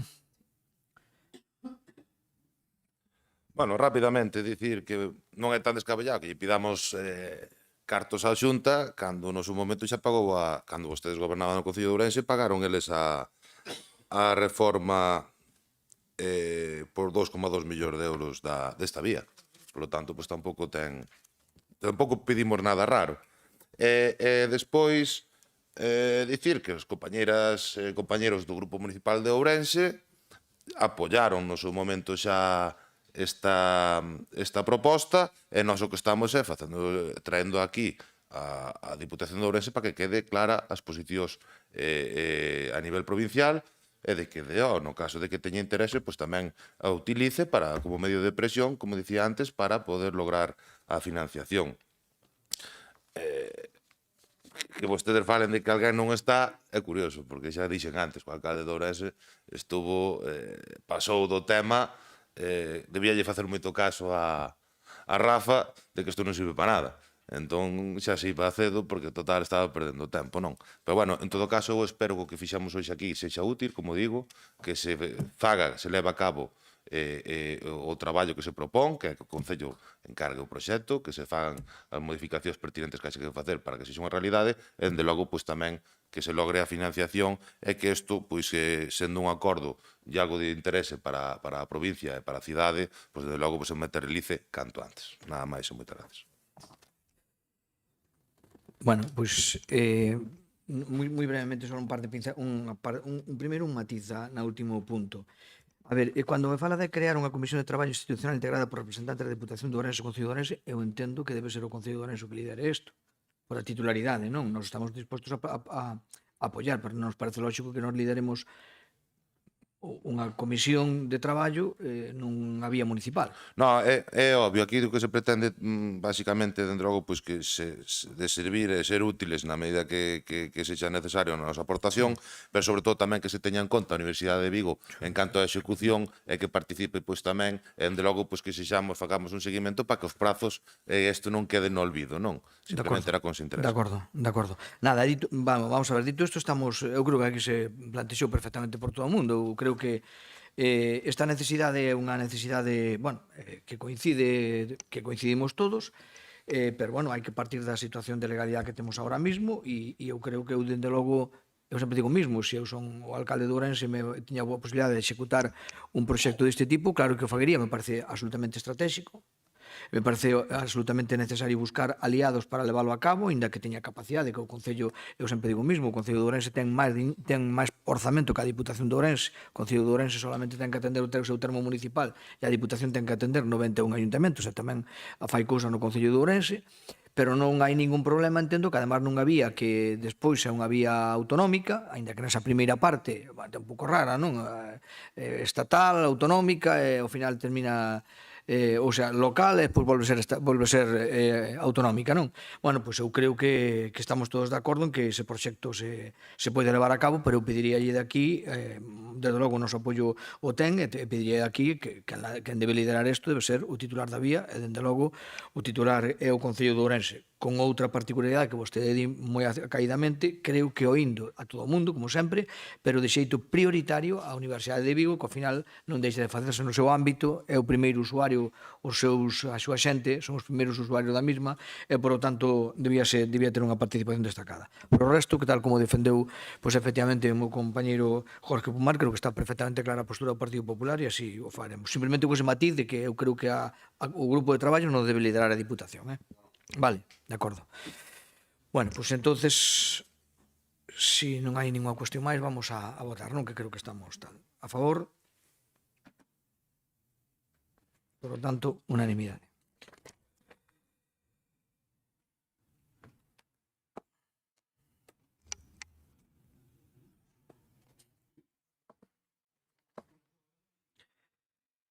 Vamos vamos coa última moción para hoxe, das fixadas para hoxe, que é a moción tamén do Grupo Socialista para exigir estudos rigurosos sobre o impacto das políticas da Xunta de Galicia na provincia de Ourense e deterioro dos servicios sanitarios e educativos.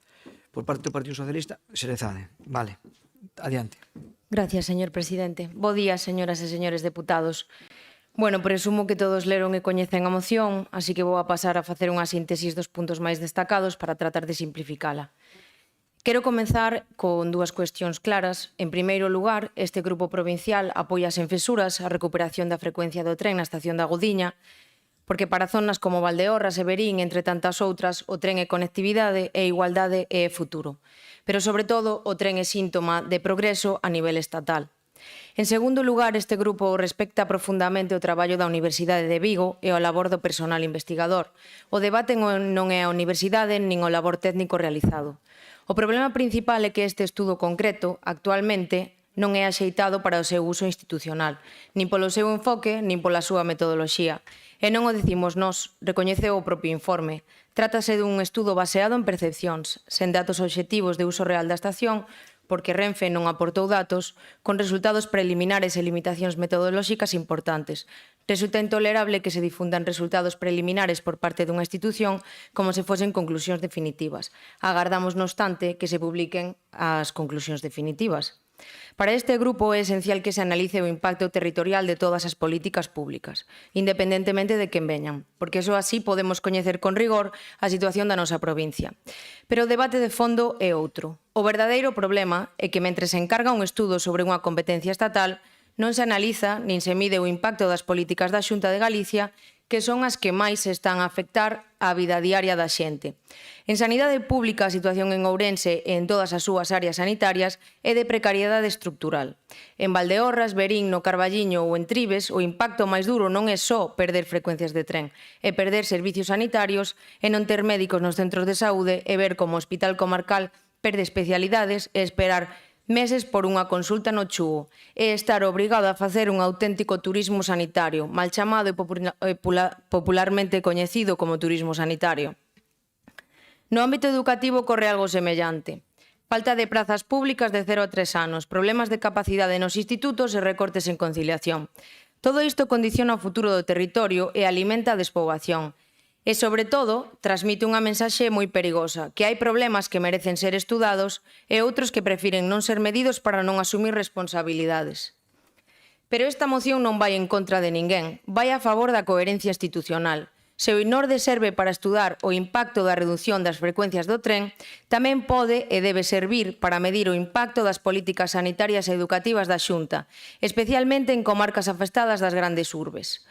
Porque falar con datos e falar con claridade é camiñar cara a mellora ou alo menos ter ferramentas para poder afrontar o futuro. Esta Diputación, que ten un compromiso ca provincia, pode e debe asumir a realidade do territorio, coñecelo ben e actuar en consecuencia, porque sen servicios públicos fortes non hai progreso nin futuro para Ourense, e penso que en iso estaremos todos de acordo.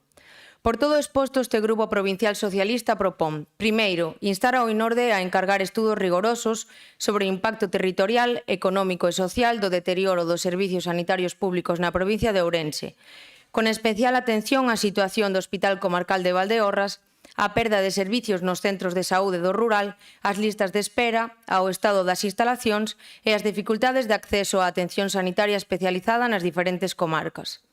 Segundo, instamos igualmente ao INORDE a analizar con rigor o impacto da diminución dos servicios educativos públicos, avaliando a falta de prazas públicas en educación infantil de 0 a 3 anos, os problemas de capacidade nos centros de ensino, os recortes en conciliación e as consecuencias destas políticas sobre as oportunidades das familias e o futuro do territorio.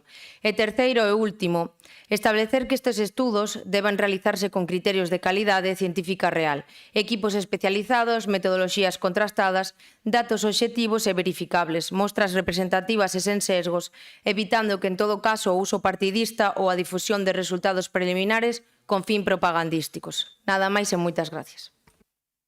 Moitas gracias. Bueno, un turno para os diferentes grupos. Empezamos por o Grupo Mixto. Pois ben, nesta moción do Partido Socialista, do Grupo Socialista, dos colaboradores do Grupo Socialista, na exposición de motivos falase de todo, absolutamente de todo, dende o tren ata a educación pasando pola sanidade, pero ainda lles falta algo do que mencionar. Fálase neste estudo de deficiencias metodolóxicas, cuestiona a súa fiabilidade científica, presenta eivas que desacreditan o seu uso como ferramenta técnica fiable, etc., etc., etc.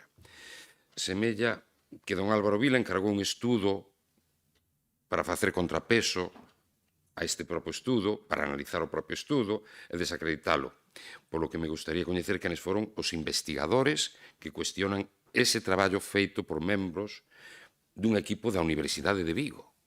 Os nomes desas persoas están nese estudio. E aí consta cal é a súa profesionalidade e a súa capacitación. E resultame francamente asombroso cuestionar a estes profesionais da nosa universidade dun xeito tan contundente, porque é a Universidade de Ourense, a que temos aquí, a que temos que pôr en valor, e que non temos que desacreditala. Esta exposición de motivos máis ben semella un informe en lugar dunha moción, que tamén xa o dixen na comisión. Un informe no que se describe unha serie de problemas que afectan tanto a sanidade como a educación na provincia de Ourense. Problemas coñecidos por todos e por todas nós e que precisan de actuacións inmediatas e firmes. No que atinxe a sanidade pública, hai que reseñar varios aspectos que afectan de xeito importante a prestación dos servicios. A dispersión da poboación dificulta unha cobertura sanitaria uniforme e igual para todos e todas, o que provoca desplazamentos longos, tanto para consultas como para probas, especialmente para persoas maiores ou con mobilidade reducida. Os recortes na prestacións derivadas do peche de pequenos centros ou da reducción de horas de atención a urxencias ou especialidades. E outro aspecto importantísimo é a falla de atención preventiva pode derivar nun incremento de enfermidades graves e a medio prazo en custos máis elevados para a administración e, por suposto, tamén para os pacientes. E penso que todos e todas nós somos conscientes de que a sanidade pública é un eixo esencial para a calidade de vida e o desenvolvemento dunha provincia como a nosa, pero especialmente nas zonas máis despoboadas. E o debilitamento dos servizos sanitarios non só xera desigualdade, senón que acelera a despoboación e as novas familias prefiren ubicarse en localidades con maiores servizos e mellores recursos. Tamén fala de educación e, polo tanto, tamén falarei da educación pública e as súas problemáticas que son semellantes ás que ten a sanidade. Hai unha menor oferta nas zonas rurais polo peche ou función de escolas, non hai escolas infantís preto dos domicilios de moitos veciños e veciñas, tendo que facer desplazamentos longos, o cal está agravado por un transporte escolar que tamén presenta deficiencias. Estas circunstancias repercuten tamén de xeito directo na posibilidade de atraer e manter profesorado. Outro aspecto, temos que ter presente que cando dun concello desaparece unha escola ou unha gardería infantil, hai unha reducción do atractivo para que se asenten novas familias ou manteras que xa residen na localidade, polo tanto tamén se presenta a cohesión social. E o último aspecto que considero que, ademais, un menor investimento na educación local pode traducirse nunha menor capacitación laboral e, polo tanto, nun menor dinamismo económico. Polo tanto, a educación pública non é só clave para atraer e reter poboación, tamén resulta esencial para xerar talento local, e isto vai vinculado tamén ao CIT, do que falábamos no primeiro punto, e sin el Ourense queda atrapado nun círculo de menor crecemento e incluso de menor atractivo para os investimentos. Don Álvaro, para min o máis sorprendente desta moción é a súa incoherencia. E, digo claramente, incoherencia con relación ao INORDE. Con relación ao INORDE, pérdome. Un día solicitamos a súa disolución, outro día pedimos informe, e o terceiro día xa non sabemos o que llevamos pedir. Contratación de máis persoal, despidos, non o sei, de verdad, pérdome. Como dixen, solicitan un día a disolución, outro día novas ferramentas, outro día unha actuación concreta do INORDE. A súa incoherencia política é total e absoluta e só sirve para desinformar a veciñanza. Por favor, aclárese.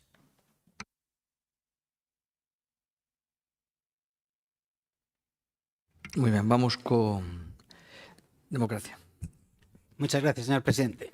Bueno, antes de nada, mirando esta moción, yo la calificaría como una Macedonia mix, una mezcla de todo. Así que voy a aprovechar, ya que todos vosotros estáis ya en pre-campaña y se nota un poquito, yo también lo voy a hacer. Primero, hemos pedido el estudio este que hizo el INORDE, que costó 11.000 más IVA, 11.000 euros más IVA, y hoy nos lo han entregado, pero yo creo que es un resumen. No sé, tampoco le voy a dar mucha importancia. Sí, bueno, da igual, ¿qué más da? Entonces, vamos por partes, como dijo mi amigo Jack. Señor Jorge Pumar, nos echa en cara que nosotros hacemos determinadas obras y no hacemos otras. Me gustaría, usted que estuvo con el anterior alcalde Jesús Vázquez, ¿qué obras hizo ustedes cuando estuvieron gobernando? Yo no recuerdo ninguna. Realmente nos dejaron una ciudad bastante patética y ahora estamos haciendo muchísimas obras y claro que nos gustaría soterrar Otero Pedrallo y un montón de cosas más, pero tenemos que ir por tiempo y además necesitamos ayuda, una ayuda que ni la Xunta de Galicia ni el Gobierno central nos dan. Y luego, además presume de que quedó un remanente. Claro que quedó un remanente, no lo gastaron para nada. Los concellos no tienen que tener remanente, ni las diputaciones. Es la queja que siempre tenemos, que ni siquiera el Gobierno central con sus mierda de leyes nos deja gastar el remanente. Y claro que lo necesitamos. Pero bueno, da igual, señor Jorge Pumar. Sé que está en campaña y se tiene que ganar el puesto. Por eso aún lo sigo apreciando. Seguimos. Pues claro que me puse de mala leche, porque cuando vienen aquí y aún encima nos critican estas cosas, hoy venía tranquilo, digo, voy a la Diputación, estoy allí con mis colegas, mis amigos, con gente. Dejémoslos en gente. Ni colegas, ni amigos, ni compañeros. Y veo las noticias y veo: Vivienda se impone a licitar las obras de 7 pisos públicos cada día este año. Van a hacer 2.000. Prevé hacer 2.000, casi 700 propiedades en 56 proyectos distribuidos en 24 concellos. Oye, está Vigo, está Lugo, La Coruña, Pontevedra, Santiago. Y a nosotros la Xunta no nos va a hacer... Ah, perdona, Marta, felicidades. A ti sí que te hacen algún pisito de estos de... ¿Cómo? Perdona, di. Vale. No, hombre, a ver, es lo que... probablemente mientan. Los periódicos... a mí, todas las noticias que dicen de mí, sé oficialmente que son mentira. Está a lo mejor también. Yo te creo más a ti que a cualquier periódico. Tú ya lo sabes, que eres mi política favorita después de La Interventora. Y sigo. Por cierto, voy... Que me quedó una duda en el pleno anterior con el señor Luis Menor, el presidente. Y me callé, y me callo porque yo soy una persona que dudo mucho de las cosas y hasta que no tengo la información precisa, prefiero callarme. Y sé que usted probablemente lo dijo creyendo que lo que decía era verdad, porque probablemente le mandan la información por WhatsApp, la miran en inteligencia artificial, que recuerden, no se fíen de la inteligencia artificial. Y usted dijo esto muy importante, porque... El dato que estoy dando es que la Televisión de Galicia es la televisión autónoma con mayor audiencia de todo el Estado y creo que está haciendo contribución muy importante con respecto a la normalización del gallego que no se pierda de hacer. Como dice su líder, no dije amado líder, dije líder. Como dice su líder, dato mata relato. Primero, no dice dato mata relato, eso lo uso yo más. Él dice, lo medible no es opinable. Vale, bien, pues vamos a los datos. Que dice, Rueda da un toque de atención a la TVG por la caída de espectadores. El modelo televisivo se agota. Mínimos históricos en informativos y la quinta opción de audiencia en Galicia. Alfonso Sánchez Izquierdo, que fue el director de la Corporación Radio Televisión de Galicia, que cuando él estuvo en el 2009 tenía una cuota de pantalla del 14,3 y cuando se marchó en octubre de 2025 tenía un 8%. Y ya estamos en el 7,7%. Vale. Televisión de Galicia sufre la mayor caída de audiencia de las autonómicas y cierra la temporada fuera de las más vistas. Vale, es decir, que, bueno, tenemos una TVG que ayuda a mantener el gallego. Ahora vamos a lo del gallego. El gallego es minoritario por primera vez en Galicia y desconocido para un tercio de los niños. El gallego se acerca al umbral del colapso con menos de 35.000 hablantes de entre 5 y 14 años. Y esto es lo que más me duele, porque la TVG, como usted bien dijo, la TVG tiene un presupuesto de la Xunta de Galicia de 140 millones, más que nuestra Diputación y más que nuestro Concello. Diputación, 110, Concello, 116. ¿A usted le parece normal? ¿A ustedes le parece normal que se esté gastando en una televisión que prácticamente no sirve para nada 140 millones? 140 millones, más que el Concello de una de las principales ciudades de Galicia, más que la Diputación de Ourense, 140 millones, para nada. Porque no está sirviendo ni siquiera para mantener el gallego. En fin, seguimos. En esta moción mezcla de todo, que no sé realmente por dónde ir. Porque, sí, me recuerda me recuerda a la que trajeron antes de Mercosur. La técnica es muy fácil. Metemos 10 puntos, porque eran 10 puntos, al final eran no sé cuántas enmiendas, no sé qué, al final quedaban 10 puntos en donde mezclaban de todo, plásticos, enfermedades, SHE, de todo. Pero a ver, la cuestión era que había que hablar como mínimo de Mercosur, que era lo único que les interesaba a estas personas. Y es muy fácil, yo meto de todo y hablo de otras cosas. Bueno, aquí nos conocemos todos y no hemos nacido ayer. Con respecto a esta, ustedes les echan en cara al PP que manipula los estudios, los informes y todo, y ustedes hacen lo mismo. Es que es lo que me hace gracia. Que vamos a fiarnos del CIS, de Tezanos y estas cosas. Lo hacen todos, son iguales, lo siento, son iguales. Pues somos políticos y los políticos se quieren votos. ¿Y cómo conseguimos los votos? Pues de cualquier forma, haremos trampas, haremos manipulación, haremos de lo que sea. Es así. Y desde luego, suelto este rollo porque sé que no sirve de nada. No me vengáis, lo tenéis muy fácil. Lo dije ya la otra vez. Traedme, mira, esta moción que fue aprobada por mayoría, como la supresión del INORDE, ¿dónde está? ¿Dónde está? No, pues no sirve de nada. El otro día hablábamos de ¿cuál era? Una que ya se había aprobado 3 veces por mayoría absoluta. Y nada, todavía se traen para hablar. Venimos aquí a hablar. Bueno, si os lo pasáis bien vosotros me parece muy bien, pero yo no. Luego hay otra cosa, ponen aquí, me pone aquí el PSOE. Nosotros, el punto primero, como van cambiando, pone, punto primero, nuestro grupo votó favorablemente a moción aprobada por unanimidad en el Pleno para que se mantuviesen la estación de la Gudiña, las paradas y todas estas cosas. Me hace muchísima gracia porque tengo aquí unas declaraciones de vuestro amigo y compañero Abel Caballero, que además presume, dice, Abel Caballero reivindica que el AVE recortó tiempo para quitar paradas. El alcalde, Abel Caballero del PSOE, vinculó el ahorro de 26 minutos en el viaje en tren Vigo-Madrid a la reclamación que él hizo. Vaya, a él sí que le hacen caso, a vosotros ninguno. Entonces, no os hacen ningún caso, sois y somos unos pringaditos, así de claro. Pero lo que más rabia me dio no fue que seamos unos pringados y todo eso, es que en Navidad se fueron de cena con él, lo trajeron aquí, Abel Caballero y todos allí, haciéndole la pelota, porque como manda hay que estar en las listas, hay que tener una cara dura. ¡Qué vergüenza, qué vergüenza! Por ejemplo, yo soy de vuestro partido y aunque me quedo en el partido, Abel Caballero vete a tomar por saco, ¿vale? Porque nos está jodiendo a todos los de la provincia de Orense por su propio interés. En fin, luego dicen que me pongo como un loco. Ya me pasé del tiempo, ¿no? Hablo después. No, que se estaba quedando dormido. Hablo después.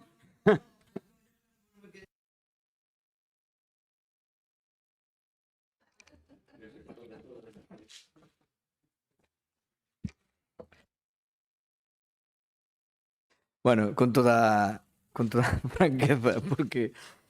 Bueno, a ver, seguimos. Pequeñito. Venega. Disculpa, María, que xa Nada, non me pasa perdo, nada. porque esta Rafa tenga... Sí.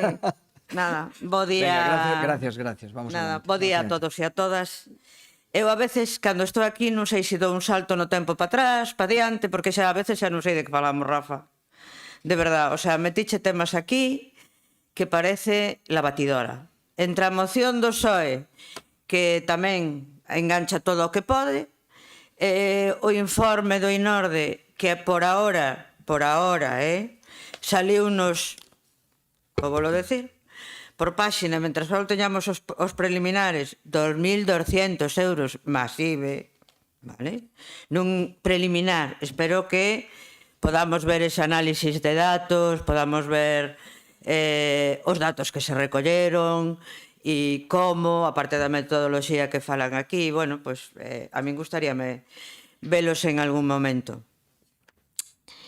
En canto á moción, bueno, pois teño que decir que na exposición de motivos estamos de acordo, porque realmente se tratan temas como o tren, ou as paradas de tren, que xa dixemos que estábamos todos de acordo, que fomos alí a Gudiña e a reivindicar a necesidade de manter as paradas do tren na entrada de Galiza, sobre todo cara aos traballadores e as traballadoras que utilizan ese medio de transporte para ir aos seus postos de traballo e que neste momento, ca retirada dos trens da mañán, da parada da mañán se ven dificultados e efectivamente o número de viaxeiros caeu.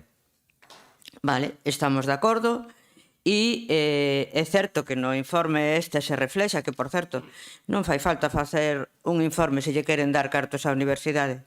Non fai falta. Se hai que disfrazalo de informe, se disfraza, pero eu creo que non é necesario, sinceramente. E non quito, igual, non quito para nada a valía de quen o fixo. Todo vai a por adiante, respeto a profesionalidade de todo o mundo e, como non iba a ser menos, das persoas que traballan na universidade. Volvemos a isto que eles mesmos dicen, a incoherencia. Porque se fan estudos estatais, bueno, nadie dice que teñan que facerse solo estudos nun solo sector, en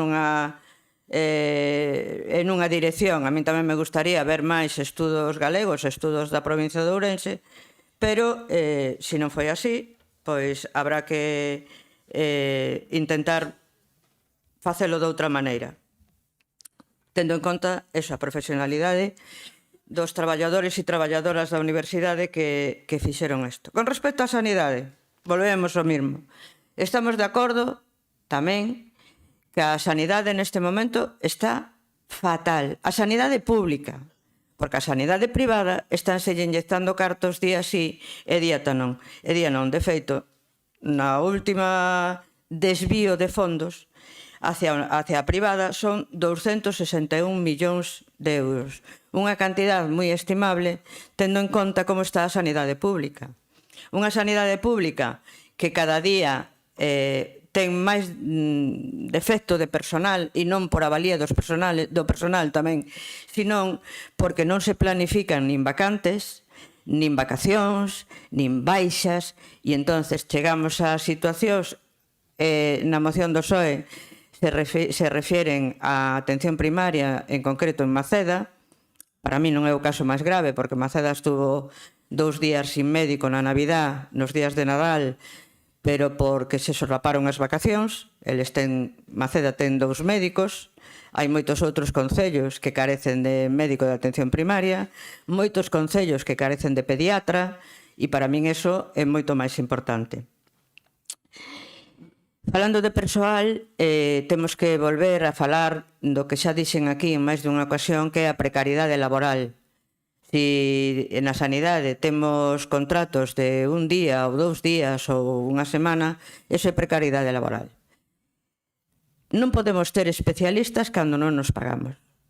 E esos contratos que se están facendo tanto en primaria como en hospitalaria non nos levan a unha boa calidade da sanidade pública, porque os profesionales non se queren quedar en Ourense, non poden asumir contratos diarios cando queren establecer unha vida aquí.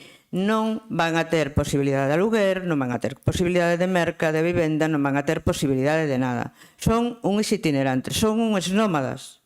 Non son os nómadas do deserto, pero son os nómadas da sanidade. Logo, colapso asistencial, tanto en primaria como en hospitalaria. Temos un colapso asistencial enorme, con unha lista da garda que xa nin se conta. O que decía antes, non temos médicos en moitas localidades, non temos pediatras en moitas localidades, non temos saúde mental en casi ningunha localidade, e iso obliga a facer a que as listas da garda cada día medren máis. E, como decía antes, o desvío de fondos. Isto fai que a sanidade hoxe sea vulnerable, a sanidade pública, porque eu, que me paseo por Ourense, nunca vin tantas clínicas privadas como ahora. Xoan 23 estáse convertindo na avenida de la salud privada. Ustedes den paseos e observen a cantidad de clínicas privadas. E quen atende esas clínicas privadas? Pois médicos que están, supostamente moitos deles, e podese ver nas placas, nunha sanidade pública e que se lle permite traballar na sanidade privada. Eso témolo que acabar, de alguna maneira. En cuanto ao ensino, que tamén nombra a moción do Partido Socialista, Bueno, pois tamén coincidimos, como non? Como non vamos a coincidir? Fai pouco, aínda os docentes mantiveron folgas na que pedían, entre outras cosas, disminuir a ratio de alumnos por profesor. Está demostradísimo que cantos menos alumnos teña un profesor, a aprendizaxe é moito maior. Reclaman medios tanto humanos como materiales. Ahora mismo nas aulas temos diversidade de alumnos e iso nos fai que tamén teña que haber diversidade de docentes e diversidade de medios para poder adaptar o ensino. E xa non se refiren nesto á formación profesional, que tamén lle teríamos que dar unha volta importante, sobre todo en cuanto ás especialidades que temos que impartir. Temos que buscar unha mellora entre o mercado laboral, unha relación directa entre o mercado laboral e a formación a formación profesional. E como vais me acabar o tempo, xa o vou a deixar. Despois na segunda quenda continúe. Moitas gracias. Pois moitas gracias. Partido Popular, Rosendo. Sí, gracias, presidente. Saudable día, señoras e señores. Como cuestión previa, preliminar, como estudo preliminar, só deixarei claro despois. En esta mañán aquí hubo de todo. Hubo debate, hubo discrepancias e, sobre todo, hubo acordos. Pero, señores, o que non admito, por lo menos eu, é que se diga por parte de un diputado que non iba a entrar en marujeos.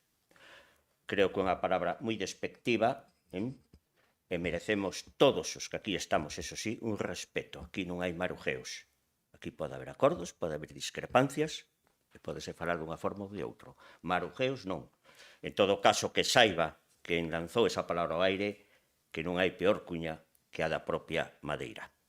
Desgraciadamente, señores do Grupo Socialista, non escolleron vostedes o mellor momento, nin o momento máis oportuno para falar e referirse ao AVE, ao Ministerio de Transportes, nin ao ministro. Non.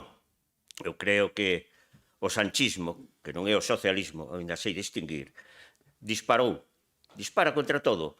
Pon en cuestión aos empresarios, puxo en cuestión o Poder Judicial, a prensa, aos periodistas, e agora só lle faltaba pôr en cuestión a Universidade de Vigo, en este caso o campus de Ourense. Non deixan títere con cabeza. Que quede claro, e por coherencia, que o estudo do que estamos a falar, que só hai as follas preliminares, e que, xa adianto, son rigurosas, e que, polo tanto, os datos preliminares son concluíntes.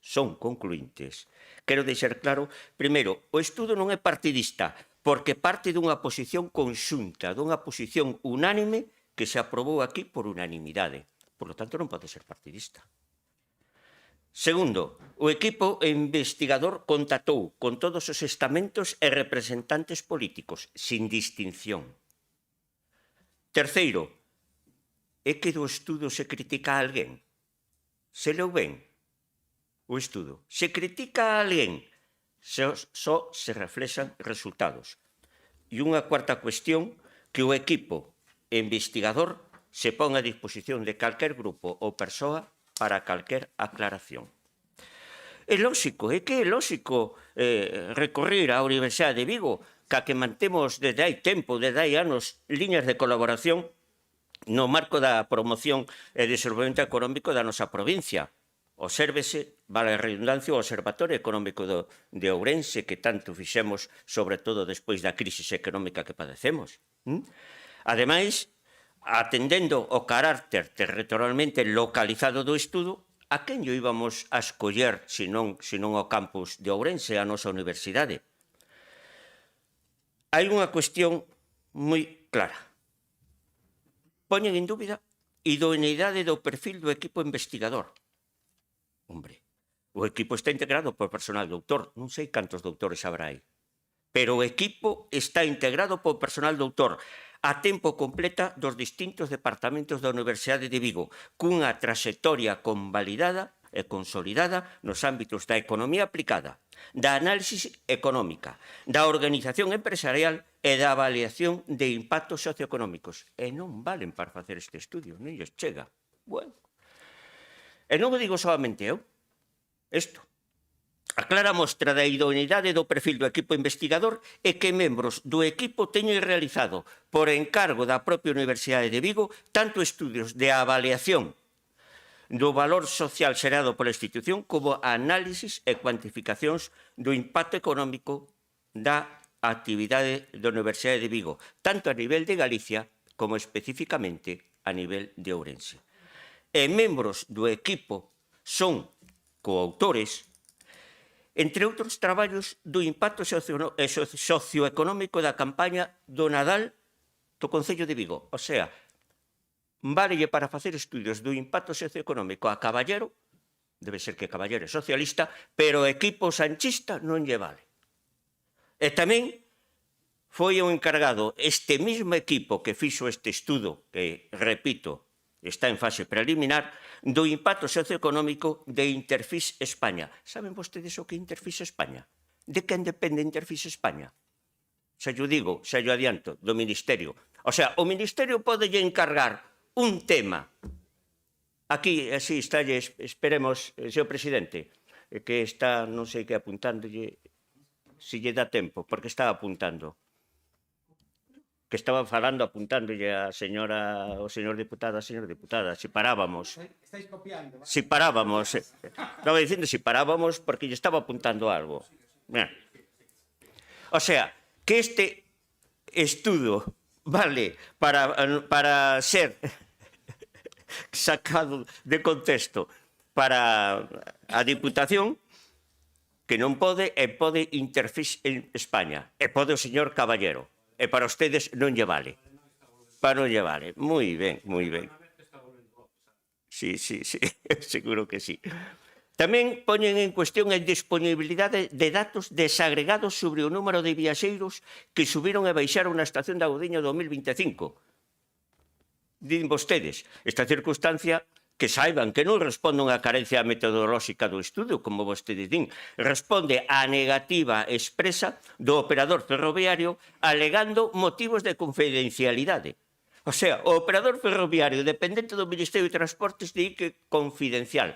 Vamos a ver, se eu lle digo a vostedes que os pacientes que entran e salen do servicio de urgencias dun hospital, un número, son datos confidenciales? Pregunto. Segundo, son datos confidenciales os viaxeiros que suben e baixan da Gudiña e non son os datos dos que suben e baixan da estación de Ourense? Porque os que están da estación de Ourense os teñen, están publicados totalmente. Sin embargo, é raro, po da Gudiña non. Por lo tanto, esta limitación é totalmente allea ao INORDE, por suposto, e ao equipo investigador. E reforzouse, como ben explican, dun enfoque metodolóxico. En relación co sesgo de autoselección. Din vostedes que hai un sesgo de autoselección.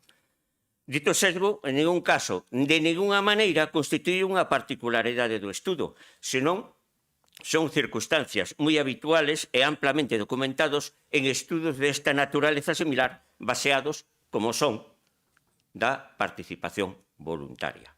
A validez estadística dos resultados presentados poñen que hai un nivel de confianza do 95% e unha marxe de erro do 8% que resulta totalmente coherente cos parámetros considerados estándar e amplamente aceptados en este tipo de estudios e da metodoloxía.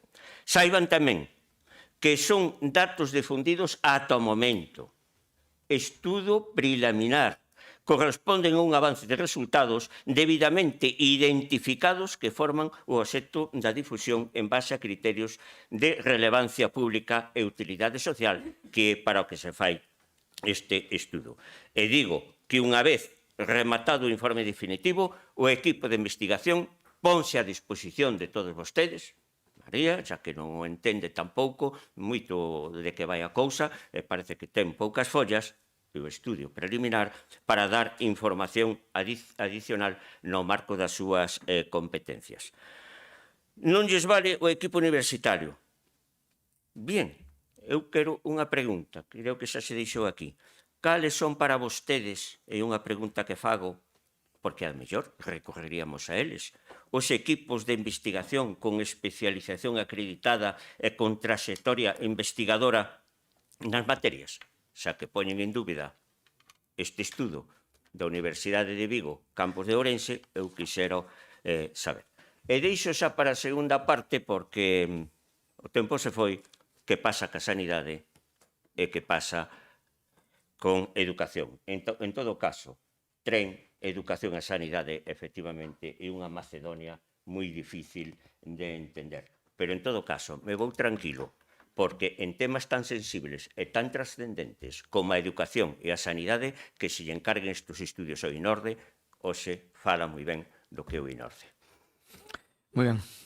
Bueno, vamos coa segunda quenda de intervencións dos grupos. Empezamos por o propoñente, neste caso o Partido Socialista. Gracias, señor presidente.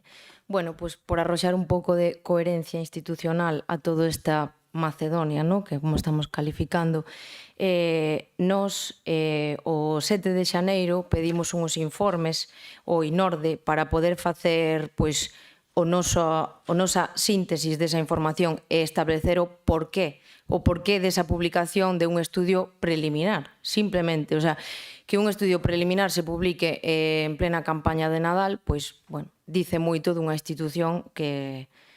Pero non vamos a entrar en detalles. Ao final, o que aquí se pon de manifesto é que este Grupo Provincial Socialista non respeta a Universidade de Vigo para nada, e nas primeiras líneas xa o dixen. Eso hai que deixalo claro, o noso máximo respeto. Pero que pasa?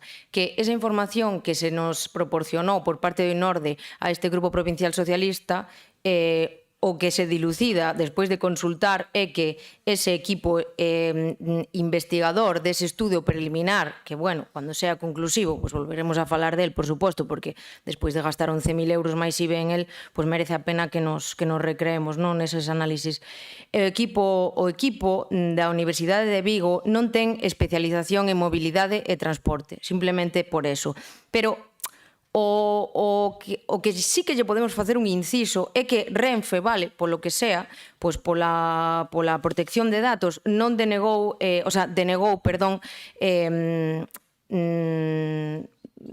aportar datos a este estudo. Entonces, claro, sin datos de Renfe é moi complicado facer un estudo, pero bueno, da igual, non vamos a entrar a eso porque nin somos científicos, nin somos doutores, nin estamos na Universidade de Vigo, pero bueno, deixar claro sobre todo que nos estas conclusións sacámolas desta información que nos proporcionou o propio INORDE. E dito isto, este Grupo Provincial Socialista sí que quere a disolución do INORDE, xa o manifestou en moitas ocasións, pero mentras eso non aconteza, pois temos a labor de darlle traballo, controlar o traballo que fai. Entonces, vamos a darlle ferramentas, porque o que aquí se poden a poñer de manifesto hoxe é que o INORDE sí que é unha ferramenta que nos sirve para coñecer en profundidade o impacto das políticas públicas no territorio e para poder medir como están os servicios públicos, sobre todo os que están en precario. Lóxicamente, aquí podemos poñernos a debatir de moitas cousas e caer en discrepancias e en debates competenciais e non é o caso. Aquí o que podemos facer ahora mismo é establecer unha senda de colaboración na que nos sumamos todos para utilizar as ferramentas que temos, en este caso o INORDE, para tratar de coñecer o territorio que habitamos e con esas ferramentas, eses datos, que detrás deses datos e desas estatísticas o que hai son personas, son familias, e proporcionar un benestar social e camiñar xuntos cara ao futuro, porque eu creo que o que aquí temos todos en común, os que estamos hoxe aquí sentados, é que o que queremos é que esta provincia se desenvolva adecuadamente e acabe adquirindo a igualdade dentro da comunidade autónoma. Entonces, vamos a loitar por eso, e se temos que pasar por usar o INORDE como ferramenta de interpretación e descodificación de todas as eivas que ten a provincia, pois usémolas, e nada máis. Moitas gracias. Moitas gracias. Vamos co grupo mixto. Pois ben, é unha mágoa que do don Álvaro Vilas vaya neste momento. Debe escoitar o que vou decir. Debe escoitar o que vou decir. Pero primeiro quero lle dar as grazas a don Plácido e a don Rafa polo toque de humor que lle puxeron a este debate, porque é de agradecer. E tamén suscribo... Rosendo, perdón. Outro toque de humor. Tamén suscribo, deme un poquinho de tempo máis, señor presidente, por favor. E tamén suscribo o que di dona María, que aquí meteuse todo, pero ainda falta algo. E faltan as políticas de vivenda e faltan tamén as políticas de emprego. E vou empezar, bueno, por calquera das dúas, dá igual. A cidadanía, como dixen, tamén lle preocupa a vivenda e tamén lle preocupa, evidentemente, o emprego. Pois ben, porque as políticas sociais afectan tanto a sanidade como a educación, como a vivenda, como ao emprego. Entón, un político que é ambicioso, que na súa ambición pretende acadar postos e cargos de liderado institucional, ten que estar á altura deses obxectivos, coñecendo, sobre todo, as súas limitacións, pero tamén coñecendo cales son as súas obrigas coa veciñanza e coa legislación. Pois ben, falo da persoa que acaba de ausentarse, o alcalde de Taboadela, e que por non rendir as contas do seu concello diante do Tribunal de Contas fai que o obradoiro de emprego promovido polo Concello de Barbadás e que participan Toen e Taboadela decaia. E aquí teño o documento que me trasladou hoxe a Xunta de Galicia que di procedemento TR353A subvención a obradoiros duais de emprego, entidade promotora Concello de Barbadás. Di no terceiro punto dos fundamentos de dereito. Na resolución di, primeiro, ter por desistida a petición de axuda solicitada pola entidade Concello de Barbadás para a subvención de obradoiro dual de emprego denominado Concellos Rurais Comarca de Ourense, Barbadás, Taboadela e Toen 4, o habeiro da orde do 14 de novembro do 2025. O motivo de que decaia é non haber presentado as contas sin haberse lido, antes de haberse lido o que é o decreto de convocatoria, porque esas contas tiñan que estar presentadas o 26 de decembro diante do Tribunal de Contas. Pois ben, isto implica que tanto Taboadela, como Toen, como Barbadás, non teñamos ese obradoiro, que supón un investimento de 465.000 euros, e que, ademais deso, supón darlle un posto de traballo a 24 persoas dos concellos de Barbadás, de Toen e de Taboadela. Pola súa ineficacia e desidia, pérdese todos estes diñeiros e todos estes postos de traballo. Estamos vendo a posibilidade de resolvelo, porque parece ser que vai haber unha segunda convocatoria cas mismas características. Confiemos en que Taboadela teña presentado nese momento as contas. Creo que sí. Pero para a convocatoria na que estaba previsto non se presentaron. Pero ben, tamén teño que falar de vivenda, como dixen antes. En vivenda, quero falar do programa Rehabilita Rural Lab, un programa financiado polo Ministerio de Transición Ecolóxica, destinado á rehabilitación de vivendas rurais, que teñen como finalidade o alugueiro social para mulleres, e que aparentemente estaba encabezado por a sorpresa, don Álvaro Vila Araújo. É publicitado en marzo do ano pasado e no Concello de Taboadela percibiu xa 216.000 euros, pero ata o momento non foi quen de mover un papel en relación a este asunto. Non foi quen de polo en marcha. E pola súa incompetencia agora ten que renunciar ao Concello de Taboadela a esta subvención e o Miteco está buscando outro concello que poda xestionar. Evidentemente, cun retraso moi importante. Un programa no que participan 9 concellos rurais da nosa provincia.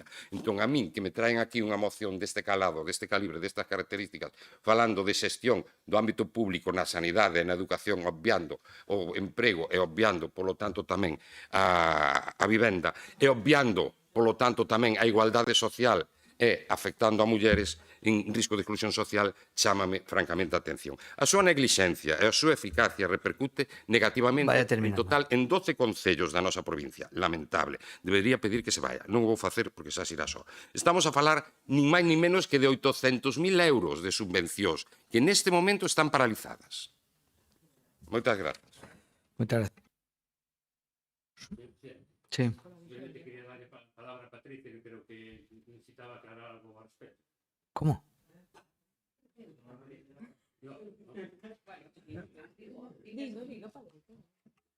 Pero, a ver, Bueno, o programa ese, como é que se chama? Ainda estou rural, que estou de feito ahora firmando os pliegos.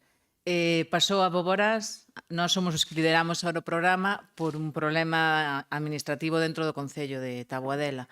E agora estamos, de feito, estaba firmando os pliegos de contratación do programa, sí. Esa era a aclaración, non?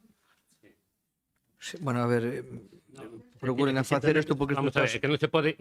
Vale, sí, venga, non se pode venga. difundir unha mentira tan grande que se paraliza para absolutamente. Nós tuvemos problema de secretario interventor se transmiteu a un dos concellos e está gestionando pero dentro do concello. O sea, non se perdeu ni un solo euro, ni se tal. O sea, non se pode vir con esa falacia tan grande a un pleno respetuoso como a da Diputación, ni máis ni menos. Pues veña, usted ahora. Respetuoso totalmente, só estou dicindo a verdade de que durante 9 meses esa subvención estivo parada. 9 meses, desde o mes de marzo ata o mes de xaneiro. Paramos aí e vamos a ir co orden do debate. Venga, Democracia Sana. Muchas gracias, señor presidente. Yo quiero empezar diciéndole al señor Álvaro Vila que no voy a decir nada de ti, porque hoy has sido el protagonista. ¿Ves? Siempre hay un momento de gloria y de fama. Bueno, con respecto a esta moción, perdonad que me la tome así, le quiero decir a María que, aunque yo me tomo las cosas que parece más o menos de broma, soy muy serio trabajando. Bueno, no, te quiero decir, porque si es una moción que pone moción para exixir estudios rigurosos sobre o impacto das políticas da Xunta de Galicia na provincia de Ourense e o deterioro dos servicios sanitarios educativos y luego la lees, te das cuenta de que esto es, oye, una mezcolanza de todo. Hay que hacer estudios rigurosos, pues que se hagan. Entonces permíteme, que no te parezca mal, que ya que se traen mociones ya en precampaña para criticar a la Xunta de Galicia y todo eso, que yo también haga mi cosita de propaganda. Perdona, ¿eh? Entonces, yo creo que esta moción quedaría mejor, si se puede hacer una moción de esta categoría, es moción para exigir, no, para hacer estudios rigurosos sobre la problemática de la provincia de Ourense y llega. Y con respecto a los grandes problemas que tiene la provincia de Ourense, hay muchos que están generados por la Xunta de Galicia, muchísimos, ya tenemos un ranking, pero también tenemos un ranking de todos los problemas que nos ha generado el gobierno central gobernado por el PSOE. Y puedo decir, mira, por ejemplo, tenemos el problema con la autovía Ourense y Lugo, propuesta hace 30 años, pasan así, 30 años no es nada, qué febril la mirada. Bueno, segundo, la autovía entre Ponferrada y Ourense, la A76, incluida en el Plan Estratégico de Infraestructuras del Transporte, que ya se firmó en el 2005. Pues no sé, ¿eh? La A31, la autovía Celanova parada a 18 kilómetros de su inicio. Con respecto al AVE, las obras sin terminar son las más importantes, la intermodal y la variante exterior. Por cierto, con respecto al AVE, yo no me voy a meter, porque todavía se están haciendo muchos estudios y sabemos que nosotros somos de opiniones muy rápidas y olvidamos enseguida, pero sí que quiero hacer una cuestión que me llamó mucho la atención. Tenía por aquí los datos exactos, por si los queríais. Miren, el AVE de Japón lleva 60 años, ha trasladado a más de 10.000 millones de pasajeros, va a 320 kilómetros por hora y además se enfrenta su terreno, sabéis que es con muchísimos terremotos, con muchísimos tsunamis y cosas así. Oigan, en 60 años, ¿cuántos muertos ha tenido? Cero muertos. Y luego vamos al nuestro, que empezó en 1992 con la inauguración de la Expo de Sevilla. Y calculamos son, en total, 126 fallecidos y 440 heridos. Entonces, mi pregunta es muy simple. Una de dos. O Japón tiene mucha suerte o nosotros somos unos chapuzas. Esto me imagino que todavía se está estudiando a ver quién saca la mejor conclusión. Entonces, señores del PSOE, miren, yo saben que los aprecio y que en el fondo me gustaría que sacaran un buen resultado, pero tienen que cambiar radicalmente. Cambiar radicalmente porque cada vez la gente es más lista. Yo creo que ya nos superan con creces, los votantes ya nos superan con creces y habrá que empezar a hacer otro tipo de políticas. Muchas gracias. Muchas gracias. Bloque. Bueno, eu, de verdad, hoxe non sei onde estamos. Non sei onde estamos. Sinceramente, estamos falando dunha moción e referímonos a outras cousas. Rafa, aquí é a única persona que fala de precampaña fuche tú. De verdad que nós non pensamos en precampaña. Nós, o mellor, é que traballamos toda a legislatura. Entonces, bueno, todo o mandato, como queiras. Vale, sí, efectivamente, como é. Entonces, vamos a dignificar este mandato, vamos a dignificar esta corporación. Eso, o que tú constantemente aludes, non vale para nada, coño, deixo. Sinceramente. No, sinceramente. É que, de verdad, o sea, chega un punto en que Eu non sei o resto, pero a min me doi a cabeza de escoitar tales cousas. Sinceramente, cho digo. E eu creo na dignidade da política. Entón, como creo, teño que defendelo. Eu non sei por que te refires a min co tema da moción do PSOE, cando eu desde o primeiro momento dixen que me parecía un batiburrillo. E te digo que dos que estamos aquí intervindo, Rosendo e eu nos referimos á moción do PSOE. Outros utilizades outros aspectos que non están na moción do PSOE. Para nada. Eu falei de educación, falei de tren e falei de sanidade. Nada máis. Nada máis. O sea que pre-campaña, la mínima. E neste caso vamos a votar non por coherencia. Somos de no, Chemi. Pero se te revisas, por certo, as actas, daraste conta de que moitas veces votamos sí. Moitísimas veces. Máis veces que o Partido Popular vota sí as nosas mocións. O mellor ti te cambiache de sitio para poder facer eso. Vale? Pero moitas máis veces votamos nos sí que vos as nosas. E por que votamos non a esta? Pois por coherencia. Porque o PSOE foi o que solicitou a disolución do INORDE e o INORDE, según o que discutimos aquí, xa non teria que existir. Entonces, por favor, non lle reclamen estudios ao INORDE cando vostedes non queren que o INORDE actúe.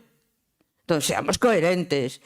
E dígollo sin acritude, como diría Marta, de verdad, traigan a moción outra vez por separado.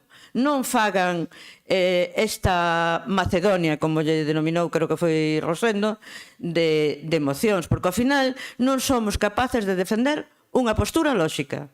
E non me quero estender máis, de verdad, porque hoxe non demos unha á dereita, faltámonos ao respeto, non somos capaces de traer uns consensos como se merece esta Diputación. Gracias. Sí. Mira, simplemente por alusións, nos estamos no goberno e nos toca gobernar. Vos estades na oposición e vos toca facer mocións. Por eso decimos non a moitas das cousas que facedes. Cando estemos nunha oposición, xa nos diredes vos non a nós. Vamos a intentar, vamos a intentar eu creo que, a ver se ainda somos capaces de rematar ben a mañá.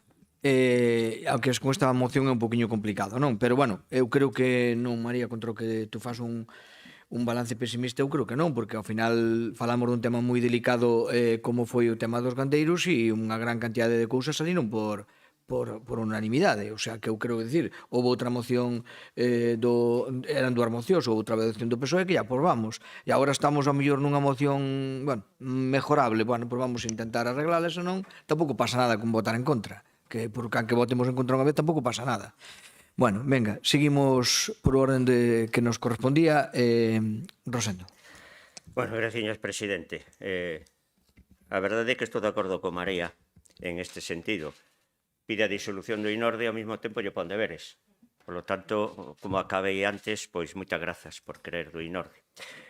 Para non poñer en dúbida o campus de Ourense, para non poñer en dúbida, leo textualmente a moción, O equipo investigador composto por membros dos departamentos de Economía Financiera, Economía Aplicada e Organización de Empresas, male a súa solvencia noutras áreas, carece de trayectoria investigadora publicada.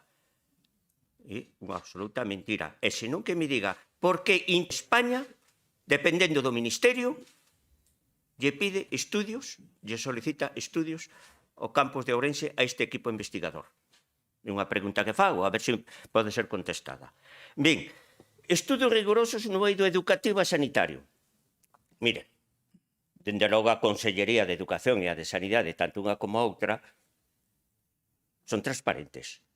Poñen datos, cousa que non fai Renfe, porque por encima redunda que subir ou baixar viaxeiros na estación da Gudiña son datos confidenciales, ese número. E por que é dato confidencial ese número da Gudiña non é en Ourense en outras estacións que están publicados? Non, é que temos o ministro de Transportes que temos. Como está dicindo actualmente, cada día cambia 3 veces de versión desde hai unha semana. É por eso mismo, non é por outra cousa. Nos referimos a Ourense en cuanto a educación. Ben, o sistema de normalidade é a tónica xeral, e digo xeral. 28.000 do curso 25-26. 29.464 alumnos, que son máis de 5.600 de FP, 3.800 profesores, 120 centros públicos e 24 concertados, 100 comedores, 444 liñas integradas de transporte, 6.795 alumnos transportados, 10 grandes obras en 124 actuacións menores no ano 2025, por valor de 6 millóns de euros. Non se inviste? O IES Chamosolamas, o CPI de Antonio Failde, o CEPI da Virxen de Covadonga, o IES de Blancamor, o CEI de Prácticas, o CERA de Monterrey, o CEI de Carlos Casares, o CEI Padre Crespo, o IES 12 de Outubro, o de Vilamarín, Carballiño, señor Diego, 650.000 euros no CEI Calvo Sotelo.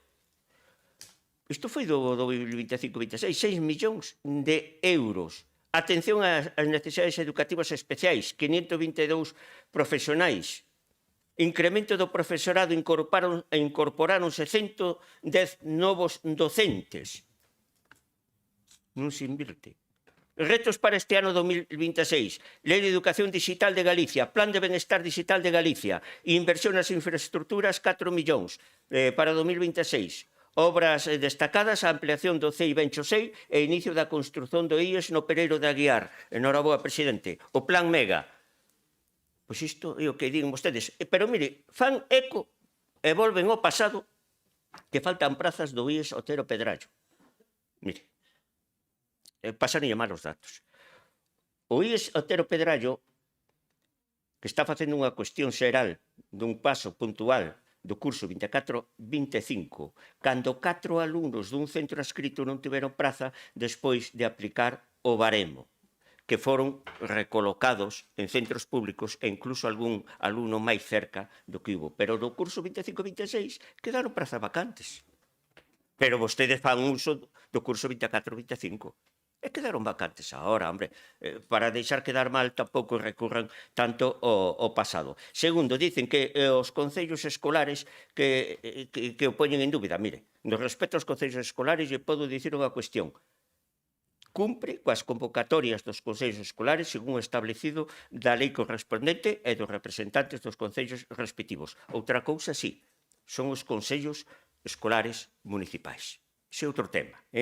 Faltan prazas públicas e educación infantil. Vamos a ver, eu non son especialista en este tema, pero según me din educación infantil, de quen depende? De política social. Depende de política social. Pero é máis. Galicia é a única comunidade autónoma onde é gratuita. E se non hai prazas da pública, págase a praza no centro privado.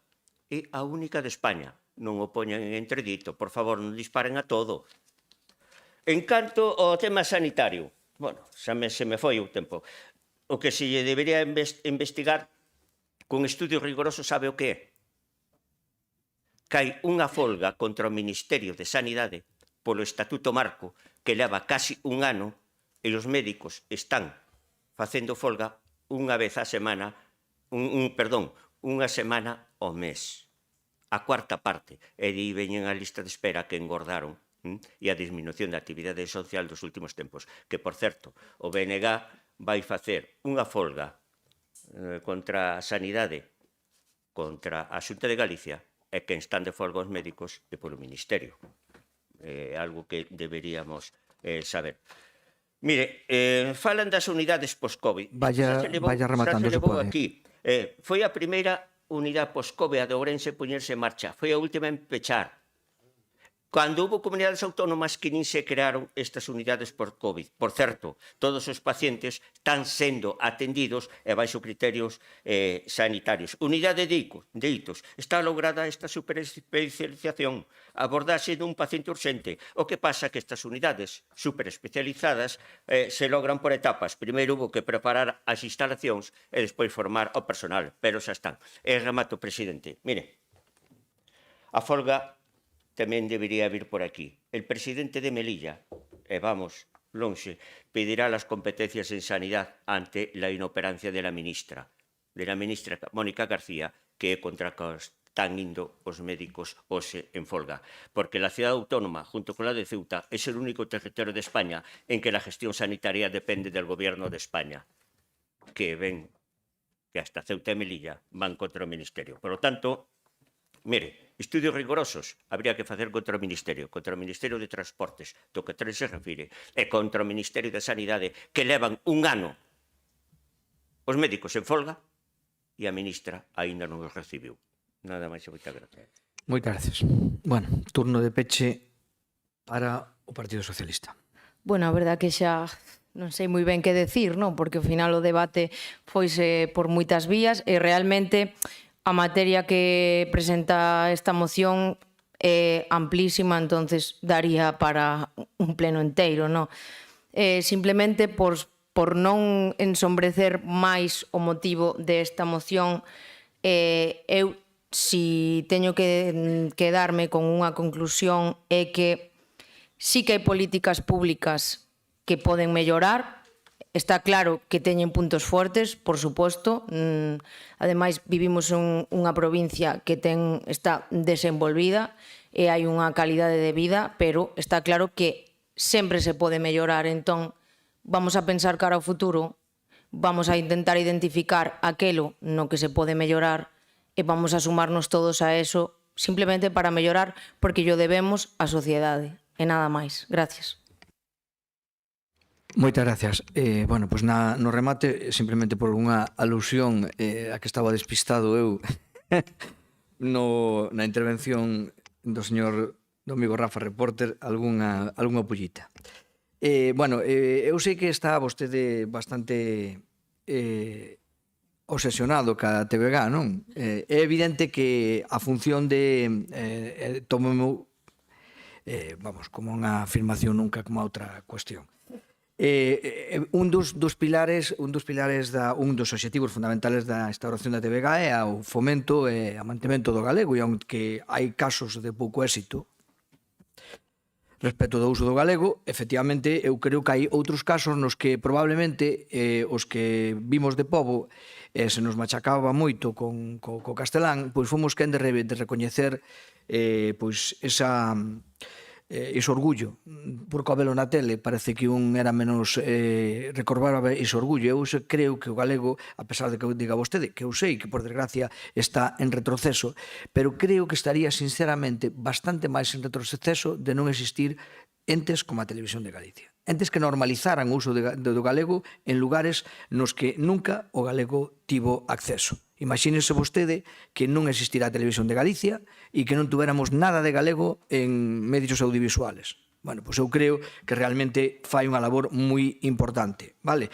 E efectivamente a Televisión de Galicia consume recursos, obviamente tamén dá emprego, tamén crea industrias culturais, a parte de manter o galego, e eu creo que iso tamén é importante, ainda que eu xa sei que a vostedes o tema da cultura interpretan dun xeito heterodoxo, non? E, por tanto, efectivamente, a veces ocurre que non coincide exactamente co concepto de cultura ou de patrimonio lingüístico que ten o resto da sociedade. Bueno, é o que ten que ser membro dun partido independiente con principios máis volubles, por decirlo de unha maneira.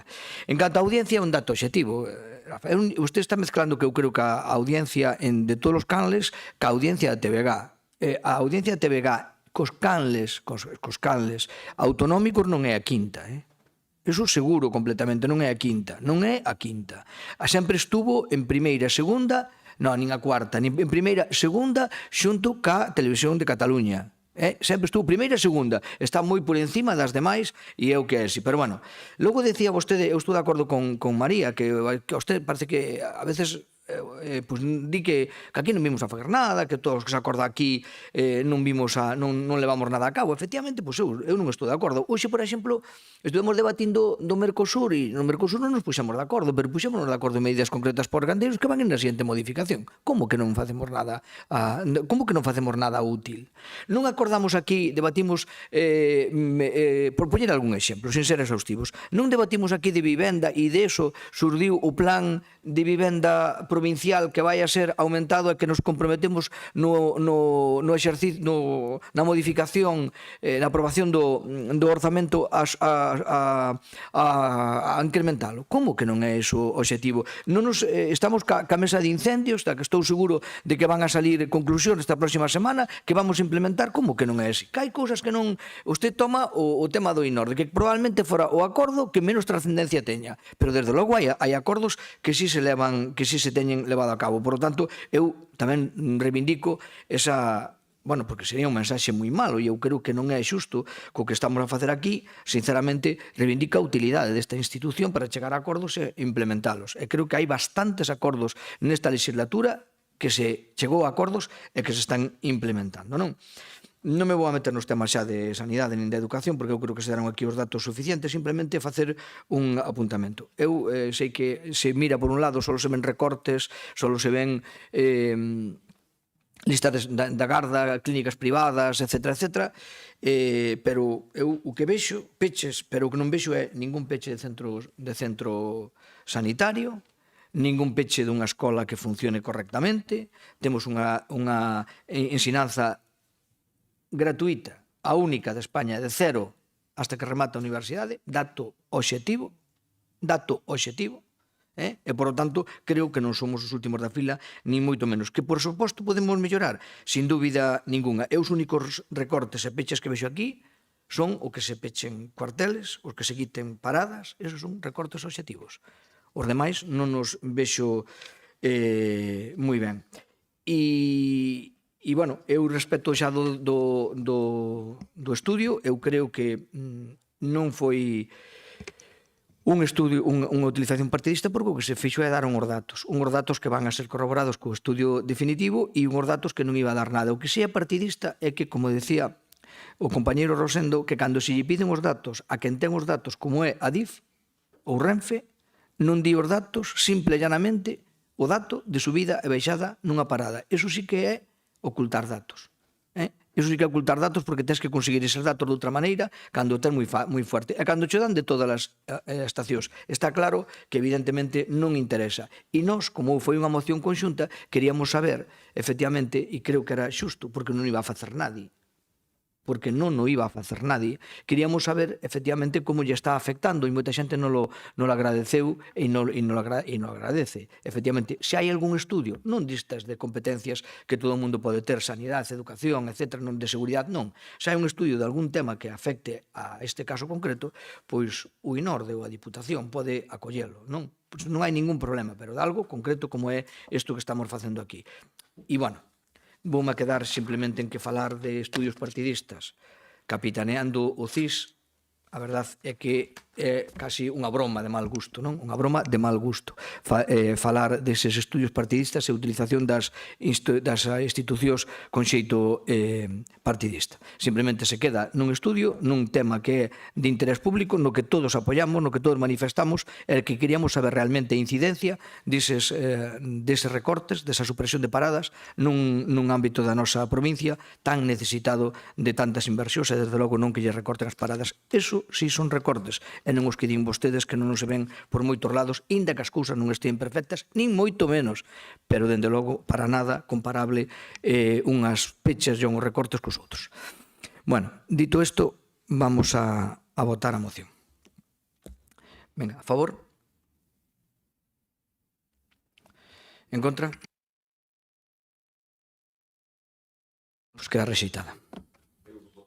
Non voto, perdón, usted, abstención, perdón, disculpe, abstención, vale, disculpe. Bueno.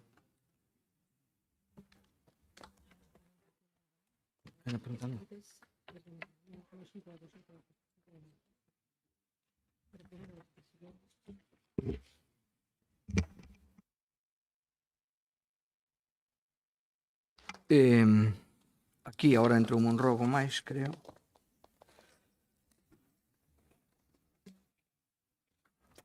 Antes da pregunta do BNG. No, pero... Un rogo, vale. Bueno, vamos a ver. Primeiro teño dúas preguntas, neste caso do deputado do Grupo Mixto. Non sei se teño que ler eu, as pode ler il ou como fai. Non, pois se ler il que es faga il, lóxicamente, sí. Bo día de novo. Pois tamén quería explicar o motivo da pregunta. Está na exposición. No pleno ordinario do mes de febreiro do ano pasado houve un acordo unánime para implementar un programa de cooperación con concellos para o fomento do galego desde os propios concellos, para que estes poidan contar con servizos de normalización lingüística ou levar a cabo actividades de dinamización lingüística co obxectivo de incrementar o uso e prestixio da lingua galega en todos os ámbitos sociais dos municipios e comarcas. A día de hoxe, este programa está sin implementar, polo que pregunto cal é a previsión do Goberno provincial a efectos de aplicar este acordo unánime e, por outra banda, é a seguinte pregunta. No momento en que se pone en marcha o programa antes mencionado, cabe a posibilidade de incrementar a aportación económica que estaba previsto. A pregunta ven a colación de que nun último pleno en Barbadás suscitouse unha proposta do Bloque Nacionalista Galego en canto a esta materia e o Goberno solicitaba que se aplicase este acordo. Ben, pois as compañeras de don Álvaro Vila consideraban que este importe era moi pequeno, cando desde a Diputación foi aprobado por unanimidade. Entón, gustaréme que o Goberno provincial tamén respostara a eso.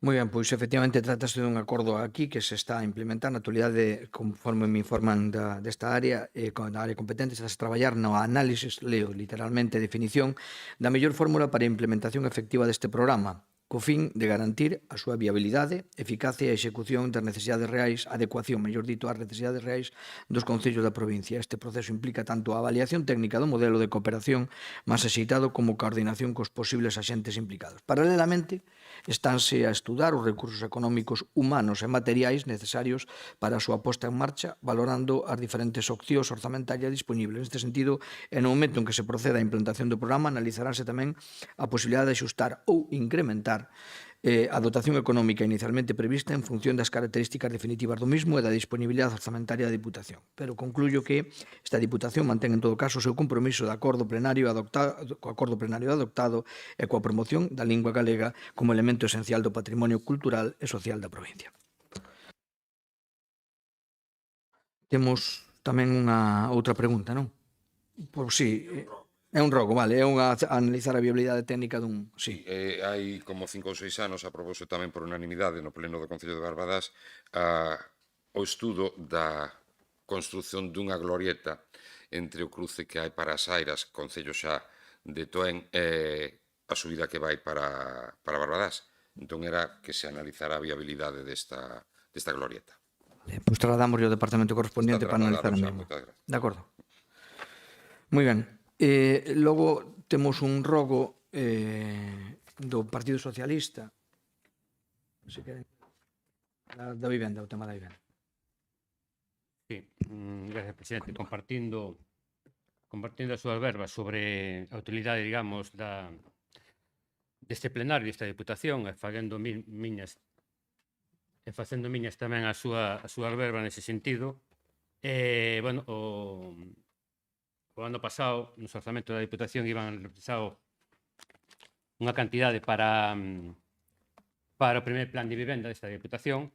Quero recordar que eran 500.000 euros, e agora a PIC está de rematar o proceso, digamos, de resolver esta axuda aos concellos que así solicitaron. Bueno, na comisión recente de Servicios Sociais se nos fixo mención de que, bueno, que había 32 solicitudes, onde había 27 correctas e 5 con deficiencias, e sendo a cuantía orzamentaria, como repetíamos, de 500.000 euros. Esta cuantía non dá para abarcar a todos os concellos, entonces solicitamos, primeiro, que a Diputación Provincial de Ourense amplíe a disponibilidade orzamentaria necesaria para atender todas as solicitudes correctamente presentadas en tempo e forma para non deixar fora ningún concello solicitante da provincia.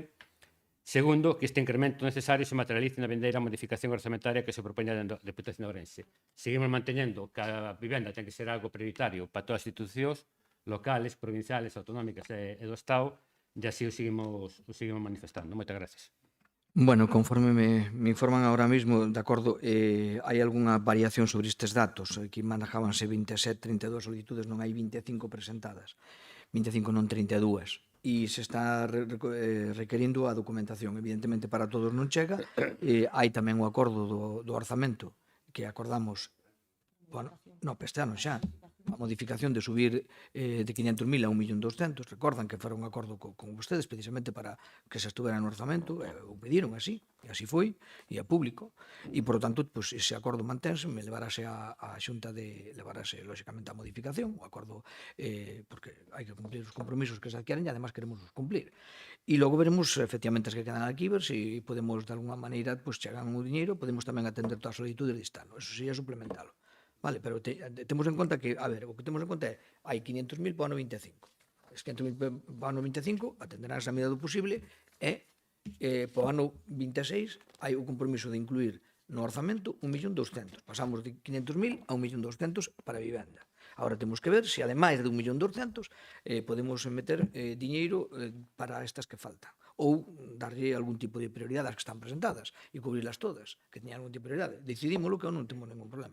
Sí, interveño. Simplemente unha pequena aclaración, é dicir, nos 1.200.000 euros que vai reflexado no orzamento do 2026, entendemos que é para a segunda convocatoria do ano 2026. Entón, o que solicitamos agora é que na convocatoria do ano 2025, se algún concello queda fora, sexamos capaces, na primeira modificación de crédito, poder atender tamén as necesidades da solicitude do ano 2025. Acabo de decir, efectivamente, eu teño claro, eu digo, temos 1.200.000, por lo tanto, subes. A clave é, ao 1.200.000 sumámoslle 3 ou 400.000 euros que fan falta para cubrir esta encima do outro, pois non sei se nos darán os números, non hai ningún problema, pero bueno, falarémolo, porque iso temos que aprobar entre todos.